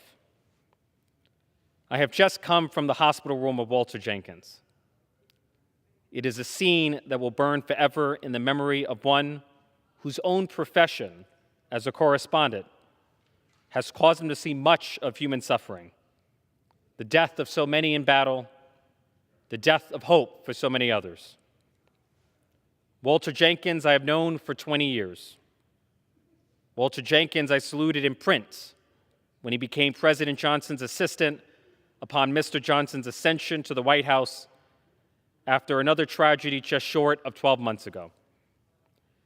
I said then of Walter Jenkins that he was one of the most honorable, most conscientious, and most truly moral men I ever know. I repeat this statement today, every one of it. For the Walter Jenkins I now see in this time of trouble is a Walter Jenkins broken at last under the terrible pressures it has been my sad lot to observe in life. I do not know what in this shattered state he may have done or not done. I have not asked him, and I do not intend to ask him. But this I do know, if I have any human judgment at all. Here is a man long suffering from combat fatigue as surely as any man ever suffered in battle. And of that kind of combat fatigue I have seen plenty, too. At the hospital I told this to his doctor. The doctor replied softly, "Yes, you are right, except that for this kind of combat fatigue, they give no medals." When President Johnson came to power in a frightened and divided nation, suffering the shock of the assassination of John F. Kennedy, he put all his enormous heart and energies into reuniting this nation and keeping its ancient institution going on levelly and unafraid. So did Walter Jenkins, to the last extent of his own talents and his own strength. It was not easy for any of the Johnson people. They had their sophisticated sniping detractors behind their backs within the Democratic Party, as well as in front of them among their natural and proper Republican opposition. Jenkins became, next to the president himself, the chief whipping boy, totally dedicated, tolerant, and forgiving beyond ready belief. He patiently worked his 15-hour day, his 7-day week, while the biters bit and bit and bit at him. As month after month wore on, Jenkins developed a red and frightening flush that told even a layman of a dangerously high blood pressure. But like the president, he never called for either the medic or the chaplain, as they used to say in the Army. There was work to be done, and for at least 15 years, long before the White House days, he had worked far too hard. Finally, he reached that point of utter physical and nervous and emotional exhaustion, which will at the end, break any man of any size. So now he is broken. So now they say this and that of him. But the actions, actual or only alleged, true or trumped up, of men broken in battle are not held against them by civilized men. So there is at least this to say. For 46 years, Walter Jenkins has lived a life of decency, of high public service, of courage, of honor, and devotion. If there has in fact been a slip, it has not been from the true Walter Jenkins. It has been from the shattered man, the man who has known no rest, but now must have to rest to regain his true self. Let he who wishes cast the first stone. But any man who tries to make capital of this man's tragedy will forever lessen himself in the eyes of a judgment that is infinitely more important than a mere political judgment, the judgment of decent humankind. And I yield back. I thank the gentleman for his words and for the example he set. And I now, Madam Speaker, would like to yield to my friend from Michigan, a member of the Equality Caucus and an incredibly strong advocate for the LGBTQ plus community, a co-sponsor of the Equality Act and a co-sponsor of every single piece of legislation that has come to the floor of consequence to our community. We are delighted she's joined us for the special order, our Congresswoman Haley Stevens. Madam Speaker, it's a profound honor to be the Congresswoman from Oakland County standing here this evening with my colleagues from the Equality Caucus recognizing and celebrating Pride Month. Gay rights, non-binary rights, lesbian rights, trans student rights, bisexual rights. You are seen, you are loved, and you belong. We say rights because your rights are indeed human rights. Gay rights are human rights, and human rights are gay rights.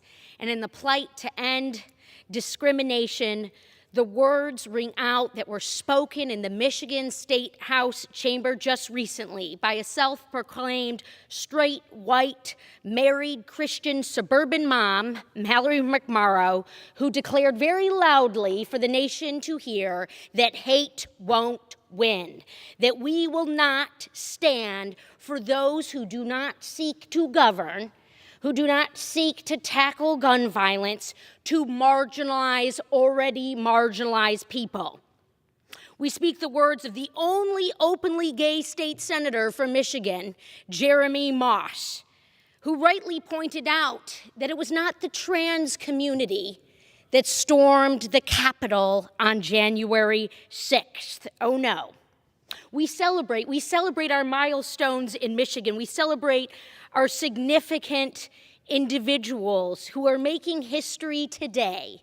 My friend Amanda Shelton, running to be the first lesbian to serve on the Oakland County Circuit Court, joining our first openly gay Oakland County Circuit Commissioner, Judge Jake Cunningham. We have Dana Nessel, our Attorney General, the first openly gay statewide elected individual. In my own office, we have John Martin as head of the LGBTQ Staff Association, hailing from Grosse Pointe, serving in my office. Pride Month is a proclamation. It is a self-affirmation. It is a bolstering of our friends in the LGBTQ community, and is a bolstering of a movement we are still pushing for. Yes, it is joy. Yes, it is love. Yes, it is the declaration that love will be louder than your hate. We celebrate Pride, and I invite all of you to join us in Michigan to do so, because no Pride event is bigger or bolder than the place that I call home, whether we're marching in Detroit or marching in Ferndale, where people are free to be themselves. Ferndale, Michigan, the home of affirmations. decades and decades of LGBTQ rights right here in Oakland County, Michigan. From Oakland County to the halls of Congress, I speak these words. Harvey Milk reminds us, it takes no compromise to give people their rights. It takes no money to respect the individual. It takes no money to end political division and to give people freedom. And it certainly takes no survey to remove repression. And it takes Pride Month to love louder. It takes Pride Month to remind us how we will overcome. It takes Pride Month to remind and to push to end harassment and discrimination that, yes, have seeped into these halls of the Congress. We're on the Education and Labor Committee. I had to take a committee vote to vote no because a colleague who I serve with and vote with here said that if we're going to do mental health on college campuses, we should strip the protections for the LGBTQ community. That took place in the year 2022. But our love is louder this Pride Month. Our love is certainly louder and ringing with my friend Congressman Cicilline through his great leadership in Rhode Island, through my friend Chris Pappas in New Hampshire, through my friend Richie Torres from New York, history makers in their own right. Troy Perry, the Reverend, the Lord is my shepherd, and he certainly knows I am gay. Together, we celebrate, we recognize, we overcome, and we continue in the pursuit for gay rights in this country. Thank you, and I yield back. Thank the gentlelady for her words and her tremendous support of the LGBTQ plus community. And now at this time, Madam Speaker, I yield to my friend from Texas, a member of the Equality Caucus, a strong and consistent advocate for the LGBTQ plus community, the lead sponsor of the House LGBTQIA plus Pride Month resolution for many, many years, a great champion for our community, Congressman Al Green.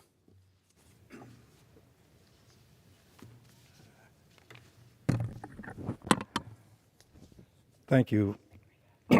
Thank you, Madam Speaker, for the time, and I thank my friend and colleague, Mr. Cicilline, for the opportunity.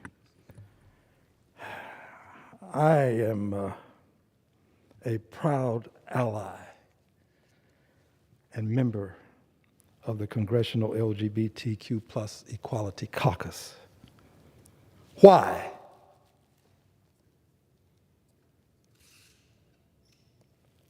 I'd like to share a brief vignette. When I was a much younger person, I had a friend whose name was Glenn.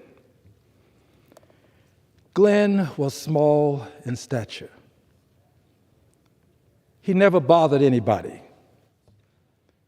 He was friendly, gregarious, very much outgoing.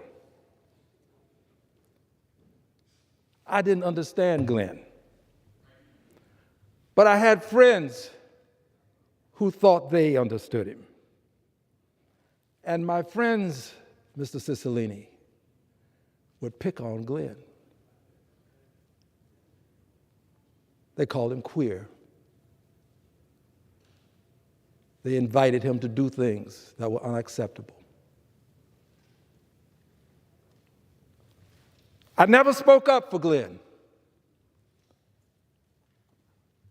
I saw him harassed. I had the opportunity to take a stand for justice and against hate. My friend Glenn has gone on to glory, and I have allowed his memory to haunt me because of my failure to do what I could easily have done. I'm an ally because I have seen the behavior of people who disrespect the humanity that every person merits by virtue of just being born. That's all. Constitution recognizes my rights. recognizes your rights. It doesn't grant us a right. And we didn't recognize Glenn's rights. So as a result, I will probably do many things in life to try to make up for my failure at a time when someone needed me, and I could have been there, and I wasn't. So, to my friend Glenn, I have introduced the LGBTQIA Pride Month resolution. It encourages a celebration of the month of June as LGBTQIA Pride Month, and it tracks the accomplishments and milestones in the fight for LGBTQIA plus equality. Has 102 original co-sponsors. But I've done more than this. I've introduced H.R. 166, the Fair Lending for All Act. This piece of legislation, which passed the House recently, by the way, as a part of the Financial Services Racial Equity, Inclusion, and Economic Justice Act, this piece of legislation would clarify and extend anti-discrimination laws to include sexual orientation and gender identity. I thank Congresswoman Maxine Waters, the Honorable Maxine Waters, for helping to bring this legislation to the floor. In fact, but for her, it would not have been to the floor for the vote that it received. And here is the most significant aspect of the legislation. Not only does it indicate that you can't discriminate based upon sexual orientation or gender identity, Mr. Cicilline, it makes it a crime to do so. A crime to do so. Some things bear repeating. Can serve as a mnemonic device. Makes it a crime to do so. If the banks are defrauded, you as a citizen can be fined up to $1 million. Nothing comparable to this exists if a person who happens to have a gender identity or sexual orientation that is unacceptable to a loan officer, and the loan officer concludes that you're not worthy of a loan that you're qualified for in all other ways.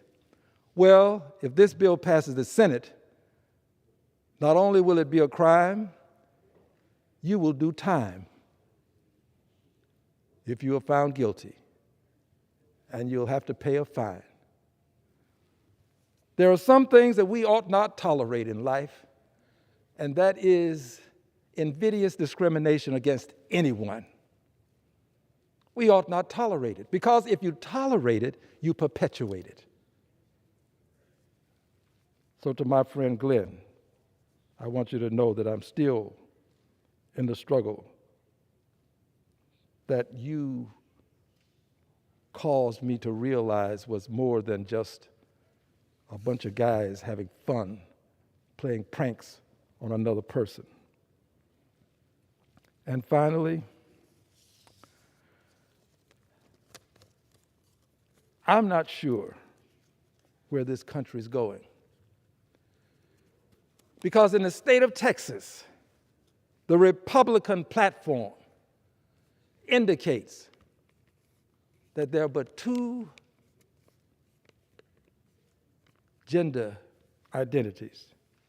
You're either a biological male or you're a biological female.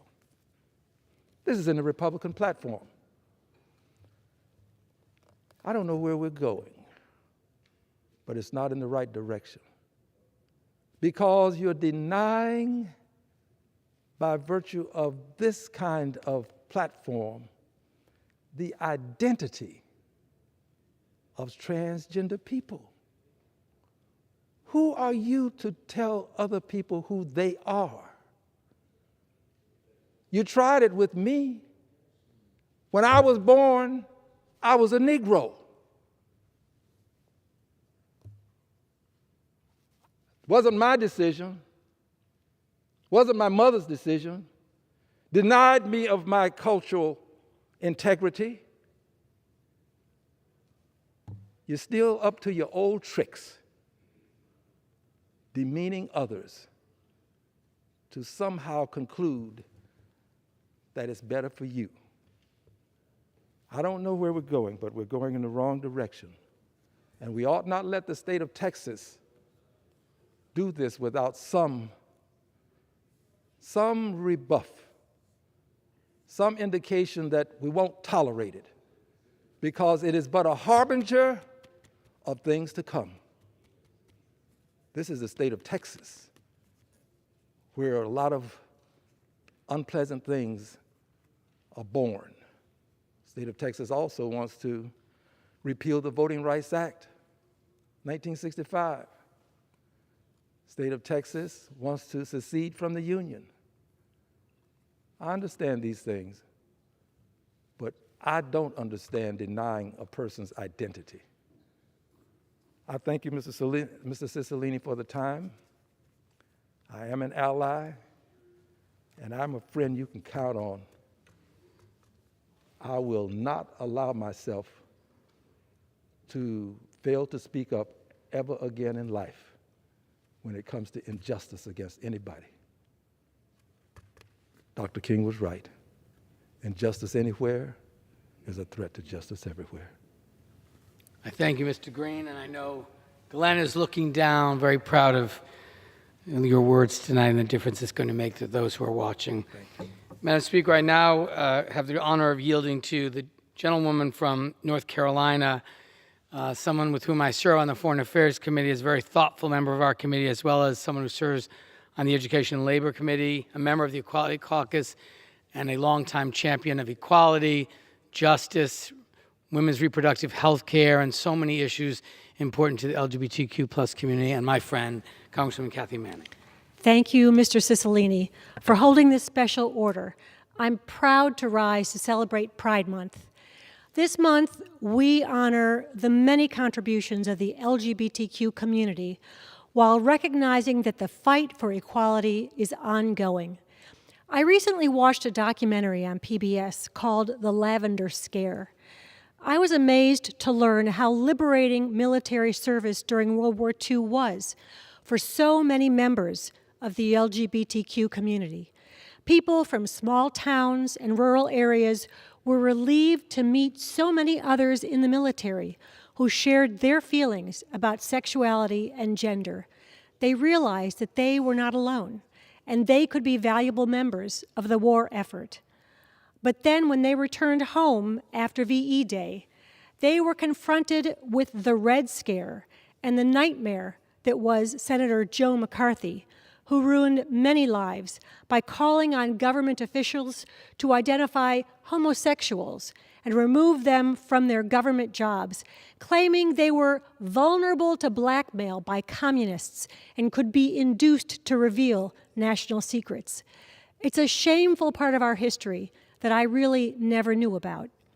Thankfully, we've come a long way since the Lavender Scare and the Stonewall riots 53 years ago, including the recognition of marriage equality in 2015, the enactment of landmark hate crimes legislation, and extending Title IX protections to include LGBTQ students. We have made progress toward equality, but there is much more work to be done. We must remain vigilant in our fight to protect freedom of expression, equal marriage rights, and the right to access gender-affirming health care and health care free of discrimination. We also need to continue the fight against discrimination in housing, employment, public accommodations, and much more. To every LGBTQ person who is concerned about what the future holds, I'll tell you this: I see you, I value you, I support you, and I will continue to fight for you in Congress. I believe that all Americans should be able to live their lives free from discrimination based on sexual orientation or gender identity, and I condemn all attempts to roll back hard-won progress. As a member of the Equality Caucus, I have helped pass LGBTQ-related bills, including 2 pieces of legislation that were recently signed into law by President Biden. The first of these new laws is the Jabara Hayer No Hate Act, which improves data collection for hate crimes, including hate crimes motivated by sexual orientation or gender identity. This law also allows states to apply for grants to create hotlines to assist victims of hate crimes. The other law designates the Pulse nightclub in Orlando, Florida, as a national memorial honoring the senseless loss of life that took place on June 12, 2016. I am proud to have co-sponsored and voted in favor of H.R. 5, the Equality Act, which bars discrimination in the workplace, housing, and lending systems. And I remember when we passed that day, Mr. Cicilline, you said to me, this bill will change lives. For far too long, LGBTQ Americans have lived in fear of hate and discrimination. The passage of the Equality Act is an important step toward guaranteeing that every American has the fundamental right to equality under the law. The House passed the Equality Act last year. It's time for the Senate to do the same. Thank you, Mr. Cicilline, for bringing us here tonight to recognize and celebrate the LGBTQ community. I thank the gentlewoman for her beautiful words and for her great support of the LGBTQ community. And Madam Speaker, before I conclude tonight's special order, I just want to make some final comments. You know, we celebrate Pride as a community, and very often people think of Pride celebrations as joyous public events with lots of people gathering. We just had a Pride celebration in Providence last weekend. Estimates were that over 100,000 people attended. But part of the importance of Pride is that it's a moment of great visibility for our community. For too long, members of the LGBTQ plus community were taught to be ashamed of who they are, to hide their true identity, their sexual orientation or gender identity. And so Pride was not only a time to celebrate the importance of our community, but to be visible and to stop being invisible people, but to be visible in the communities where we live and work. And over the years, we've had extraordinary leaders from our community in business, in medicine, and politics, in the arts, in education, all areas of life. We have 9 members of the LGBTQ community serving right here in the House, 2 in the United States Senate, examples of political leadership all across the country, so that young people can see themselves in people who are accomplishing things in all areas of life, in the law, and politics, and medicine, education. So it's a time of celebration, but we have to acknowledge this year that we are facing great challenges as a community. Young people, particularly young trans kids and non-binary kids, are living in states where the adults are putting forth legislation that will make them invisible, that will subject them to horrific discrimination, that will not recognize the humanity of those young people. And so it's a time of celebration. It's a time to take stock of all that we've done, but it's also a time for action, to remind ourselves and the rest of the country that we demand to live in a country where we enjoy full legal protections and we can live lives free from discrimination of any kind. The good news is, overwhelmingly, a vast majority of the American people support equality for LGBTQ people. They think discrimination is wrong. Equality is a founding value of this country. In every state in America, a majority of voters believe that discrimination against LGBTQ people is wrong, because it's a cornerstone of who we are as Americans. We know discrimination is wrong. It's only in the Republican caucus that we have to convince people that discrimination against the LGBTQ community is wrong. It's time for Congress and our Republican colleagues to catch up to the rest of the country that understands that when you deprive a member of the LGBTQ community of full equality, you not only hurt that individual, you hurt the whole community, because the community is deprived of all that person can accomplish and contribute. And so that's the real harm for discrimination. It's not just to the individual, it's to the whole community and to our whole country. So as we mark Pride Month, we not only celebrate, but we also commit ourselves to make additional progress, to continue in our fight for full equality. And the LGBTQ Equality Caucus here in the House.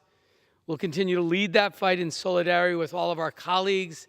I'm proud to be part of a political party that fully supports LGBTQ equality.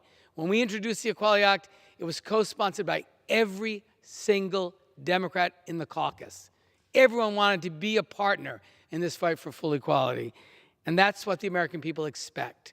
And so, again, I want to say to the young people out there who may be struggling with their own sexual orientation, their own gender identity, feeling alone, feeling like they don't belong, feeling like they're not valued. I'm standing on the floor of the House of Representatives as the chair of the Equality Caucus to tell you you are valued, you are exactly how God created and expected you to be, you are loved by your community and your family, you will continue to be valued, and you have people here in the Congress of the United States who are fighting every single day to make sure you can live in a country that provides you with full protections and that you can live a life free from discrimination of any kind. And so I hope that will be some comfort, and to know that you have a president who said right from that roster, Madam Speaker, to the trans kids, I have your back. That was the president of the United States, the most powerful person on the planet, saying to young people from our community, he has your back. So that has to give us a lot of hope of what future Pride celebrations will mean and the kind of country we will live in. And I thank all my colleagues who participated in tonight's special order hour. And I thank you, Madam Speaker, and I yield back the balance of my time. The gentleman yields back. Under the Speaker's announced policy of January 4th, 2021, the gentleman from Tennessee, Mr. Burchett, is recognized for 60 minutes as the designee of the Minority Leader. Thank you, Speaker. I hate to offer a correction to you. You're dressed very lovely tonight in your fuchsia outfit there, but it's Burchett. Birch Mr. like the tree and et. Burchett. Just real quick, though. The gentleman no from pause. Tennessee, Mr. Burchett, is recognized for 60 minutes as the designee of Thank the you, Minority Madam Leader. Speaker. I ask unanimous consent that all members have 5 legislative days to revisit and extend their remarks and include extraneous materials on the subject of this special order. Without objection, Mr. Burchett. Madam Speaker, there's so many issues that are facing our country right now, thanks to the disastrous policies coming out of the Biden administration. Inflation is up 8.6%. Economists are predicting a recession within 12 months or less. Our energy crisis, which is totally preventable, is only getting worse. We need to turn our spigots back on, Madam Speaker. We're relying on foreign adversaries, mostly enemies, I feel like, most of the time, to produce oil instead of turning our spigots back on, as I stated. The Biden administration is still shoving Americans toward electric cars, which cost on average of $60,000. That's more than the average Tennessean makes in a year. I know folks living in the Beltway, that's nothing to them, but the average working American, that's a whole heck of a lot of money. And the environmental problems that these cars cause with their batteries and the slave labor to produce them in these foreign countries we have no regulations over, it's despicable. And for anybody to wrap themselves up around that is part of the problem. Gas has hit $5 per gallon last week, $5. People can't even afford to go to work in most areas. President Biden is trying to act like he's doing something about it by proposing a 3-month gas tax suspension. Madam Speaker, that is laughable. That is laughable. The way it's rising, they will save no money. And at best, it's a short-term solution to a long-term problem. At worst, it's just an attempt to distract Americans from the Biden administration's refusal to turn our oil spigots back on. And also, it would leave a $10 billion hole in the Highway Trust Fund. Also, the baby formula crisis is still looming. We've got this problem, and the solution that Washington offered was to pay more FDA bureaucrats more money and not solve the problem. The Democrat Party has accused the Republicans of some awful things, but one of them was that we were standing in the way of this, and when in fact we voted for the compromise bill, but the national media, which is so in the tank for this administration, refuses to mention it. In closing, I'd like to thank all my colleagues who are here tonight to call out the never-ending flood of problems coming out of President Biden's White House. With that, I now yield to the gentleman from Wisconsin, Mr. Positive, Glenn Grothman, for 5 minutes. Glenn? Thank you.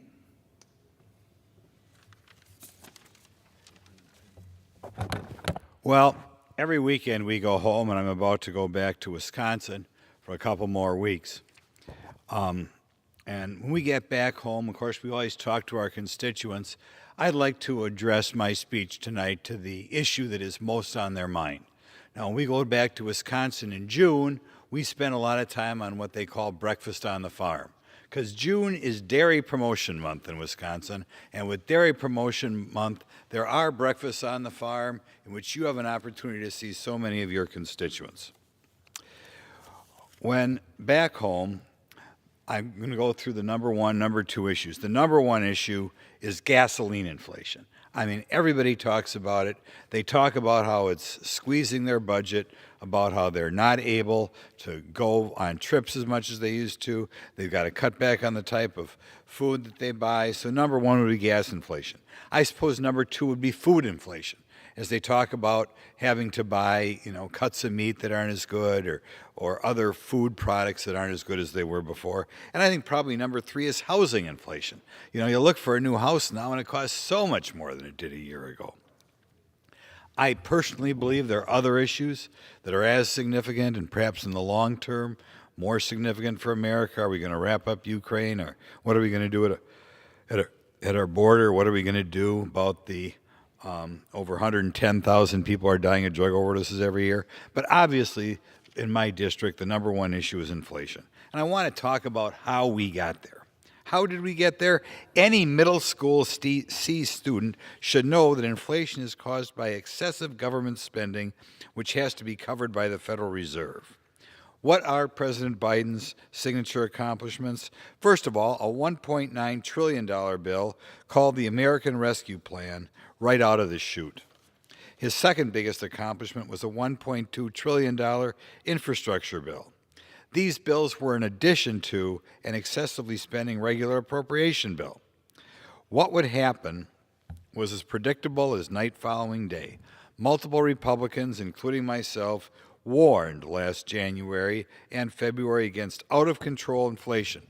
Larry Summers, Barack Obama's director of the National Economic Council, called this bill the worst economic policy in the last 20 years.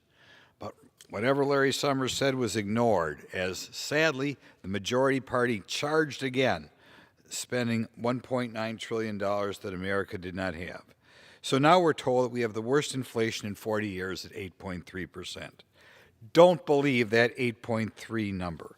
It's much worse than that, and it always bothers me when people say we have such a problem at 8.3% inflation. It's just so much more. Changes to inflation calculation over the years have grossly underestimated the real number. I'm going to lead off with housing. And when I look at housing, I talk to builders, I talk to landlords, I talk to real estate brokers.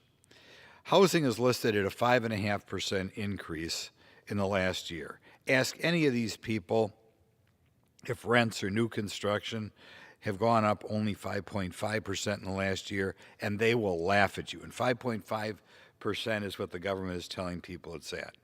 When I talk to builders, they tell me that a new house this year can cost 30% more than what that same house was going last year. And rents are clearly well over the 5.5% figure as well. But government, for whatever reason, does not use the cost of new construction. They use what they refer to as the rental value of your new house, which is a much lower number. I have a graph here showing the difference between the actual rent and the CPI rent. And you can see here that there's about a 15% gap, and that the actual rent has gone up about 15% more than the so-called CPI number, which has gone up as well. So that's one of the reasons why I think if Americans feel that they're in worse shape than only an 8.6 inflation, that is true. I also want to point out that these numbers are only updated once every 6 months. That's one of the problems. Although another problem we have is when they talk about the cost of housing, which usually would mean buying a house, they do not take into account the cost of interest on a mortgage for whatever reason. Well, in the last year, as interest rates have gone up, again, partly because of the inflation, the interest cost on a 30-year fixed mortgage has gone up 39%. A 39% increase in interest payments on the house, assuming the cost of the house hasn't gone up at all. But is that in the equation? No. When we calculate inflation, we do not take into account the massively higher interest rates that you have to pay now compared to the past. The next, and by the way, as we look at things like housing, I beg the press corps to do a little bit of research. Don't just report this 8.3% number. You know, you have the ability to talk to the brokers, to talk to the grocers, to talk to the car dealers and find out what an appropriate number is. And back in the good old days when reporters were a little bit harder working, they would have done their own research and found out what the real inflation rate is. Now, the next thing I'm going to look at is used cars. On the official numbers, they claim that used cars, or the cost of having a used car, has gone up about 16%. I have talked to a variety of car dealers from various different places in my diverse district. Everybody laughs at the idea that used cars have only gone up 16.1%. They all insist 30% a minimum, Glenn. So here's another number that's thrown out to calculate that I think it's 8.6% number the government claims, and they're just way off on the cost of a new car. And I think over time, cost of a used car, and if you buy a new car, of course, interest rates are going up as well, which further increases things. In any event, the point I'm trying to make is the amount of inflation is well over that 8.6%. And it's certainly double digits over that when you talk about housing, and double digits over that when you talk about used cars. Subjectively, talking to people who do the grocery shopping for the family, they believe that when they go through the checkout, their cost is up way more than the few percentage points, than the 10 percentage points that the federal government claims food at home has gone up the last year. I beg the American people to demand action on inflation. I'm trying to educate the American people that that action will inevitably have to mean undoing the out-of-control spending that took place around here in January or February. And as we do it, we're going to have to reduce the amount of government, but I don't think we can go on with these housing prices and these car prices for the rest of our lives. We want to get back to the days in which a young couple had a chance on affording a house. We want to go back to the days where you can eat like Americans are used to eating, not where you have to deal with, inferior foods just because you can't afford it anymore. We want to go back to the days in which you can buy the type of car that you'd like to buy. So I encourage my colleagues this year if possible, but if not, next year, and maybe we're going to have to wait 3 years for some of this, we've got to get the spending back down where it was when you could live life in America like Americans are used to. So, and I beg the other side when it comes to passing the new budget, preparing for the appropriation bills that are going to pass for the calendar year beginning October 1st, let's stop spending so much money. Thank you. Thank you, Mr. Grothman. As we've stated many times, as we learned when I first came up here, there's really 3 really great things that have come out of Wisconsin. One is Harley-Davidson, 2 is cheese, and the other is Glenn Grothman. Well, thank you. Now buy that cheese. Remember, June is Dairy Promotion Month. Yes, sir. Next, we have possibly the only rice farmer that I know in Congress, and that I'll probably never, ever will know, is my good friend Doug LaMalfa from the great state of California's 1st District. If he would choose to come up here. If not, we'll give his space to someone else. But no, he's back. I didn't know I was getting that space. Thank you, anyway. brother. All right. Well, I appreciate my colleague from Tennessee with that very warm intro and allusion to the fact that we do produce food in California when we're given the water that we already own to do so. But that's a little different supply chain discussion that we could be having tonight. But I want to focus this evening on the border situation that is unnecessarily wide open. It doesn't have to be this way. It's just inattention to enforcing the laws and doing the things you would normally do to maintain a border. We have millions of dollars worth of steel fence material laying in piles down there next to the border that could be used to fill some obvious gaps that would make it so much easier for our Customs and Border Patrol to do their jobs that they would like to do. Morale down there, of course, is really bad amongst our officers, just for inability to do their job effectively and not being supported by this federal government and this administration. And also the wild accusations that those that are mounted on horseback using their reins in order to move their horses about and steer them where they want to go, somehow they've been accused of using those as whips upon the illegal immigrants coming across the border. All part of just a bunch of hype and misinformation put out by the administration, by the media, to make a narrative on the border that is completely false and vastly unproductive for the American people, as we see so much fentanyl coming across, so much illegal activity. And also, since the Biden administration took over, at least 50 individuals that we know about on the terrorism watch list have been caught red-handed trying to sneak across our border to do God knows what in cells and type this inside this country.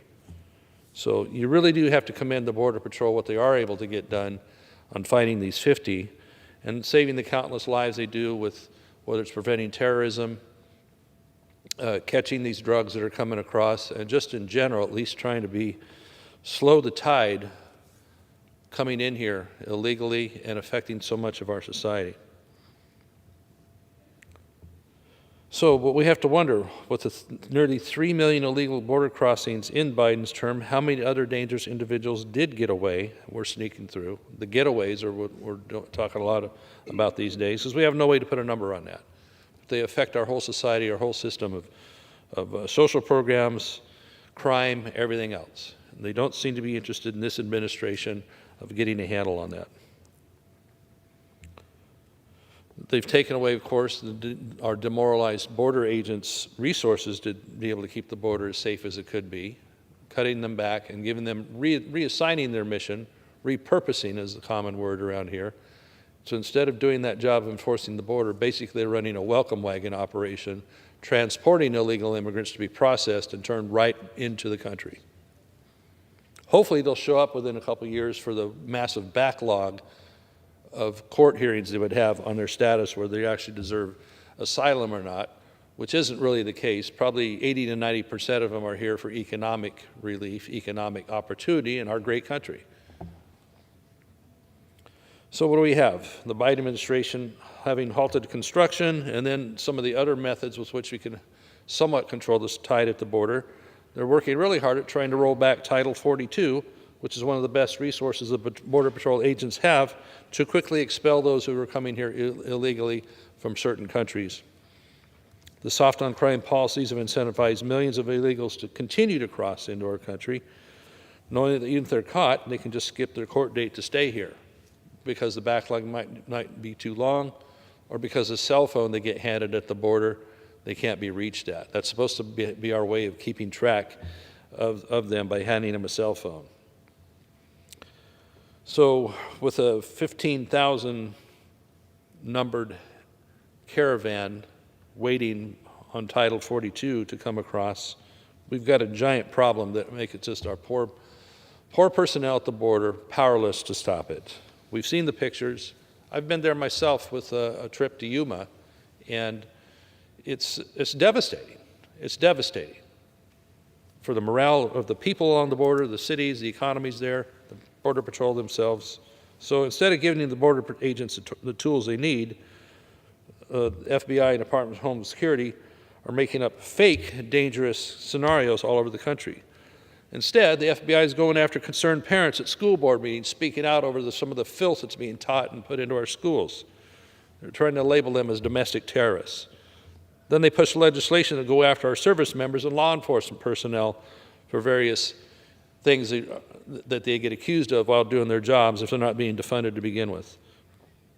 So even though our data shows that service members and law enforcement personnel are more likely to be a victim of terrorism, they're getting accused of being the terrorists themselves. FBI and Department of Homeland Security must start focusing their efforts at the southern border instead of politicizing law enforcement officers, and concerned parents at school board meetings. Everything is backwards with the way this administration is handling the issue of our border, energy, the food shortages that will be impending because we're not prioritizing the basic building blocks that make a society strong, an economy strong, families strong, America strong. We got a lot of work to do to educate the public. Maybe it'll take the midterm elections to turn it around. I wish the people that were operating in government would put America first instead of some crazy agenda on Green New Deal or globalism. So I appreciate the time here tonight, my colleague from Tennessee. Thank you for running this for us and allowing us to continue to speak out and put the truth out there in front of the American people. Appreciate it. Thank you, Mr. Lamothe. I appreciate that. Now we'll yield 5 minutes to the gentleman from my home state of Tennessee, Mr. John Rose. Mr. Rose, thank you so much for being here. Thank you, Mr. Burchett. I appreciate you yielding time tonight. Madam Speaker, I rise today to address another devastating record set on President Biden's watch, this time along our southern border. Numbers released last week from U.S. Customs and Border Protection tell us there were more migrant encounters in May of this year than any month on record.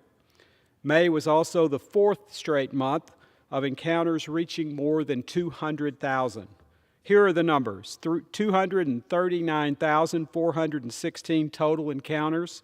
That's up 32% from May of last year and nearly 10 times the number of encounters during the same month in 2020.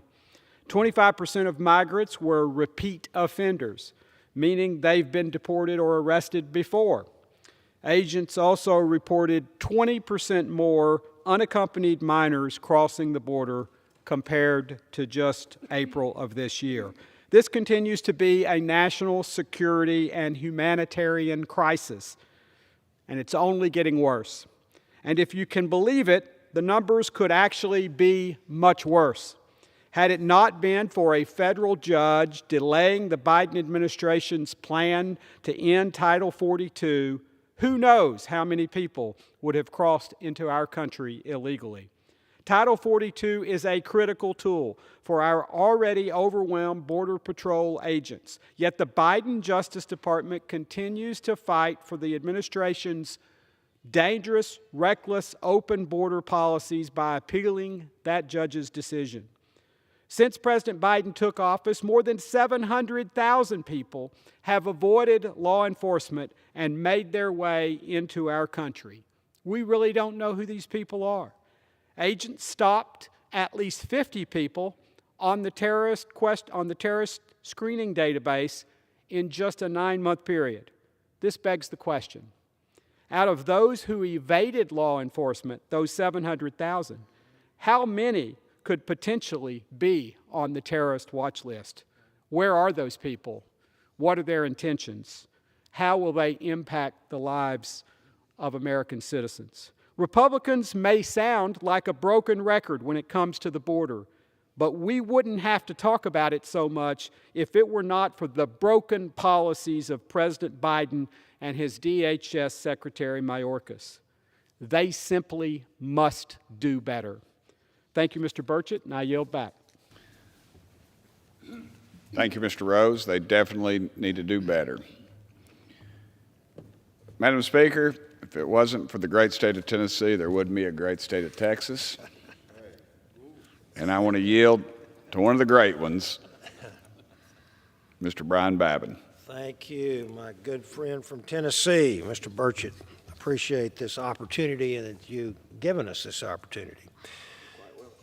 We've heard a lot of hypocrisy from President Biden and the Democrats about oil and gas, about our fossil fuel industry. We've heard them say that they're going to, quote, end fossil fuels, period, unquote. That the oil and gas industry should no longer have the ability to even drill, to explore. That the only way to save the coral reefs and the glaciers is to end fossil fuels. And that millions of people are dying every year because of fossil fuels. And even though my colleagues on the other side of the aisle weren't joking, it's hard not to laugh at this absurdity. Who is buying this baloney? Who is so blinded by the left and their climate change delusion that they can't see the hypocrisy in all of this? If the Democrats got their way, if they really did shut down the fossil fuel industry, do they actually understand the real life ramifications of that drastic action? What do the Democrats think fossil fuels construction, what do you think the Democrats think that fuels our construction equipment, our trucks, our buses, tractors, boats, and trains? How would they spend their recent $1 trillion infrastructure package without diesel fuel? If Joe Biden keeps his promise to end fossil fuels, life will certainly become awfully challenging for many of us in the 21st century, since laptops, tablets, credit cards will no longer be available. Imagine how Joe Biden's constituents would have felt in 2012 after Hurricane Sandy raged up through Delaware if they couldn't have gotten their hands on gasoline-powered electric generators. Yes, my friends, those generators provided power thanks to none other than fossil fuels and their industry. And as if the baby formula shortage isn't bad enough already, let's take away their pacifiers too, yet another product of fossil fuels.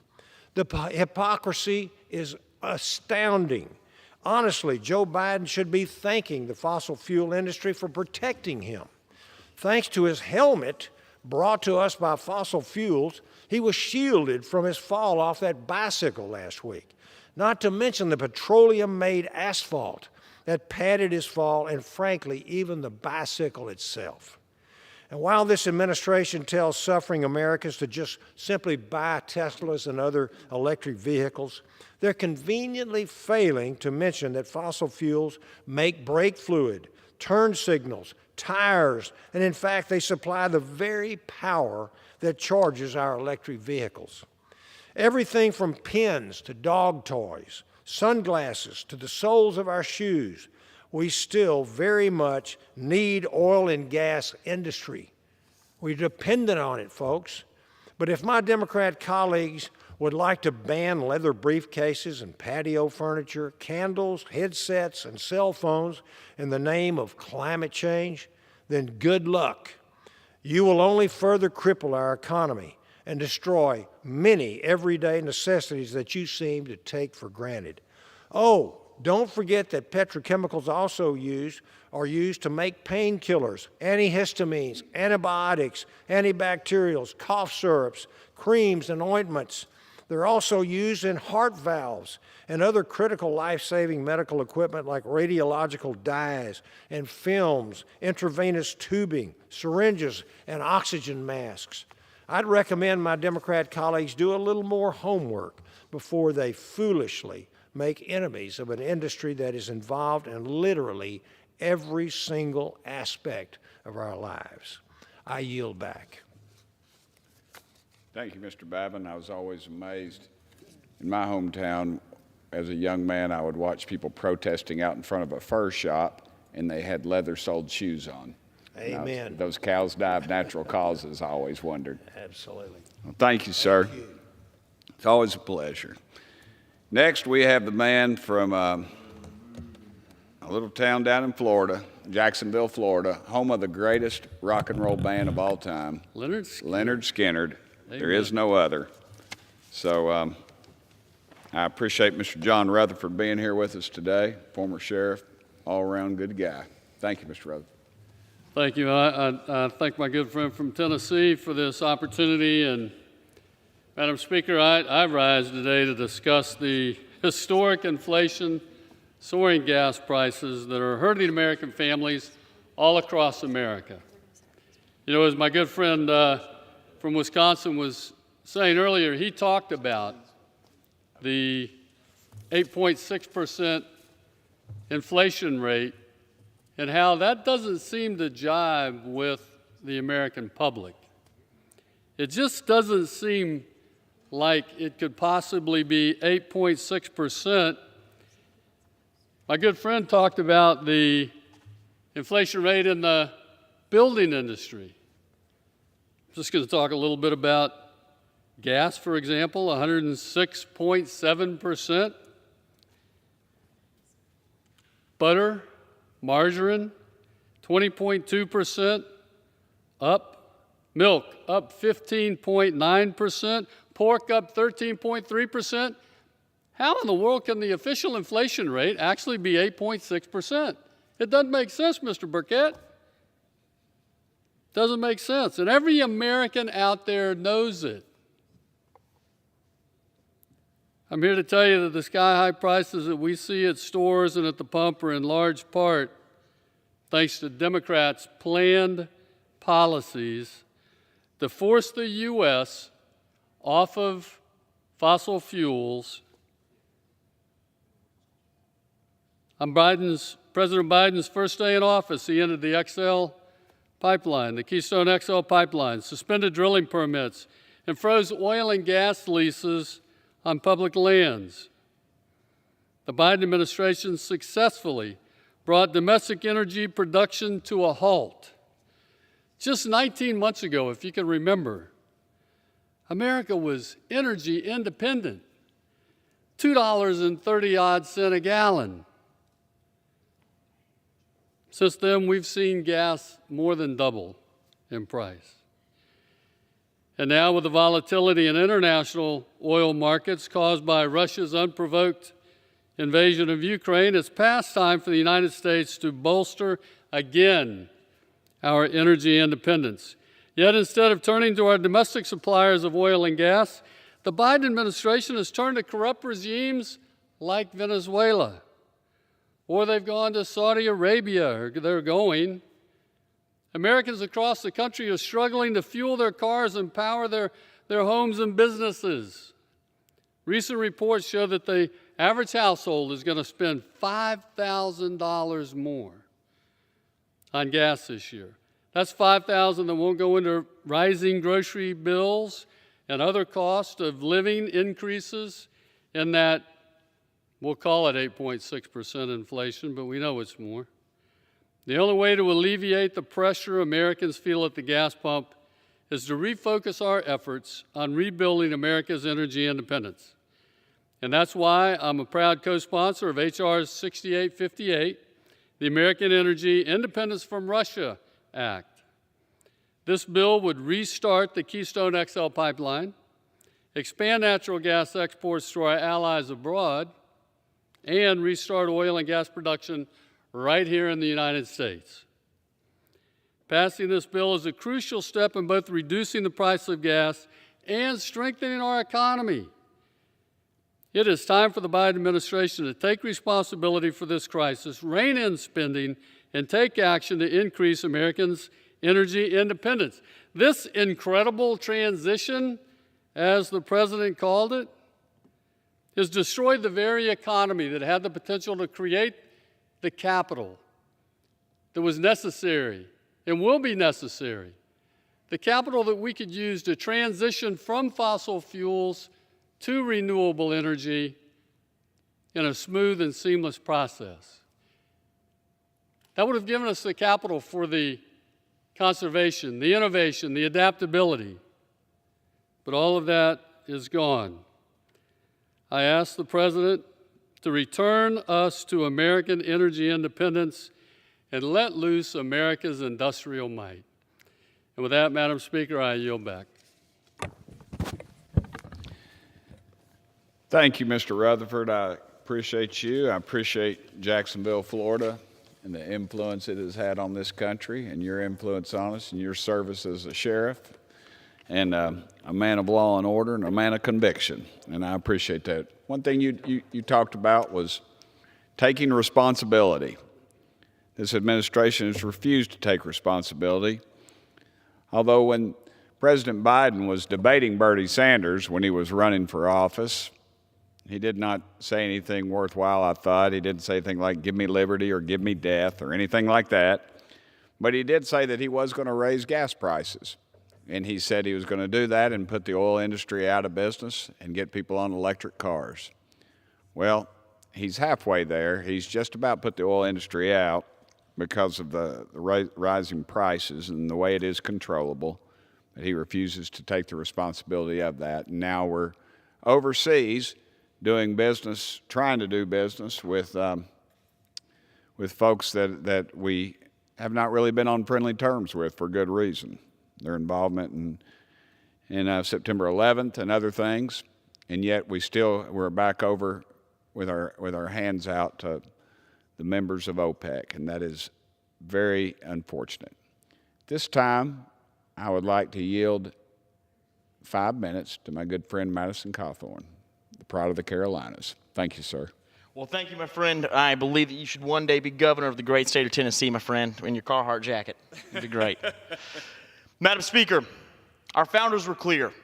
The Second Amendment was designed as the backbone upon which individual rights and liberties could be secured. Efforts by the ruling class in our government are aimed at crippling this nation and corroding our republic. It's true, red flag laws sound benign on paper. Flagging dangerous individuals and keeping them from weaponry seems like a cut and dry issue. But a cursory glance at the actions of our overreaching federal government clearly show that these laws are ripe for federal abuse of your rights and mine. Make no mistake, red flag laws will be used to flag those who vote for freedom, strip them of their right to self-defense, and empower faceless bureaucrats to dole out or to not dole out the right of self-defense to a downtrodden and oppressed class of citizens. They will be weaponized to demonize and destroy political dissidents in this country. If you vote against the regime, you may be stripped of your rights. If you refuse the medical decisions pushed by POTUS and the regime, you may be stripped of your rights.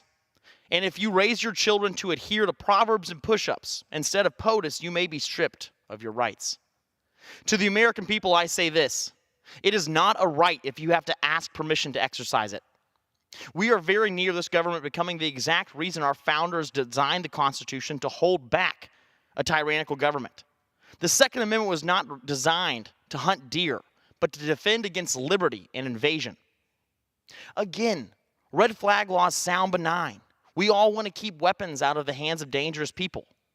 But remember that this government, the CDC, has labeled you a national security problem for protecting your health. The FBI last September has called your mothers and wives domestic terrorists for protecting your children. Now, just days ago, a committee here on Capitol Hill has labeled half the country as coup sympathetic. The same faceless fact-checkers who censor your speech will seize your sovereignty. And trust me, they won't come to your front door with a clipboard and a smile. These liberal lackeys will show up before dawn and invade your home, seize your property, and smash any concept of individual liberty you may possess. Remember the actions a ruling elite took against those at Waco and Ruby Ridge. We must wake up. We cannot trust this government. We must not give them more legal avenues to turn their national security apparatus against those who they swore to defend. Thank you. Thank you, Mr. Cawthorn.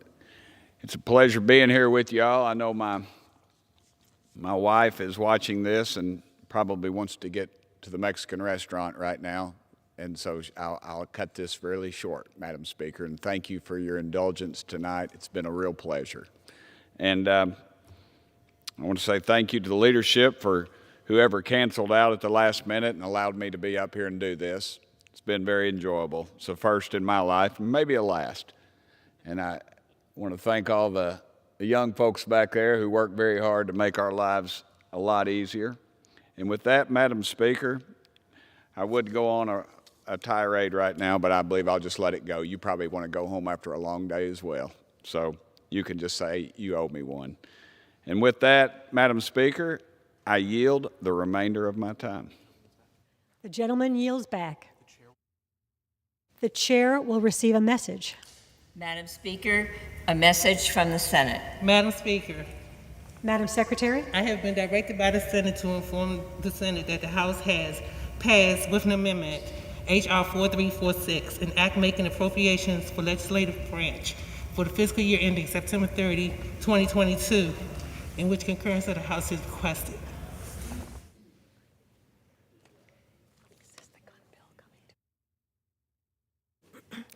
pursuant to Section 11B of House Resolution 188, the House stands adjourned until 10 a.m. tomorrow for morning hour debate and noon for legislative business.